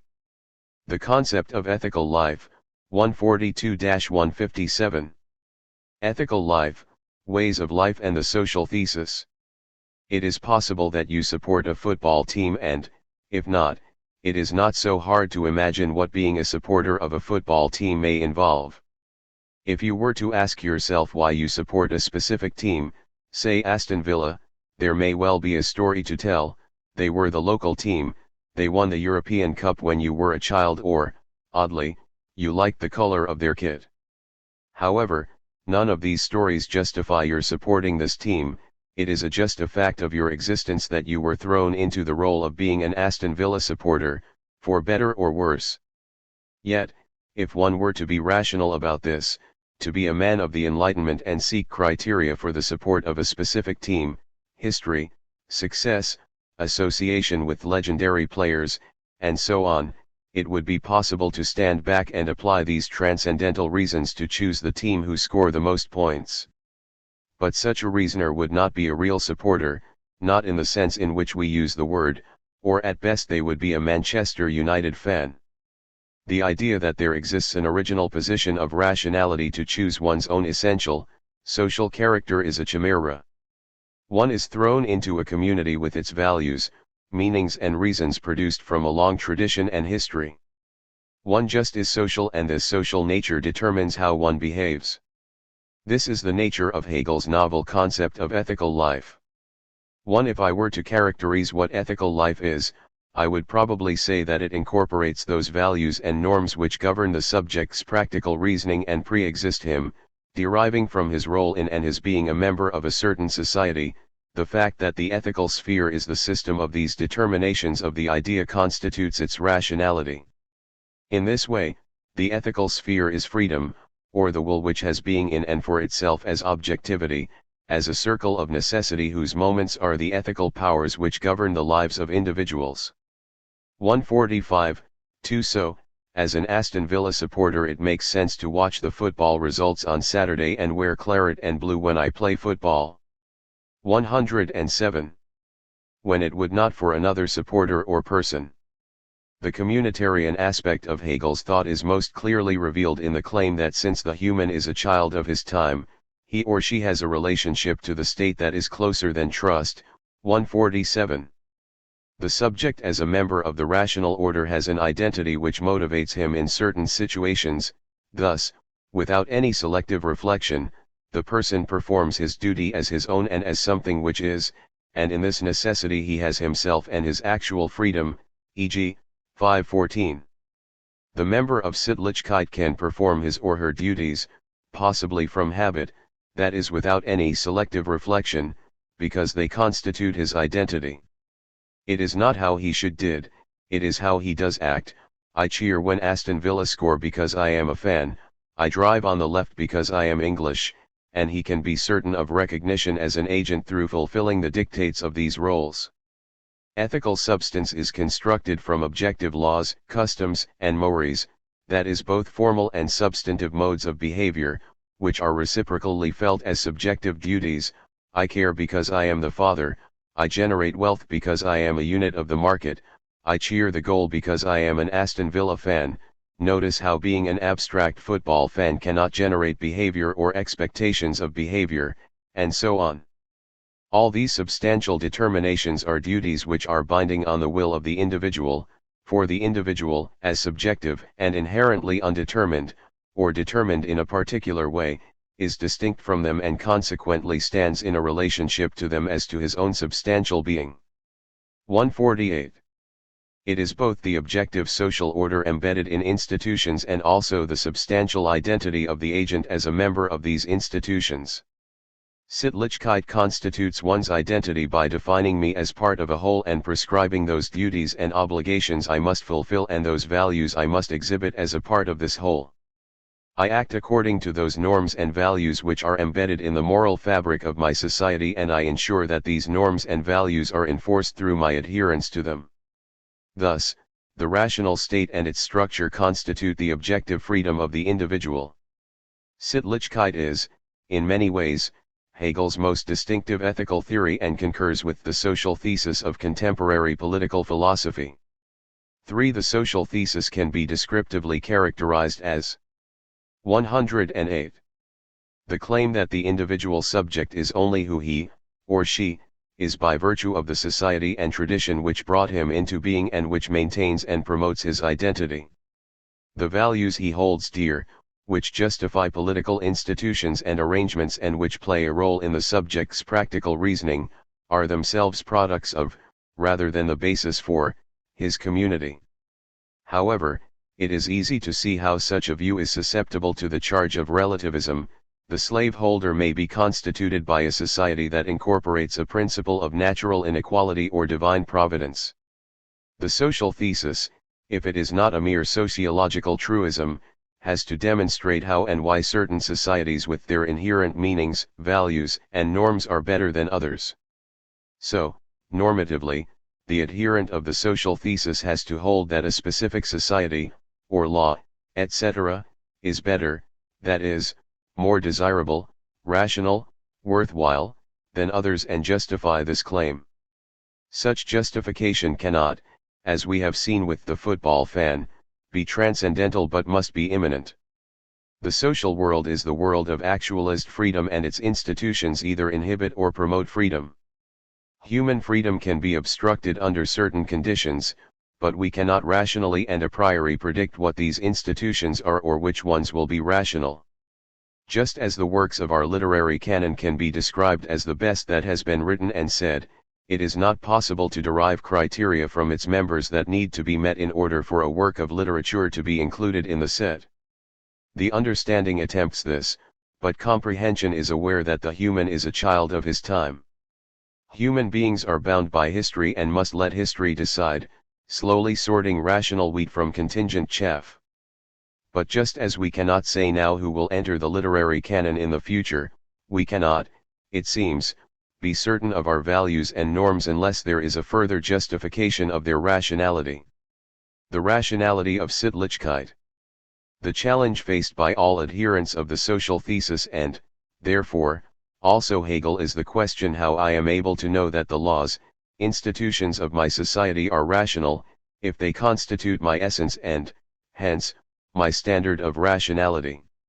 Liberalism, with its transcendental approach, can offer us a critical perspective since the values of liberty and equality transcend society, but Hegel rejects such an approach. Sittlichkeit is, as we have seen, the world constructed by 109. Social reasons for actions.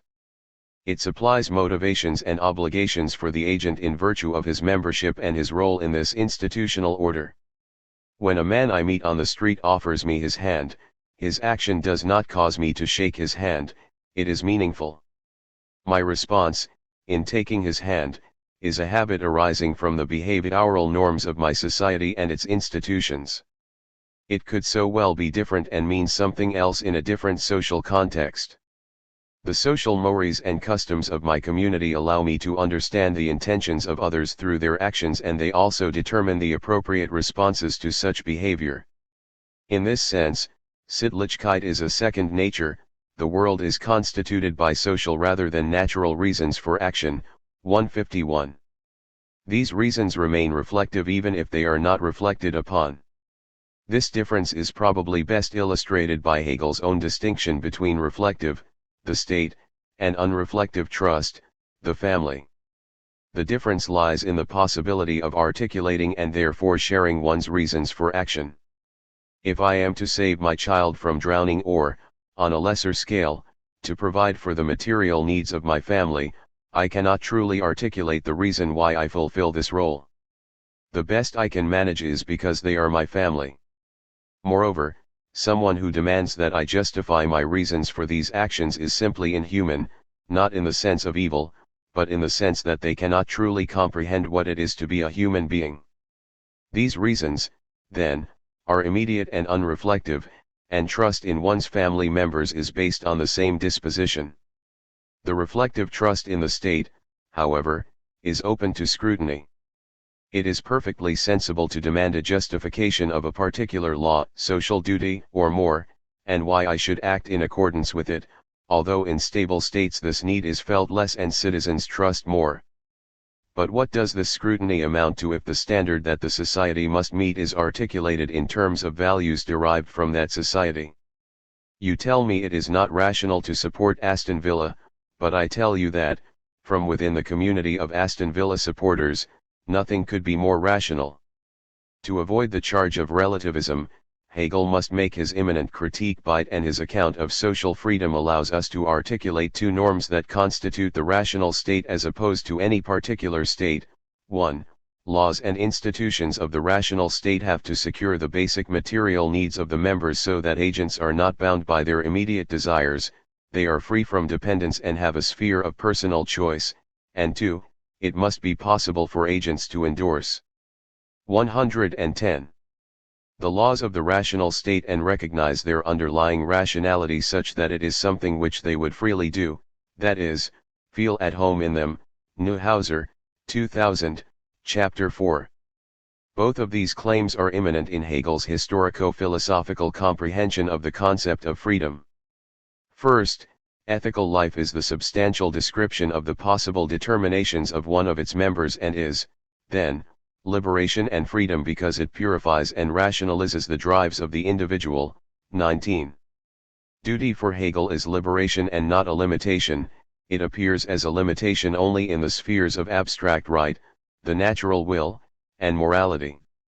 Objective freedom is freedom because it liberates the subject in three ways: a. From a dependence on immediate drives, b. From partiality to itself, egoism, which is necessary for firm social relationships to be set up that augment the individual's freedom, cooperation, c. From having to produce the categories for comprehension, values, rights, and duties, for himself ex nihilo, and from the need to determine good from his own conscience. 149. Hegel's first normative claim is that certain societies are more rational than others because a rational moral fabric must objectively protect the rights of autonomous individuals, those rights first outlined in abstract right. Since the will is free, laws and conventions ought to be expressions of freedom, either through allowing a rational choice or enforcing the realm of subjective freedom. An irrational law, institution, or more obstructs the subjective freedom of rational choice. 144. Hegel transforms the Kantian man as end into a political statement by reformulating it as the demand that man must be recognized as a rational subject and, as such, he commands rights. My will is a rational will, it has validity, and this validity should be recognized by others. 217a. For thus, my will is a particular will because it expresses what is rational. The right of individuals to their particularity is likewise contained in ethical substantiality, for particularity is the mode of outward appearance in which the ethical exists. 154. So, normatively in the rational state, slavery is outlawed. 137. Practices of religions are constrained by personal rights, implicitly asserting the modern division of state and church. 270r, and careers are open to talent. 206, 277. m. Secondly, certain societies are more rational than others because the subject can feel at home in them. The subject sees the duties and obligations of his role as properly his or her own. The state is the actuality of the ethical idea, the ethical spirit as substantial will, manifest and clear to itself, which thinks and knows itself and implements what it knows in so far as it knows it. It has its immediate existence in custom and its mediate existence in the self-consciousness of the individual, in the individual's knowledge and activity, just as self-consciousness, by virtue of its disposition, has its substantial freedom in the state as its essence, its end, and the product of its activity. 257. Ethical life is the union of objective and subjective freedom for Hegel. It is objective because it satisfies the requirements of morality, in that it determines the duties and obligations of the subject, whereas inward individuality alone cannot. But it must also be subjective because objective freedom, which is not rational and is only immediate in the reality of the subject's form of life, is a blind authority which determines the subject without the moment of self-consciousness essential to full, human freedom. Such authority is external and acts as a cause of rather than a reason for action. The rationality of the state is reflected in the institutions and customs which make a critical subject possible who is able to reflect upon and recognize the rationality of the institutions. We shall return to the reflective nature of the modern subject below when we discuss antiquity contra modernity. 5. The spheres of ethical life. So, for a state to be rational, it must protect and maintain the subjective will and also allow the subject to recognize the rationality of its structures. The three spheres of ethical life, the family, civil society, and the state, fulfill this dual role. 1. They make it possible for the free individual subject to operate choice, and 2. They allow the free individual to recognize these structures as his or her own or feel at home in them. For example, the nuclear, bourgeois family liberates the individual from dependency on the sexual drive without obstructing his personal freedom as did earlier familial structures. Similarly, civil society frees the agent from dependency on material needs. 112.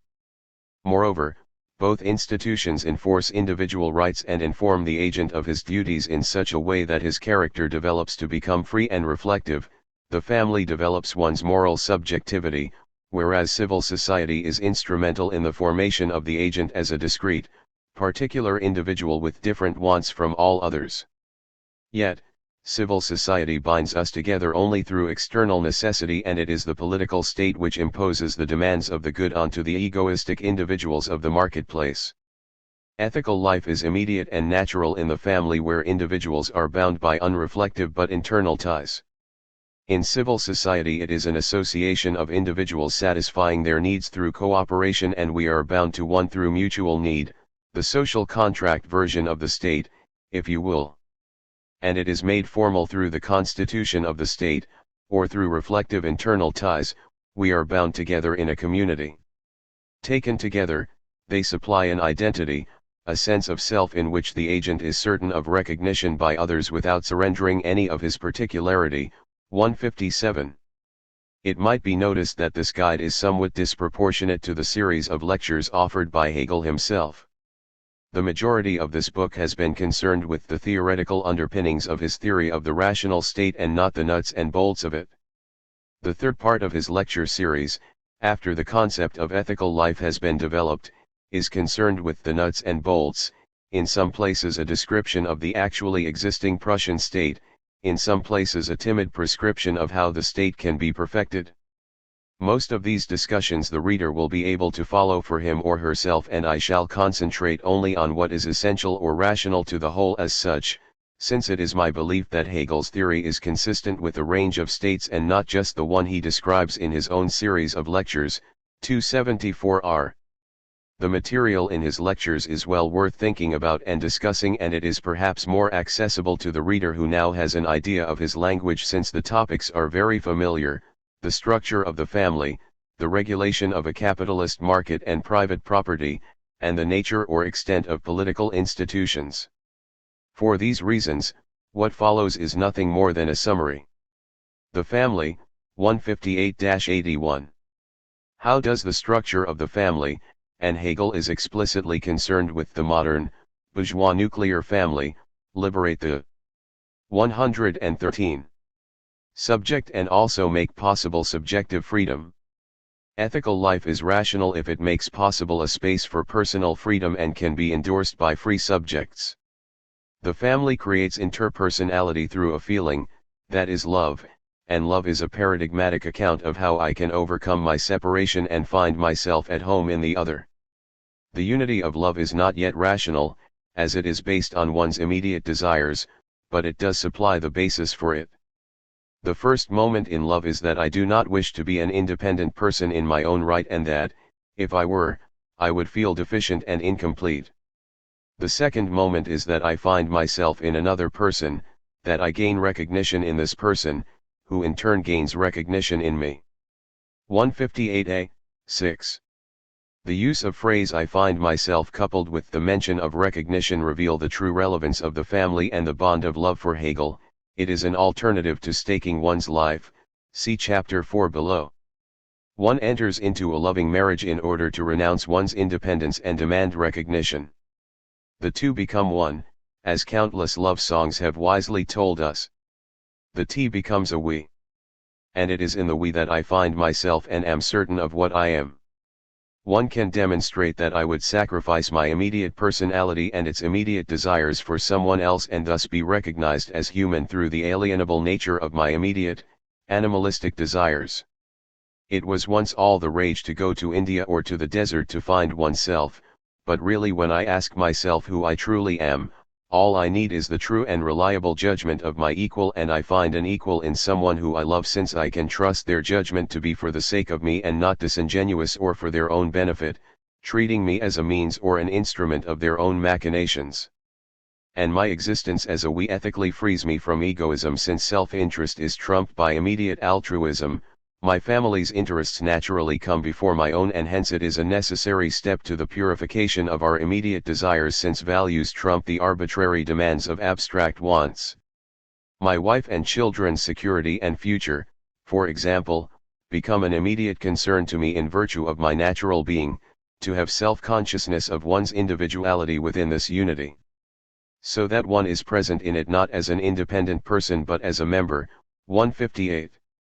This is obvious because what we want is not identical to 114. What the two Ts of the union want separately. To be overly banal, I may want a sports car, my wife may want a diamond necklace, but together we may want a new conservatory. The we becomes a new particular T with specific wants and interests that does not exist prior to the union of the two Ts. Marriage. So, the family is a way for the ethical subject to complete him or herself and be free, and it is constituted by three elements: marriage, familial resources, and children. 160. The first moment of the family is a marriage between two particular persons. In order to fully understand Hegel's picture, it is worthwhile to understand what he has in his sights as a competing view, that is, any theory which professes that marriage is a contract between consenting partners whereby I agree to X, restrict my sexual partners, hold property in common, ask for consent to watch football matches, and so on, so long as you agree to reciprocal constraints, restrict your sexual partners, hold property in common, ask for consent to go shopping, see 75R and 161a. Marriage thus conceived is a form of association for mutual benefit. In joining together the partners make compromises in order to benefit overall, and if either violates the terms of the contract, all bets are off and compensation is sought. Such a view, according to Hegel, is so much hogwash. For him, marriage is a legal expression of love and their union is a self-limitation, but since they attain their substantial self-consciousness within it, it is in fact their self-liberation. 162. Marriage is, however, necessary, since any partnership based solely on a feeling is contingent and would not supply the security necessary for complete interdependence between two persons. The problem is best illustrated by short-term cohabiting partners who, when they break up, find themselves in endless squabbles about ownership of CDs and payment of bills. Love cannot be relied upon to generate future harmony and right action. Love, then, has to be legally expressed and, as such, marriage is considered to be rightfully ethical love. 161a. The recognition of this legal expression and commitment by both parties replaces the purely passion-inspired foundation of marriage and determines a new relationship of trust. 163. Hegel outlines a little of the substantial detail of marriage. First. 115. Marriages cannot be arranged externally to the participants because not considering their views and feelings violates the right of the subjective freedom. Marriages can be arranged by parents for the endorsement by children, but there must be some inclination on the part of the individual, even if this is only to do one's familial duty and obey one's parents' wishes, so that the individual sees the action as a good for him or her. 162a. Equally, Hegel prohibits incest since it will be impossible to overcome one's immediate feeling towards the object of one's desire and hence it cannot be fully free. 168, and does allow for divorce since the basis of marriage remains passion and not pure reason. 176. However, he does introduce a rather indefensible division of sexual labor which sets man as the head of the family and woman as the hearth warmer. 164-6. Although it is hard to defend such a position, it is historically understandable, even though the demand for recognition becomes asymmetrical and hence contradictory for subjective freedom. Of greater interest is Hegel's discussion of monogamy. Marriage, and essentially monogamy, is one of the absolute principles on which the ethical life of a community is based. 167r. Monogamy, one could argue, limits desire and feeling to one object and, if Hegel celebrates capitalism since it allows for the expression of subjective freedom, surely promiscuous and non-standard forms of sexuality ought also to be encouraged. Yet, for him, polygamy is an excess of love and results in obsessive destruction. Monogamy is of course more rational in terms of inheritance and property claims, an important consideration. 178, as well as being more consistent with reciprocal equality, especially as polygamy often privileges one gender, the male, but the real reason for Hegel's defense of monogamy is that marriage is not about the arbitrary will, but the ethical will. It is the desire for recognition, to see me as I am. It might be argued that to insist this is to be carried out solely by one person seems an unnecessary limitation, for friendship may seem as likely a manifestation, but this misses the point. Marriage is the legal expression of love, and love is the alternative to staking one's life. Friendship is too broad a term to describe the strength of such a relationship and has no legal form. Finally, it seems that in his insistence on heterosexual, monogamous marriage, Hegel presupposes his third respect, that of children, which we shall return to below. 116. The family's resources. The arbitrary acquisition of the person of abstract right is replaced, through the structure of the family, by rational acquisition for an ethical purpose, the care of what one values. The family is the first account of a rational good to be pursued by the person as opposed to the pursuit of any good. 170. Unlike abstract right, whereby property is the possibility of others recognizing my acts as my own, the family's resources are ethical in that they form the basis for the acquisition and care of a community and not just an individual. The upbringing of children. Hegel's description of the family is fulfilled by the description of children and in the parent's role as educator and protector to children. Children are not the property of parents, they also exist for themselves. They are the objective existence of the parent's love. Property bears an external relationship to the family, whereas children are the objectification of the internal bond between parents. The parent's duty resides in the education of the children, which leads them to personhood and the dissolution of the family, because in attaining personhood the child wishes to construct a new family, thus breaking his or her ties to the old. 179. Summary of the family. The family contributes to the individual's freedom in a number of ways. First, one can overcome immediate desires through following the model of selfless unity with others. I negate my immediate desires for those of the greater good, the nobler ones. Secondly, the family promotes the greater good of lifetime commitment to one's union, thus once more supplying a model which aids one to overcome those immediate desires. Marriage liberates us from slavish attendance to the sexual drive, but it is also a commitment born from love and passion, otherwise we would have no motivation. Remember Hegel's comments on moral psychology here, but turns the unstable reliance on emotion into a stable form. It sets up a domestic economy of satisfaction that allows both parties to redirect sexual energy. Clearly, the structure of the family provides an immanent doctrine of duty which liberates the individual from his, or her, 117. Immediate desires and helps him to exercise his reason over the claims of the situation, his identity, and his drives. Hegel identifies three ways in which the family secures personal freedom: 1. Mutual recognition through love and not the struggle to death; 2. Through the maintenance of personhood and identity within a larger community; and 3. The overcoming of one's immediate desire in order to project a future for one's family and children. Ignoring the conservative elements of Hegel's approach to the family and also his rather romantic overinvestment in love as a philosophical tool, the basic idea behind his presentation of the family is perhaps something which should not be dismissed so easily. By placing the origin of community in a feeling between human beings and holding that the person emerges historically posterior to this institutional structure, Hegel implicitly proposes an alternative to the more common state of nature origins of society. Instead of mutual need driving individuals together, Hegel begins from the opposite perspective: man is naturally social and only through society does he attain individuality and personhood. Transition to civil society.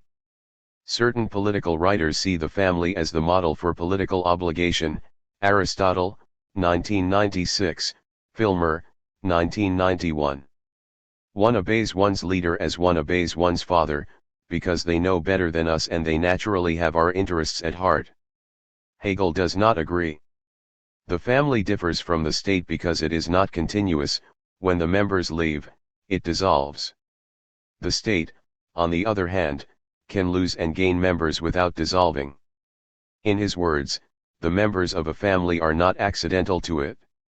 Moreover, the family is not self-sufficient, as a household on its own could not satisfy the requirements of subjective freedom.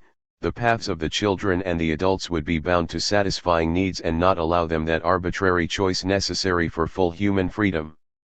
One's future would be decided directly by one's birth, and one would not be able to choose a new and different path since we are still dependent on one another. Civil Society, 182-229. In many respects, in his description of the family, Hegel is implicitly offering a pre-modern form of political union and an alternative to 118. The dominant social contract model of the state. Instead of mutual need or necessity driving humans to cooperate, the human seeks recognition in order to be free, and, hence, for the human to be fully human, he or she must be social. Civil society was often used in opposition to the state of nature, and by making it a part, and not the whole, of human relations, Hegel is acknowledging that needs and their satisfaction require cooperation whilst simultaneously denying that egoistic cooperation is the be-all and end-all of the state. 258 r. 7. Our obligation to civil society is, indeed, motivated by egoism, to satisfy my and my family's wants, but, Hegel contends, our obligation to our state as a whole is not. If the state is represented as a unity of different persons, as a unity which is merely a community of interests, this applies only to the determination of civil society. Many modern exponents of constitutional law have been unable to offer any view of the state but this. In civil society, each individual is his own end, and all else means nothing to him. But he cannot accomplish the full extent of his ends without reference to others, these others are therefore means to the end of the particular person. But through its reference to others, the particular end takes on the form of universality, and gains satisfaction by simultaneously satisfying the welfare of others. 182a. Both the family and civil society foster interpersonality, but whereas the family does so from the basis of feeling, civil society relies on mutual need. The family as person is connected to other families through external and not internal bonds, and this constitutes society as a cooperative response to contingency. The social will generated by the satisfaction of needs is one of cooperation with others, recognizing them as persons who will consent to aid one if one is equally open to aiding them. Work and labor are the activities which produce and create the commodity as a satisfaction of a need, and, hence, social labor frees us from needs. The basic postulation of civil society can be stated thus: individuals, as citizens of the state, are private persons who have their own interest as their end. 187.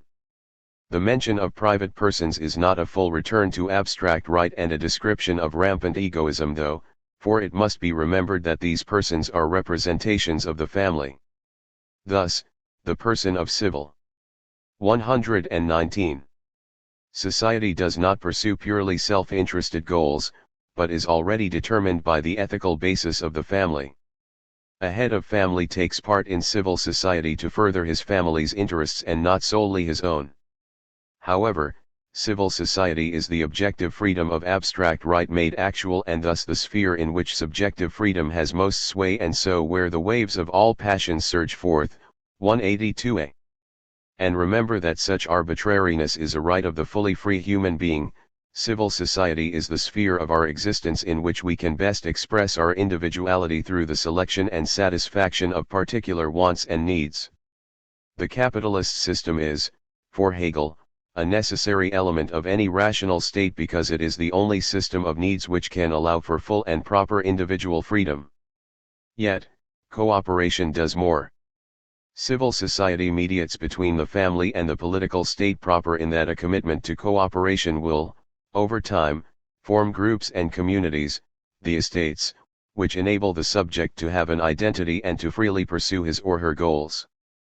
The egotistical nature of the particular I is made universal through the system of needs, since cooperation generates satisfaction more so than competition, and the groups that form over time to satisfy these needs make it necessary for individuals to have recourse to others, forming a way of life or community with their own needs opposed to others. Civil society is concerned with three elements of the social system of desire, satisfaction and production. 1. with the kinds of needs human beings pursue and the means by which these needs are satisfied, the system of needs. 2. The protection of the individual's freedom within the system of property and exchange, the administration of justice, and 3.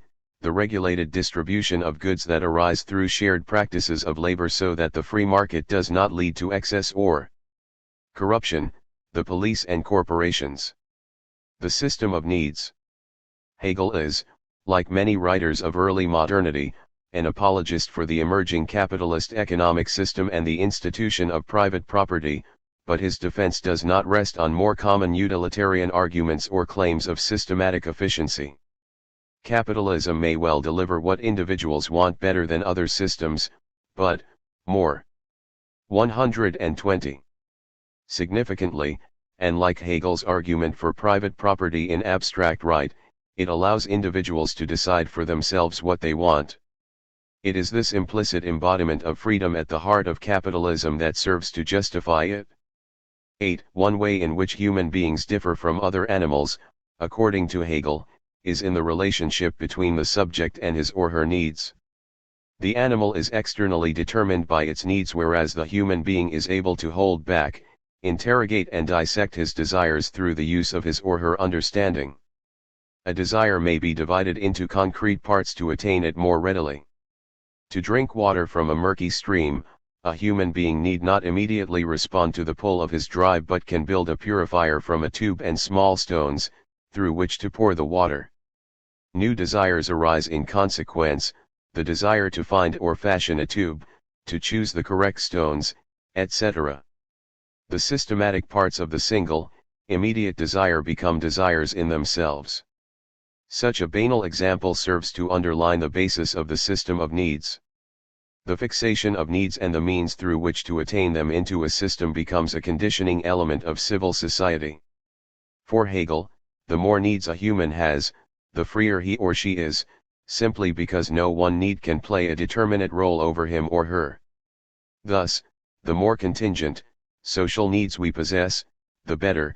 The very multiplication of needs has a restraining influence on desire, for if people make use of many things, the pressure to obtain any one of these which they might need is less strong, and this is a sign that necessity in general is less powerful. 190a. Thinking once more of the water purification example above, if two people were to come across the water and both desire to drink, the attainment of such a desire is most easily achieved if one collects stones whilst the other searches for or makes the tube.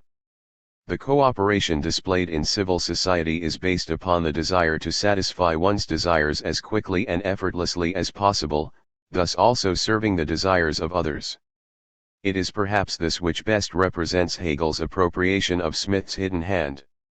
In this dependence and reciprocity of work and the satisfaction of needs, subjective selfishness turns into a contribution towards the satisfaction of the needs of everyone else. By a dialectical movement, the particularity is mediated by the universal so that each individual, in earning, producing, and enjoying on his own 121. Account, thereby earns and produces for the enjoyment of others. 199. Commodities are increased by social production for a twofold reason: cooperation frees man from dependency on immediate necessities, and also social life itself creates new needs. Only in a shared community does one need a television, for example. Cooperation in civil society leads to interpersonal existence, albeit in an external mode. Individuals must have recourse to others because they have to form a way of life or community with their own needs and modes of satisfaction in opposition to other communities as a way to increase their satisfaction. Certain groups of people with shared interests will work together recognizing that they, perhaps exclusively, share a certain interest within society as a whole. Hegel identifies three main estates in modern society: 1. The substantial, unreflective agriculture estate; 2. The formal, individualistic estate of trade and industry; and 3. The reflective, universal estate which concerns the interests of society as a whole. One could think of these as the unifying interests of farming and agriculture, business, and the political, social, educational and civil workers. The members of each estate work together for their common interest in the face of the other opposing estates with differing interests, except for the last estate which consciously work for the good of all. It is a partial step towards universality since the person identifies with a greater aim than individual desire.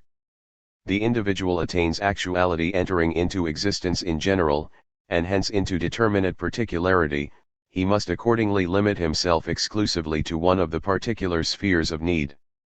The ethical disposition within this system is therefore that of rectitude and the honor of one's estate, so that each individual, by a process of self-determination, makes himself a member of one of the moments of civil society through his activity, diligence, and skill, and supports himself in this capacity, and only through this mediation with the universal does he simultaneously provide for himself and gain recognition in his own eyes and in the eyes of others. 207. If I describe myself as a football fan, it reveals what is universal about me and may prescribe minimal formal obligations and values. 122. But to have determinate particularity, I must limit myself to a specific team. I am an Aston Villa fan. The abstract universal nature gives us formal identity, but by limiting myself exclusively to one team, I confer on myself substantial and concrete identity that is recognized simply as being one of them. When we say that a human being must be somebody, we mean that he must belong to a particular estate, for being somebody means that he has substantial being. A human being with no estate is merely a private person and does not possess actual universality. 207a. For Hegel, the estate forms a second family, and such groupings and communities will over time begin to display uniform taste, meaning and values. One will be able to recognize oneself in, say, one's taste in cinema. The descriptions of art house, mainstream, etc., are as expressive of their prospective audience as they of the film's actual content, and a good sociologically based demographic would be able to predict your desires and wants on the basis of your education, job, and social relations. 9. Hegel is aware of the alienating and atomizing effects of capitalism and sees the estates as a way to foster community necessary for the ordering of values and goods. More so than through the cooperative nature of civil society, it is through the estates that civil society is connected with the state as a whole. In striving for a common aim rather than a purely individual one, man allows universality into the extreme particularity of civil society. In my work I work for all agriculturalists, industrialists, or all citizens. Again, one finds the idea of a commitment to a greater good as a liberating aspect for one's identity. The greater good of my estate confers on me the rational basis and criteria of intelligibility required for me to express my will adequately in the world. While the family is the primary basis of the state, the estates are the second. The latter are of special importance, because private persons, despite their selfishness, find it necessary to have recourse to others. This is accordingly the root which links selfishness with the universal, i.e. with the state, which must take care to ensure that this connection is a firm and solid one. 201a. The necessary division of labor in the system of needs gives rise to groups with their own lifestyles, ways, and needs. And these estates, 123, have obligations to their members, to educate and develop their characters, to form the basis of rationality and allow the members to choose freely. However, since civil society is a system of needs, production, and exchange, then certain rights need to be integrated to protect freedom. Men are related as persons, thus civil society has to maintain and protect the rights of these persons. The right of subjective freedom, for example, may well be violated by the contingency of one's birth in a specific estate. I was not born into a class that considered university a viable project, and so the state must encourage the possibility of social mobility. 206, 277. Just as abstract right required an account of wrongdoing and morality, civil society requires the administration of justice. The administration of justice.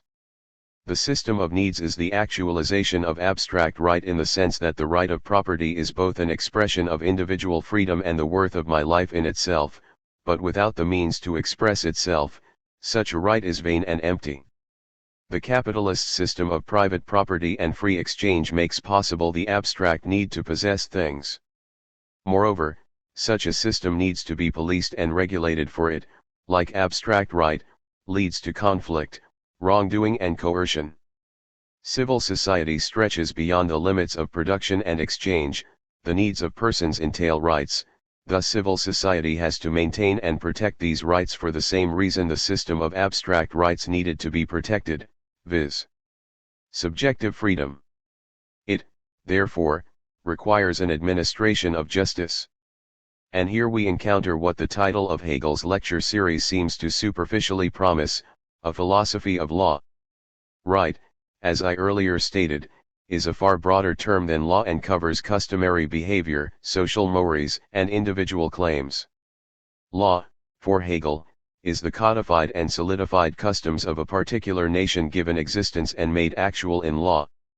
When what is right in itself is posited in its objective existence, i.e. determined by thought for consciousness and known as what is right and valid, it becomes law, and through this determination, right becomes positive right in general. 211. 124. Hegel hints that very early on in a nation's history, the customs and mores of that nation will find expression as law, and it is obvious to see why. If we both claim to know what is right but the only standard of validity is in fact subjective conviction, then conflict will no doubt arise due to partiality or error. If the expectations, customs, and mores of a nation are, however, written down, then recourse can be made to an official authority for judgment in the particular case. Law, to use Hegel's favorite term, is right made rational. However, for a people to identify with the objective representation of these laws, they must be, 1. Clearly understood in the minds of the subjects, 2. Ordered and codified, and finally, open and accountable to the public domain. The first criterion reminds one of rational legitimization found in most liberal societies, but it should not be overstated. Hegel is making the weaker claim that for a law to be valid it must be known by the subject. A woman cannot defend herself unless she knows of what she is accused and understands in what way it is a wrongdoing. The validity of the law itself, as measured by a moral conscience, is beyond the citizen's capacity since laws are merely rationalist social conventions. Hegel's view of law is a form of positivism. If the law is made by the relevant authority and it is clearly stated, then it is valid. Since such a law is transparent to consciousness and not obscure, its codification into an objective representation should pose no problem, and it is for this reason Hegel requires the second criterion. It is in the third criterion that one finds the idea of a rational law. When right has come into existence in the form of law, it has being for itself, as opposed to particular volitions and opinions with regard to itself. It is self-sufficient and has to assert itself as universal. This cognition and actualization of right in the particular case, without the subjective feeling of particular interest, is the responsibility of a public authority, namely the court of law. 219. Law, as rational, exists for itself and can stand independently of the bodies from which it originated. Thus, for Hegel, the operations of the organs of law should be open to the public domain and accountable to the people. Yet, there is seemingly nothing in Hegel's account that allows for protest against unjust laws. If I believe the law that prohibits 125. Smoking marijuana to be wrong, yet said law has been proposed by the proper authority and is clearly stated, then I have very little ground on which to stand. The idea of rationality for Hegel is only that a law is a proper statement of judgment and legislation, whereas customary right is not, since it is susceptible to caprice and subjective partiality. Such a requirement does not rule out stupid laws. One must stand when the national anthem plays, or immoral laws. Any child born on February 29 should be sacrificed to the god of leap years. Hegel's response to such a claim is not yet pertinent, but he would simply state that stupid laws and immoral laws would not exist since right is rational. Bad or irrational laws will not be stable, will not maintain and promote subjective freedom, and so will not be the product of history. The full justification resides in his philosophy of history. Laws that obstruct and violate practices of equality will eventually, given the workings of history, simply be abolished. The police and the corporations. Justice exists in order that the livelihood and welfare of individuals should be secured, i.e., that particular welfare should be treated as a right and duly actualized. 230. But, the administration of justice cannot exist independently of those means with which to implement it. The police exist as an external authority which has power over individuals' rights and can limit action in accordance with the needs of all to such an extent that it may, in grave circumstances, stand in for and take over from the family. 239.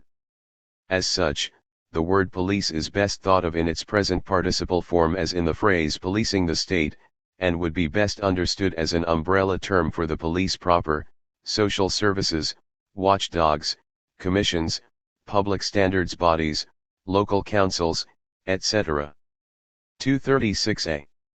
If the three estates were the general delineation of a modern society, the corporations exist to represent the interests of more specific groups within such a divisional structure concerned with the trade and industry estate, since these individuals are most likely to pursue their interests in a dangerously self-centered way, the miners, the stockbrokers, etc. The corporations determine that the ethical remains a priority in civil society as an immanent principle and are peculiar to the second estate alone, since it has the right to 126. Assume the role of a second family for its members, a role which must remain more indeterminate in the case of civil society in general, which is more remote from individuals and their particular requirements. 252. As such, the corporations give support to their members through looking after their interests, recruiting new members, protecting members against contingency, famine, injury, etc., and providing training and education. Corporations are a naive mix of business lobbyists, guilds, and unions, where Hegel rather optimistically believes all will share the same interest, the idea being that happy workers are good workers, and productive workers generate good returns and are rewarded deservedly. Hegel is perhaps too optimistic in buying into this aspect of capitalist justification. Managers and workers will often be alienated from one another, rather than, perhaps, the Japanese model, seeing some greater good in their service to the company or vocation. Together the police and corporations consist of all those agencies needed if subjects are to attain that which they want from the state by ensuring contracts are kept, educating their members, and through the control of poverty. The police also supply an infrastructure which meets the basic needs of people so that poverty can be remedied as far as possible, through education, health services, financial support, and the reinforcing of a man's duty to his family, not unlike a modern welfare state. 239-240. Hegel demonstrates an astute and unexpected sensitivity for the contingent evils of capitalism, poverty, and the atomism of civil society. Capitalism ensures recognition as a free particular individual, but it needs to be regulated, otherwise it undermines the homeliness of the state and leads to social atomism. He is well aware that external factors well outside of the sphere of control of an individual can take away his or her livelihood, say the discovery of a new fuel technology that replaces the burning of coal hitting the livelihood of miners, or the importing of cars from cheaper and more efficient laborers abroad undermining home production. The administration of justice is enforced through a policing of the state by a public authority which controls the worst excesses of civil society, and the corporations which inject an ethical element into the members' lives of the estate of trade and industry. Such a policing ensures that extravagance, excess, and poverty are avoided even though they appear inherently connected to civil society under capitalism. Hegel is right to resist these vices, simply because they lead 127. To the dissolution of community and the violation of subjective freedom. First, poverty dehumanizes man. It opens him up to the will of others as their means merely. He becomes the vehicle of an alien will so that he may survive and is reduced to a status no better than the slaves. Yet, whatever the moral ills of poverty, Hegel is equally concerned with the real political problem of the dehumanist men forming a mass which may threaten the stability of the state. when a large mass of people sinks below the level of a certain standard of living. That feeling of right, integrity, and honor which comes from supporting oneself by one's own activity and work is lost. This leads to the creation of a rabble, which in turn makes it much easier for disproportionate wealth to be concentrated in a few hands. 244. The consequence of massive inequality leads to the danger of revolution, and Hegel is well aware that when a workforce is no longer engaged in labor, then it presents a problem to the state, for whereas a man cannot truly seek recompense against a volcano eruption, he does see his fellow countrymen as owing him something and begins to resent those who still have wealth when his or hers has been lost. The impoverishment of the proletariat turns them into a rabble, depriving them of culture and turning them against society as a whole. Hegel's solution is first a recourse to the security of estates and corporations who look after their members, and then, failing this, colonization in order to displace the rabble. Second, for all civil society's aspirations to universality, it is based on the energetic motivation of self-interest. Such self-interest should be curbed because man can so easily blind himself to the claims of unity and universality, thus dissolving the true aim of the state.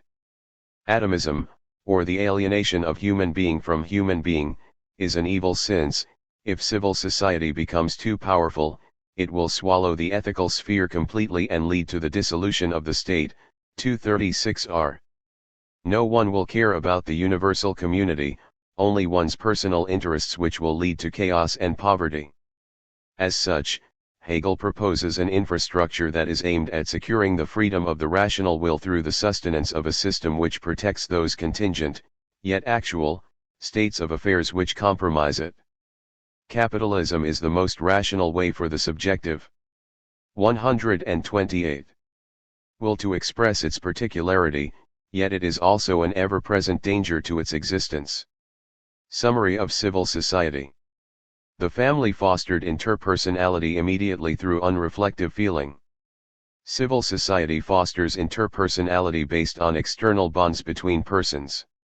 It does so through a system of needs which divides labor and leads to community through the cooperation of specialist workers who indirectly work for the good of society as a whole. More significantly, the division of labor creates estates whereby persons adhere to a whole of which they are but a member, and this is the ethical element of universality present in the system of needs, since, as with the family, it proposes a commitment through which persons can overcome the claims of the immediate situation. Therefore, civil society has to make provision for the correct and rational running of the system of needs. This is achieved through an administration of justice in which each person can appeal to his rights as a bearer of rational will. The rights of the system of needs become positive law, and in positive law the equality and common aim of all men is secured. Civil society makes desire itself the determining factor of humanity, thus it supplements the universality of family life with the particularity of the claims of needs. Since it is built on the satisfaction of needs, both necessary and contingent desires become determined by their possible satisfaction. Civil society creates external recognition. I recognize you as other, pursuing your ends which may or may not coincide with my own.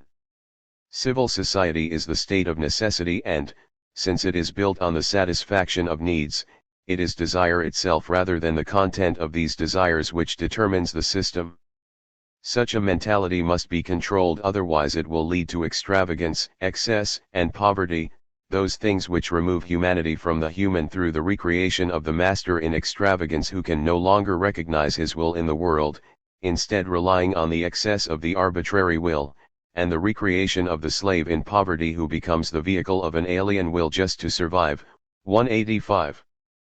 Having described the structure of Hegel's civil society and in what ways it secures personal freedom, I shall add only a single critical point, but there are others, on whether his description is as rational as he assumes. I shall not stress the peculiar nature of his account. 129. Nor its conservatism, rather, one thing concerns me, the role of the estates.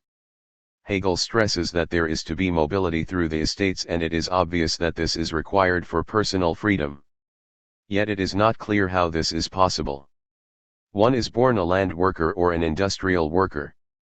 One is educated and cared for by one's estate.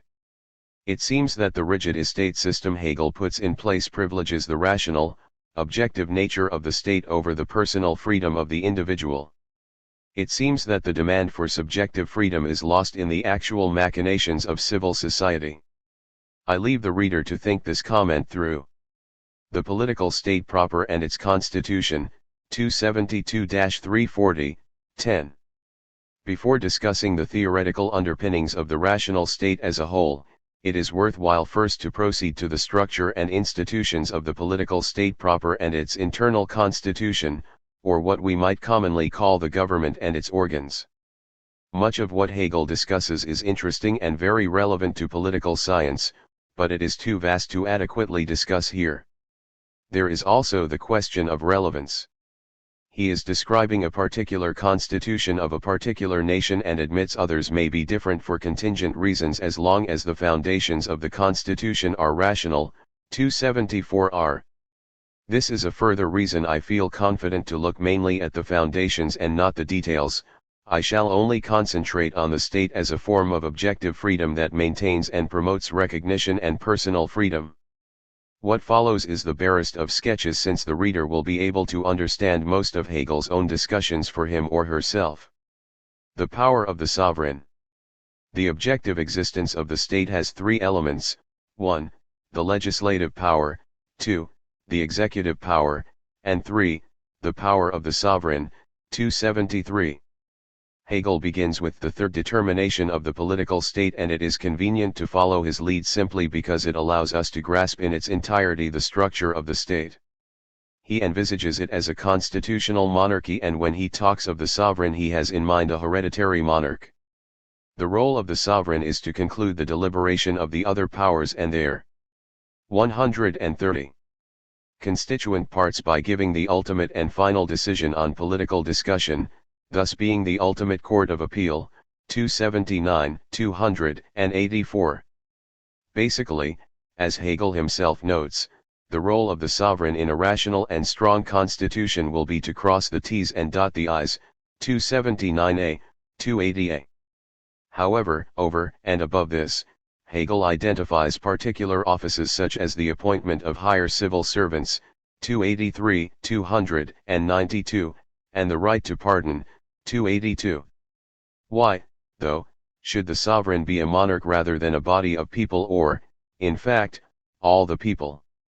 Hegel's answer is that a state run by institutions, conglomerates, or companies is anonymous and alien to its subjects and is able to deflect criticism onto whomever of the company fitted the bill. A minion would often be scapegoated, whereas with a personal sovereign, the buck must stop with him as person, 284. Hegel does not make the monarch accountable, however. It is not the case that the sovereign can be dismissed if things do not go well. Rather, the monarch reflects the personhood of the people as a whole. If things are bad, who should we blame? The answer would seem to be ourselves, the people, for decision and deliberation has to do with the estates and corporations who form the laws and constitution. These, in turn, reflect the will of their members, and the sovereign's role is to ratify these decisions. Hegel argues that such a sovereign must be a hereditary monarch. He is against republicanism for good reasons. 1. A president elected either by the people or the representatives of the people will be bound to the legislative powers and not above them, and, hence, any decision taken by this person would never be truly final. It can be overthrown whenever he is replaced. And 2. The elected sovereign would be incapable of unifying all the members of the state, since he or she will probably reflect the interests of a faction. A monarch is advantageous because he or she remains independent of the organs of the state. Ultimate self-determination can fall within the sphere of human freedom only insofar as it occupies the supreme position, isolated for itself and exalted above everything particular and conditional, for only thus does its actuality accord with its concept, 279r. Hegel offers a reasonable enough argument for the independence of the sovereign but fails to justify the hereditary principle. He tries to appeal to naturalness, although, originally, an arbitrary accident of birth or political upheaval, the monarch can now be justified simply by tradition, 280. More importantly than the absence of 131. A real argument for the hereditary principle, other than it is the best of bad alternatives, there seemingly exists an imminent problem with the idea concerning the subjective freedom of the poor soul destined to be monarch.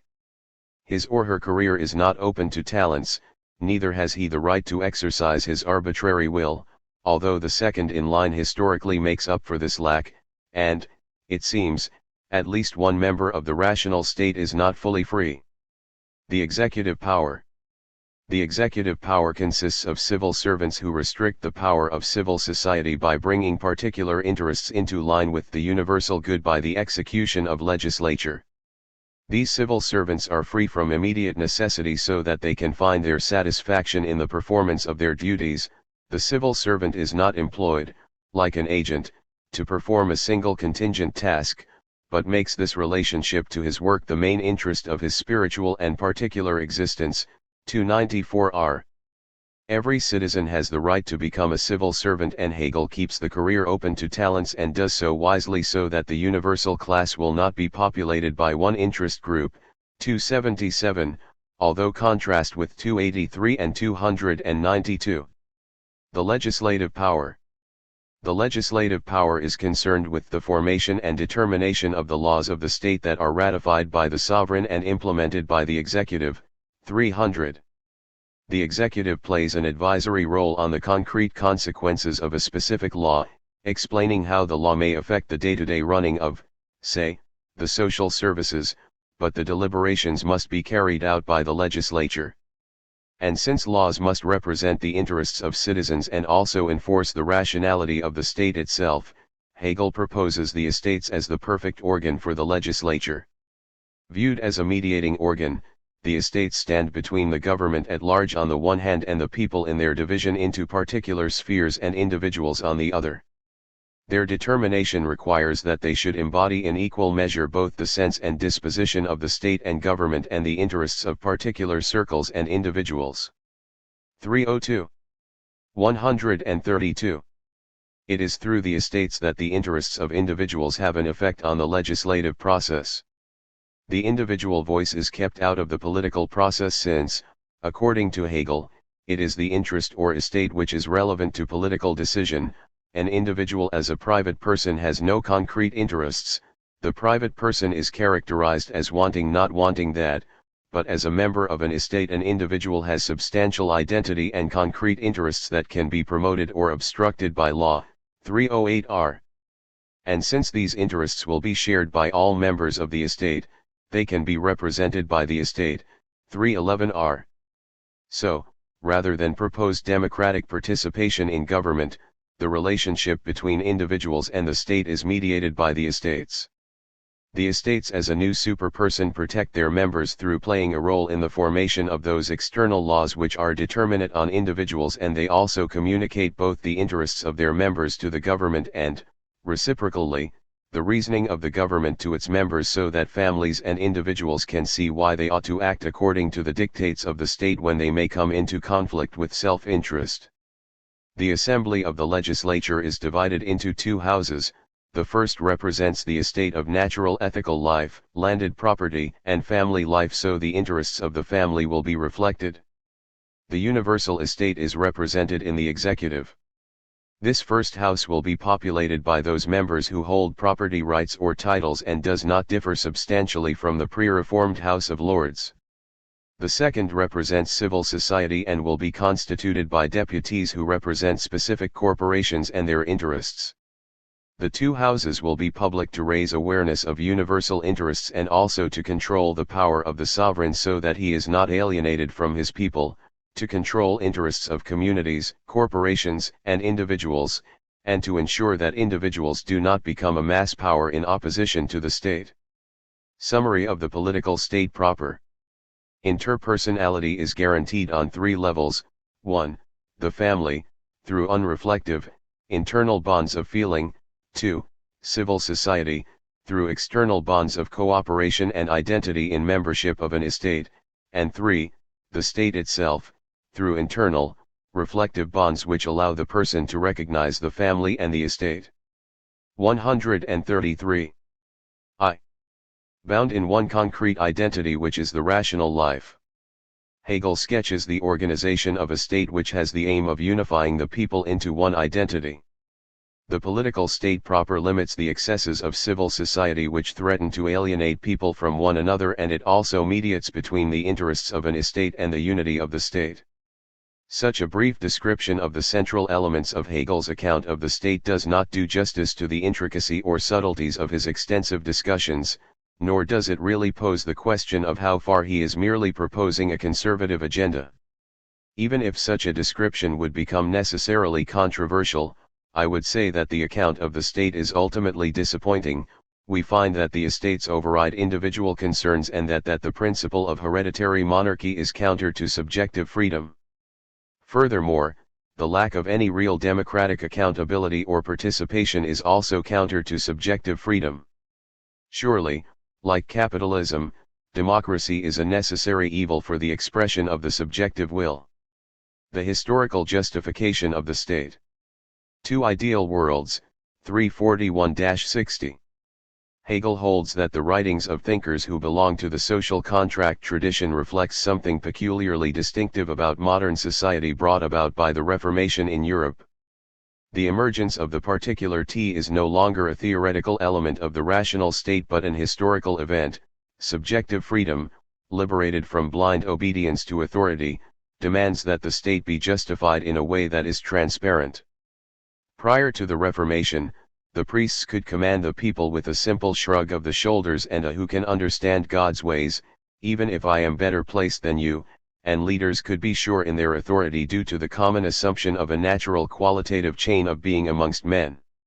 However, post-Reformation Europe demanded that all men were equal under God, and the world began to enter the age of reason.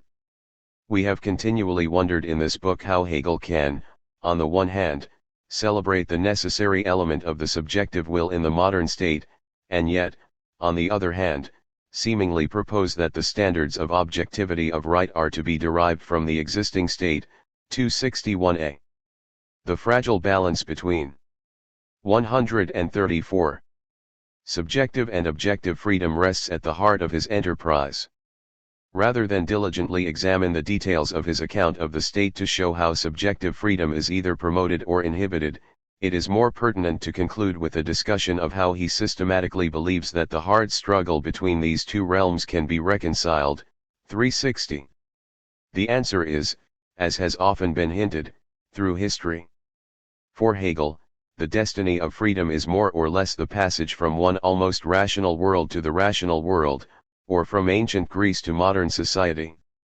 Greek and modern society, according to Hegel, share an important structural arrangement in that human desires accord with human nature. The structures of the family, the economy, and the political state lead to the purification of the subject's natural drives along rational lines. Yet, Greece was only almost perfect since its inhabitants lacked self-consciousness. They acted before an objective rule of heaven and not from natures recognized as their own. The ultimate decision of the will is not yet assigned to the subjectivity of self-consciousness which has being for itself, but to a power which stands above and outside it. 356. Subjective freedom was not recognized. The Greeks accepted the truth of the community's values and did not question their validity.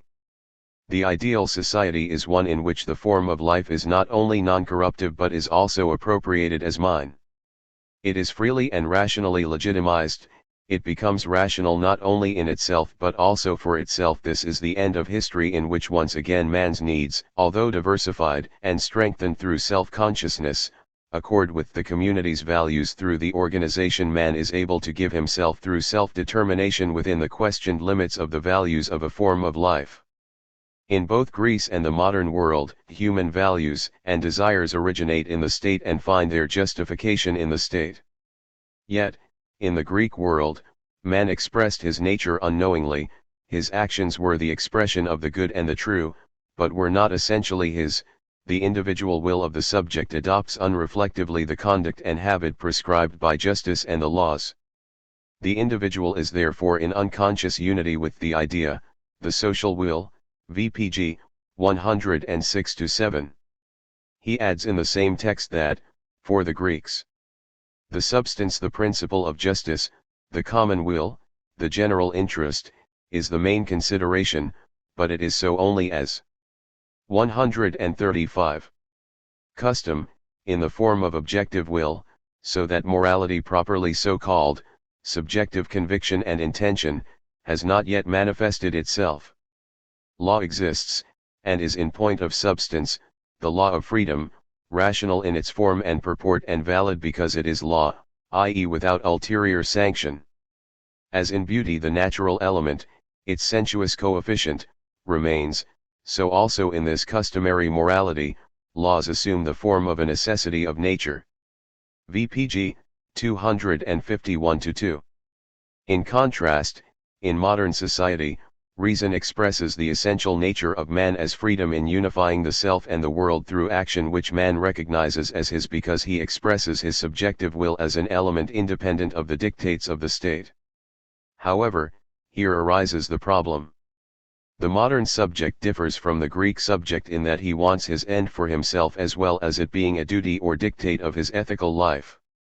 So, he might say, I want to be compassionate if I am to be a good father, and it is merely a coincidence that, in my society, the objective determinations of the family and its values make such comportment possible. Therefore, I happily feel at home in such structures. But, of course, given that Hegel is promoting an immanent rather than a radical critique of social structures, and believes the latter to be impossible, such a subjective conscience arises from the customs and habits of the state. Surely every individual in history would have made the same judgment concerning the immediate and mediate dictates of his or her own specific society. Once more, relativism raises its head. The Life of the State, 257-71. Hegel does not swim against the main tide of Enlightenment thought simply to play the conservative or to ingratiate himself to his political masters. His position is far more subtle. Hegel recognizes that the subject requires the harmony of the ancient world because the particular will of the individual cannot be the standard of legitimacy. The determinations of the will of the individual acquire an objective existence through the state, and it is only through the state that they attain their truth. 261a. Values, duties, and rational institutions cannot be derived a priori from individual reason, since the arbitrariness of the subjective will leads to the terror of revolutions and the excesses of civil society. He sees this as the consequence of socially 136. Atomistic thinking, and he recognizes that the individual requires a network of meanings, values, and reasons to be fully rational. Yet, this network cannot determine the will just due to its existence, as it did in the Greek world where it was seen as divine, because the subjective will demands it finds its satisfaction in the action. The principle of modern states has enormous strength and depth because it allows the principle of subjectivity to attain fulfillment in the self-sufficient extreme of personal particularity, while at the same time bringing it back to substantial unity and so preserving this unity in the principle of subjectivity itself. 260. We here find a repetition of the concerns of metaphysical freedom at the political level. See Chapter 4 above. Full human freedom has to meet two constraints, the subjective and the objective. In modern society, as in the Greek world, the agent's subjective wants coincide with and accord with his form of life's value. However, more than this, the agent must be aware of his, or her, wants as his and not just a determination of the will supplied by his community. The question remains as to how successful Hegel is at meeting his own dual-faceted demand. The demand is supposedly met through the modern, nuclear family, through a capitalist system of distribution and the institution of private property, and through the political state proper. All three spheres together form the rationality of the state as a whole. It is in the rational state as a whole that the human gains full recognition and meaning, since, through it, he, or she, can satisfy the subjective criterion of freedom because he recognizes the laws as rationally, internally, binding on his will.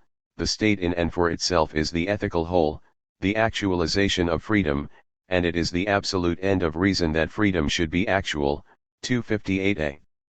The political state proper is, then, that which makes transparent the universal element of private persons in their activity, which is directed towards a common and not just self-interested end. It is in the state that the people recognize the police and corporations as their own through political affiliation and connection. As Hegel puts it, individuals as a mass are themselves spiritual natures, and they therefore embody a dual moment, namely the extreme of individuality which knows and wills for itself, and the extreme of 137. Universality which knows and wills the substantial. They can therefore attain their right in both of these respects only in so far as they have actuality both as private and as substantial persons.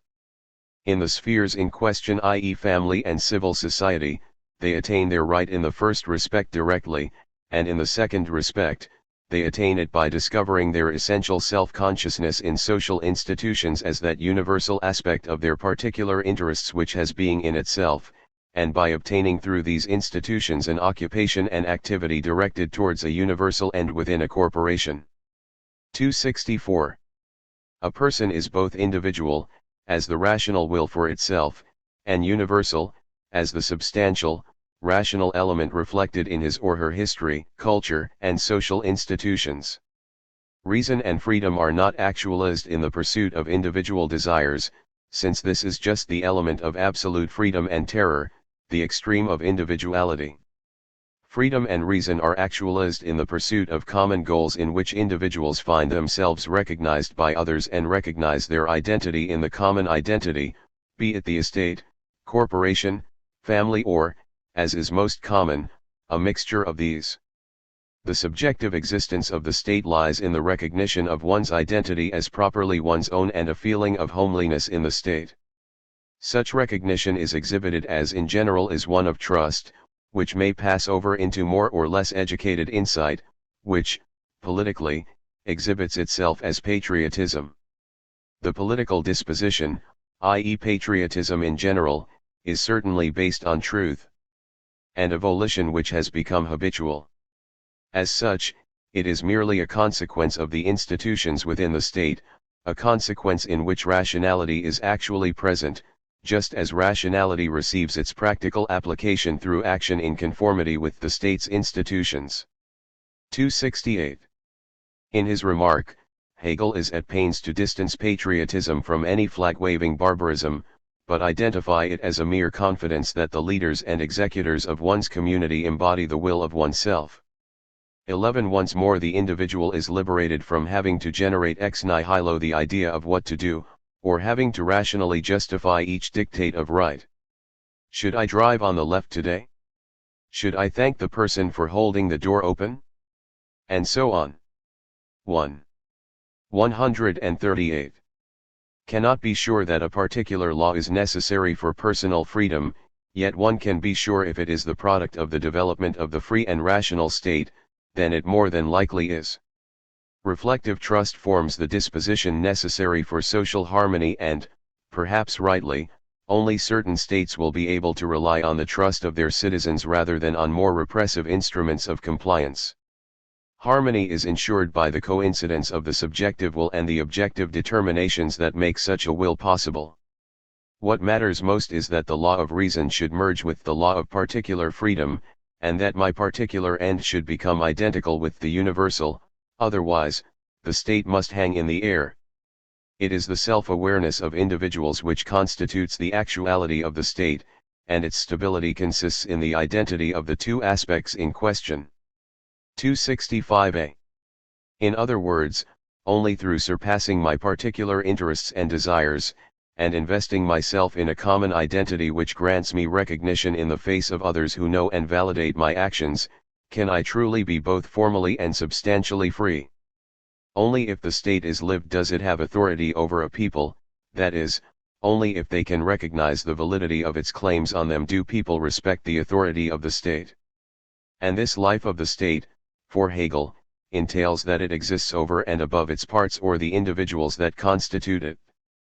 Just as the Association of Aston Villa Supporters continues to exist even if its members change, but cannot exist without any members at all, so too does the state have a life.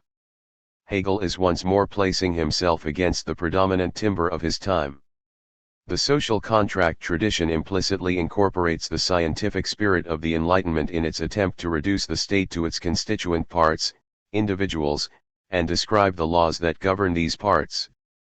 The state is, for Hegel, more akin to a large organism. It grows, it develops, and it changes. Above all, it has an aim, freedom. And since it has a purpose, we can describe one state as better than another or one institution as more rational than another if it makes the attainment of this aim more possible. Hence, Hegel's critique of the state will be immanent and not radical. He will not measure it against given goods such as liberty or equality, but ask whether the state 139 makes full human freedom possible, understood as harmony and homeliness. History and what is. The worry remains that Hegel is guilty of describing only what happens to be the case in the Prussian state and not living up to his own standard of immanent critique. Such a judgment would only be partially true, though. Why is it that Hegel is ruled so strongly by what is? Why is the denouement of the philosophy of right ultimately a conservative account of the state? A clue can be found by returning to the preface. Hegel told us that philosophy forms a circle. 2a. Even philosophers cannot transcend their time, and one's thinking is necessarily bound to that tradition to which one is accountable. Hegel's description of what is may simply be the implicit acceptance of this fact. It does not, however, consign the thinker to a passive role. The laws of the state and the mores of one's tradition are rational, but only proximately so. The thinking mind must make them actually rational, as their rationality is hidden and obscured by the method of their presentation. When the mother tells her son, "Don't pull faces because if the wind changes you will stay like that," the rationality of the command is implicit. One could say that it is rational in itself. The thinking mind takes the command and attempts to strip away the presentation to reveal its truth, that the child needs to learn the appropriate behavior for specific situations. The customary manner in which the prescription is given and the superstition in which it is incorporated only motivate because the child has a trust in his or her mother, but the rationality is for itself. It can stand free of its presentation or its givenness, and when the child recognizes the why of his mother's words rather than just their imperative nature, the command is in and for itself rational. Reason actualizes itself through the proximate given values and meanings of society, becoming apparent, transparent, and rational, and when this happens the subject comprehends. In modern society, there exists the possibility for the subject to comprehend, which was not present in Greek society. Hegel offers a critical rather than a revolutionary Enlightenment stand. The given is to be rationalized, not overthrown. Authority is to be questioned rather than rejected. In stressing the comprehension 140 of the given, Hegel is recognizing the need for citizens to be reasonable to their tradition even though they are engaged in the project of making the truth rational. The accusation remains that Hegel's substantial account of the state is too conservative and, although this in itself is not a crime, his conservatism violates his own formal requirements as laid out in the first half of the philosophy of right. Given Hegel's belief that what is rational, he himself would have no problem with such an accusation. However, the actual state exists above the real state. Actuality is not reality. Neither is it the dreams of utopians or idealists. Actuality refers to the modification of the real to make it rational. Practical people do not let themselves be impressed by what is possible, precisely because it is only possible. Instead they hold on to what is actual, and, of course, it is not just what is immediately there that should be understood as actual. L. 143a. Actuality is the possibility of the maximum rationalization of that which historically exists. Thus, the mother's command is actually true in that it appeals to another truth rather than the metamorphic power of a wind-bitten face. It appeals to the need to show respect to others and behave in ways that cannot be misinterpreted. Its actuality resides in the being made apparent of its true, hidden rationality. Thus, actuality is both reasonableness to one's historical tradition and a simultaneous making apparent the rational nature of that which historically exists. Actuality is the best approximation to truth and rationality given the constraints of one's present, historical condition. Is the accusation that Hegel is too influenced by historical contingency valid given what has just been said concerning actuality? I think the answer to this remains yes. Although one cannot magic rational kingdoms out of the air with a simple incantation of it ought to be thus, Hegel describes what is in reality rather than in actuality. Abstract right as the metaphysical basis of the state is too thin a concept to create laws. Hegel charts the failures of strategies which have attempted to devise and create laws on the basis of moral freedom, subjectivism, etc. 141. Ethical life, for him, is the substantial element of any moral norms or state laws, and philosophy seeks to make actual the rationality implicit in the structures and practices of these institutions. The concepts which fall out of abstract right can only be applied to that which they encounter in reality. One cannot use them as a blueprint with which to build a state from the top down. One must ask, in what way is the actuality? 141. Of the state to be made apparent, personal freedom can only overcome a system and not create one from scratch. 12. However, this does not mean one is bound to one's time. Actualization is the overcoming of that which is not rational in reality. A contingent existence does not deserve to be called something actual in the emphatic sense of the word. What contingently exists has no greater value than that which something possible has. It is existence which, although it is, can just as well not be. L. 6r. Reason made actual overcomes the contingency in one's Sittlichkeit. Hegel's confidence rests on an assumption, that what exists is inherently rational. In the past, societies have institutionalized slavery and practiced human sacrifice. Why is it that the modern subject can exhibit such trust in the structures and institutions of society that he need not demand radical change, only modification to contingent factors arising over time? The answer to that lies in the ultimate justification of the modern state, history, or, as Hegel characterizes it borrowing from Schiller, the world's court of judgment. 340. The destiny of the state is human freedom, and any institution or practice which is inimical to human freedom will, through the grinding mill of history, be worn away. Slavery cannot survive because the freedom of the slaves is required as much by the masters as it is by the slaves. Practices that violate the abstract rights of property and physical integrity will not be permitted post-Reformation. In a very Protestant vein, history makes a heaven on earth through the reconciliation of the subjective and objective aspects of the will in a rational state. 360. Hegel's story of progress is only briefly outlined in the last few paragraphs of the Philosophy of Right, but it is by its plausibility that the validity of his conservatism either stands or falls. Unfortunately, that is another book. 13. Study questions. 1. Is it possible for the subject to appraise and judge his or her obligations, social roles, and the values of his or her ethical life? 2. Why is the notion of progress so fundamental to Hegel's political philosophy? Can Hegel prove that social and political institutions are progressing? 142. Chapter 8. Reception and Influence. The loneliness of the long-distance Hegel reader. There was a time, no so long ago, when one tended to shuffle around philosophy departments in the UK like Peter, hoping no one would pin you down with the words, You're one of them, I saw you with them. You're a Hegelian, aren't you?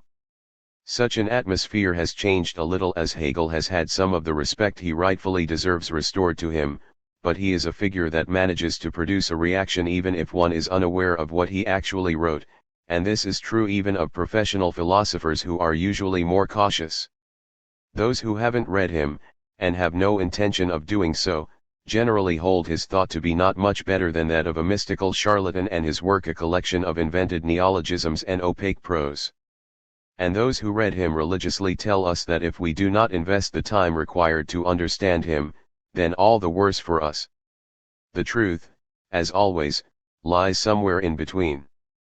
What is interesting is that Hegel has always divided opinion in this manner, from the first accusations of Schopenhauer, through to the ringing, yet so badly corrupted, endorsement of Giovanni Gentile.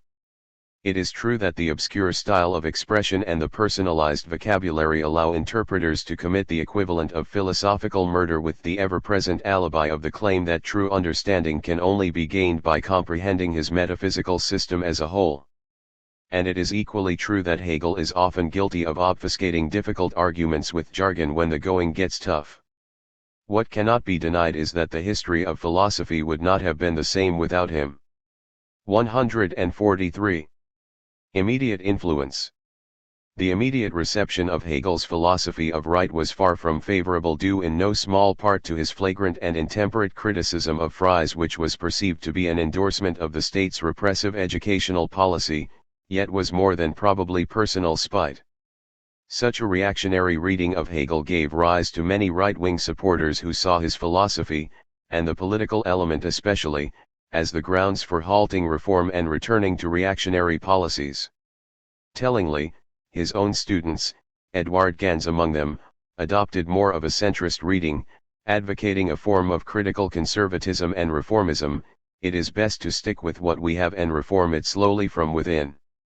More famously, though, were the next generation of students, the so-called young Hegelians, Feuerbach, 1804-72, Marx, 1818-83, and Engels, 1820-95, the most famous amongst them, who attempted to develop Hegelian themes into a radical critique of society, most famously expressed in Marx's claim to have turned Hegel on his head.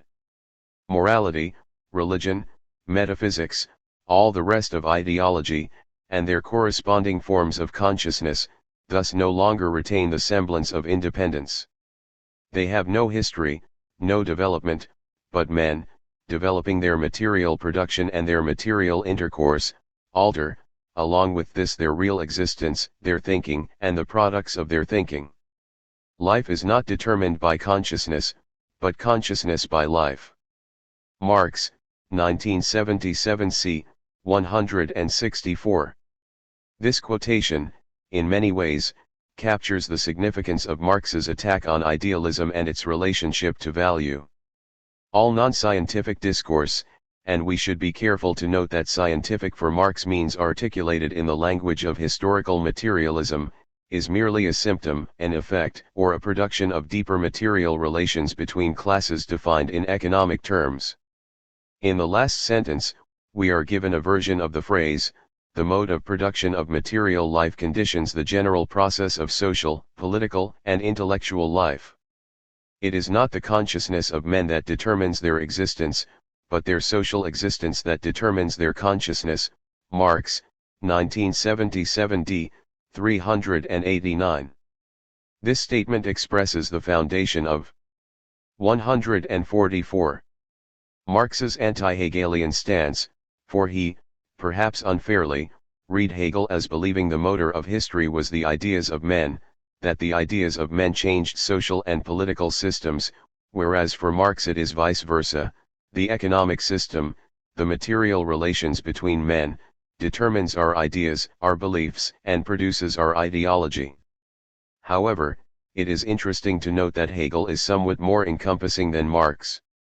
For Marx no doubt had a better understanding of the impact industrialization had on the lives of individuals, whereas Hegel initially, in the phenomenology of spirit, saw the ideas of the Reformation and the French Revolution, expressions of Geist, as the motor of change.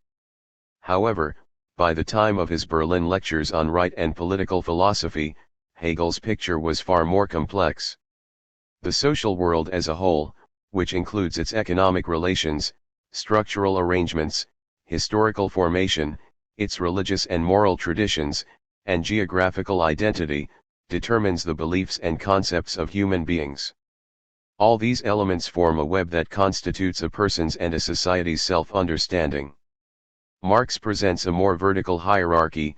The ground of all change and social phenomena is and remains the economic structure of a community, and though, as strange as the next phrase will sound, his vision is perhaps simpler, the Hegelian conception is more plausible. Just as with the debate between Kant and Hegel, it is not so much Hegel or Marx, but perhaps Hegel and Marx. The brunt of the debate between Marx and Hegel does not lie in the choice between dialectics and historical materialism, but rather in a shared aspiration, the reconciliation of the human being with itself. For Hegel, modern society with its institutions of the bourgeois family, private property, and capitalism, and a constitutional state would bring about this reconciliation. For Marx, capitalism and private property alienate man and inhibit reconciliation, and his critique of Hegel is at its most telling when he deals with empirical rather than metaphysical concerns. Marx is as concerned with self-determination as Hegel, for an action to be the expression of human freedom as opposed to animalistic instinct, being bound to one's immediate desires, or the unfree determination of a social system, working in a factory, the agent who creates must, first, view what he produces as worthwhile and valuable to him and others, and, second, know that it is his free choice to produce it. These are the subjective conditions labor must meet in order to be free. The objective conditions are those of the system of material labor. 145. Which would make such freedom possible, the laborer must subjectively endorse the system of values that his society promotes and also participate in the decision-making processes which determine which goods are to be produced. Marx's concern, contra Hegel, is that capitalism and private property obstruct human freedom and alienate human beings. Historical impact on the philosophical tradition. After Hegel's influence declined in Germany, it began to take root in other European countries. It would be no exaggeration to state that every European country had its moment of Hegelian idealism and the inevitable counter-movement. In Britain, Hegel's influence was instrumental in the practical and social philosophy of, most prominently, T.H. Green, 1836–82, F. H. Bradley, 1846–24, and Bernard Bosanquet, 1848–1923. In Italy, Hegelian idealism inspired the aesthetics and historicism of Benedetto Croce, 1866–1952, and, more notoriously, the enthusiastic Giovanni Gentile's, 1875–1944, theoretical justifications of Mussolini's fascism. It was perhaps in France that the revival of Hegel's philosophical system made most impact. The lectures of both Alexander Kojève, 1902–68, and Jean Hippolyte, 1907–69, inspired the first generation of major 20th-century French thinkers. Just as Søren Kierkegaard, 1813–55, had in his isolation sought to resist the dominant Hegelian system with an avowal of the authenticity of individual experience, so, too, did the French reintroduction of Hegelian doctrines lead to an emergence of an anti-rationalist existentialism, perhaps most famously expressed in the works of Georges Bataille, 1897–1962, and Jean-Paul Sartre, 1905–80.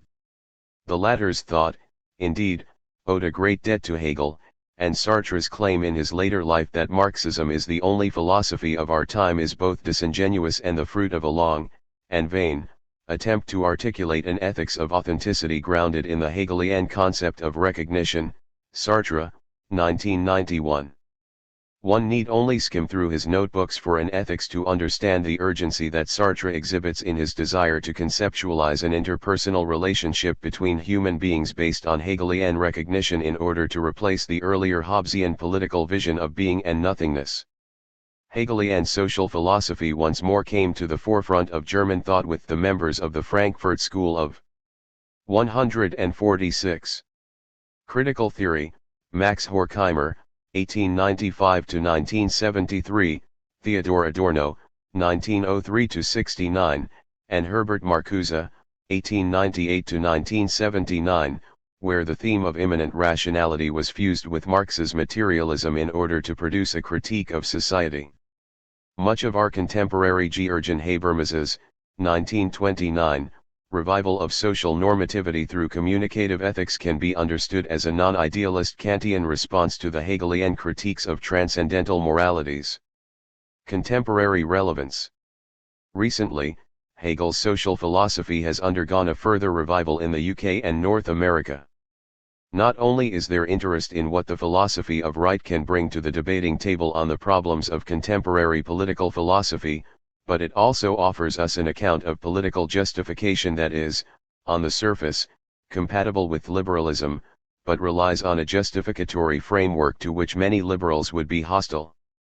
Hegel's description of the state may well be too reactionary for some, but there is little doubt that, in the pages of the philosophy of right, the rational state will have to embody the central values of liberty, equality, and individual welfare, the very values of modern liberalism. However, Hegel's philosophy is not a simple realist avowal of these values, but a demonstration of why they are, in fact, of value at all.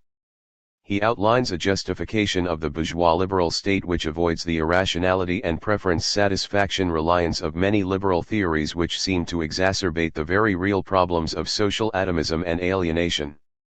Hegel does not take rights or the value of the individual as his starting point, but instead justifies them as necessary elements of a rational state if the subject is to feel at home in it. And it is this theme in his thought that reflects many of the themes implicit in recent communitarian and postmodern thought, that is, theories that take seriously the social thesis in political theory but want to offer a normative critique of society. Taylor, 1989, Sandel, 1998. It is of little surprise that much of the communitarian strain in political thought was inspired by Charles Taylor, 1931. A thinker who owes more than a large debt to Hegel's work. Hegel's impact on the debate between liberals and communitarians may yet be telling. He offers a metaphysical account of communitarianism, metaphysical in the way that Hobbes's Leviathan and Locke's second treatise were, that explains why it is necessary for 147. The modern subject to feel at home in his community. The subject derives his or her identity from the existing moral fabric and its inherent values, and the modern subject needs to recognize these values as his or her own. Moreover, he prescribes normative constraints which determine which societies can formally and substantially meet the modern subject's need for reconciliation and, hence, why these are good societies. As for many communitarian writers, such rational societies are not dissimilar to Western liberal states, but at least Hegel tells us a story of why this might be the case.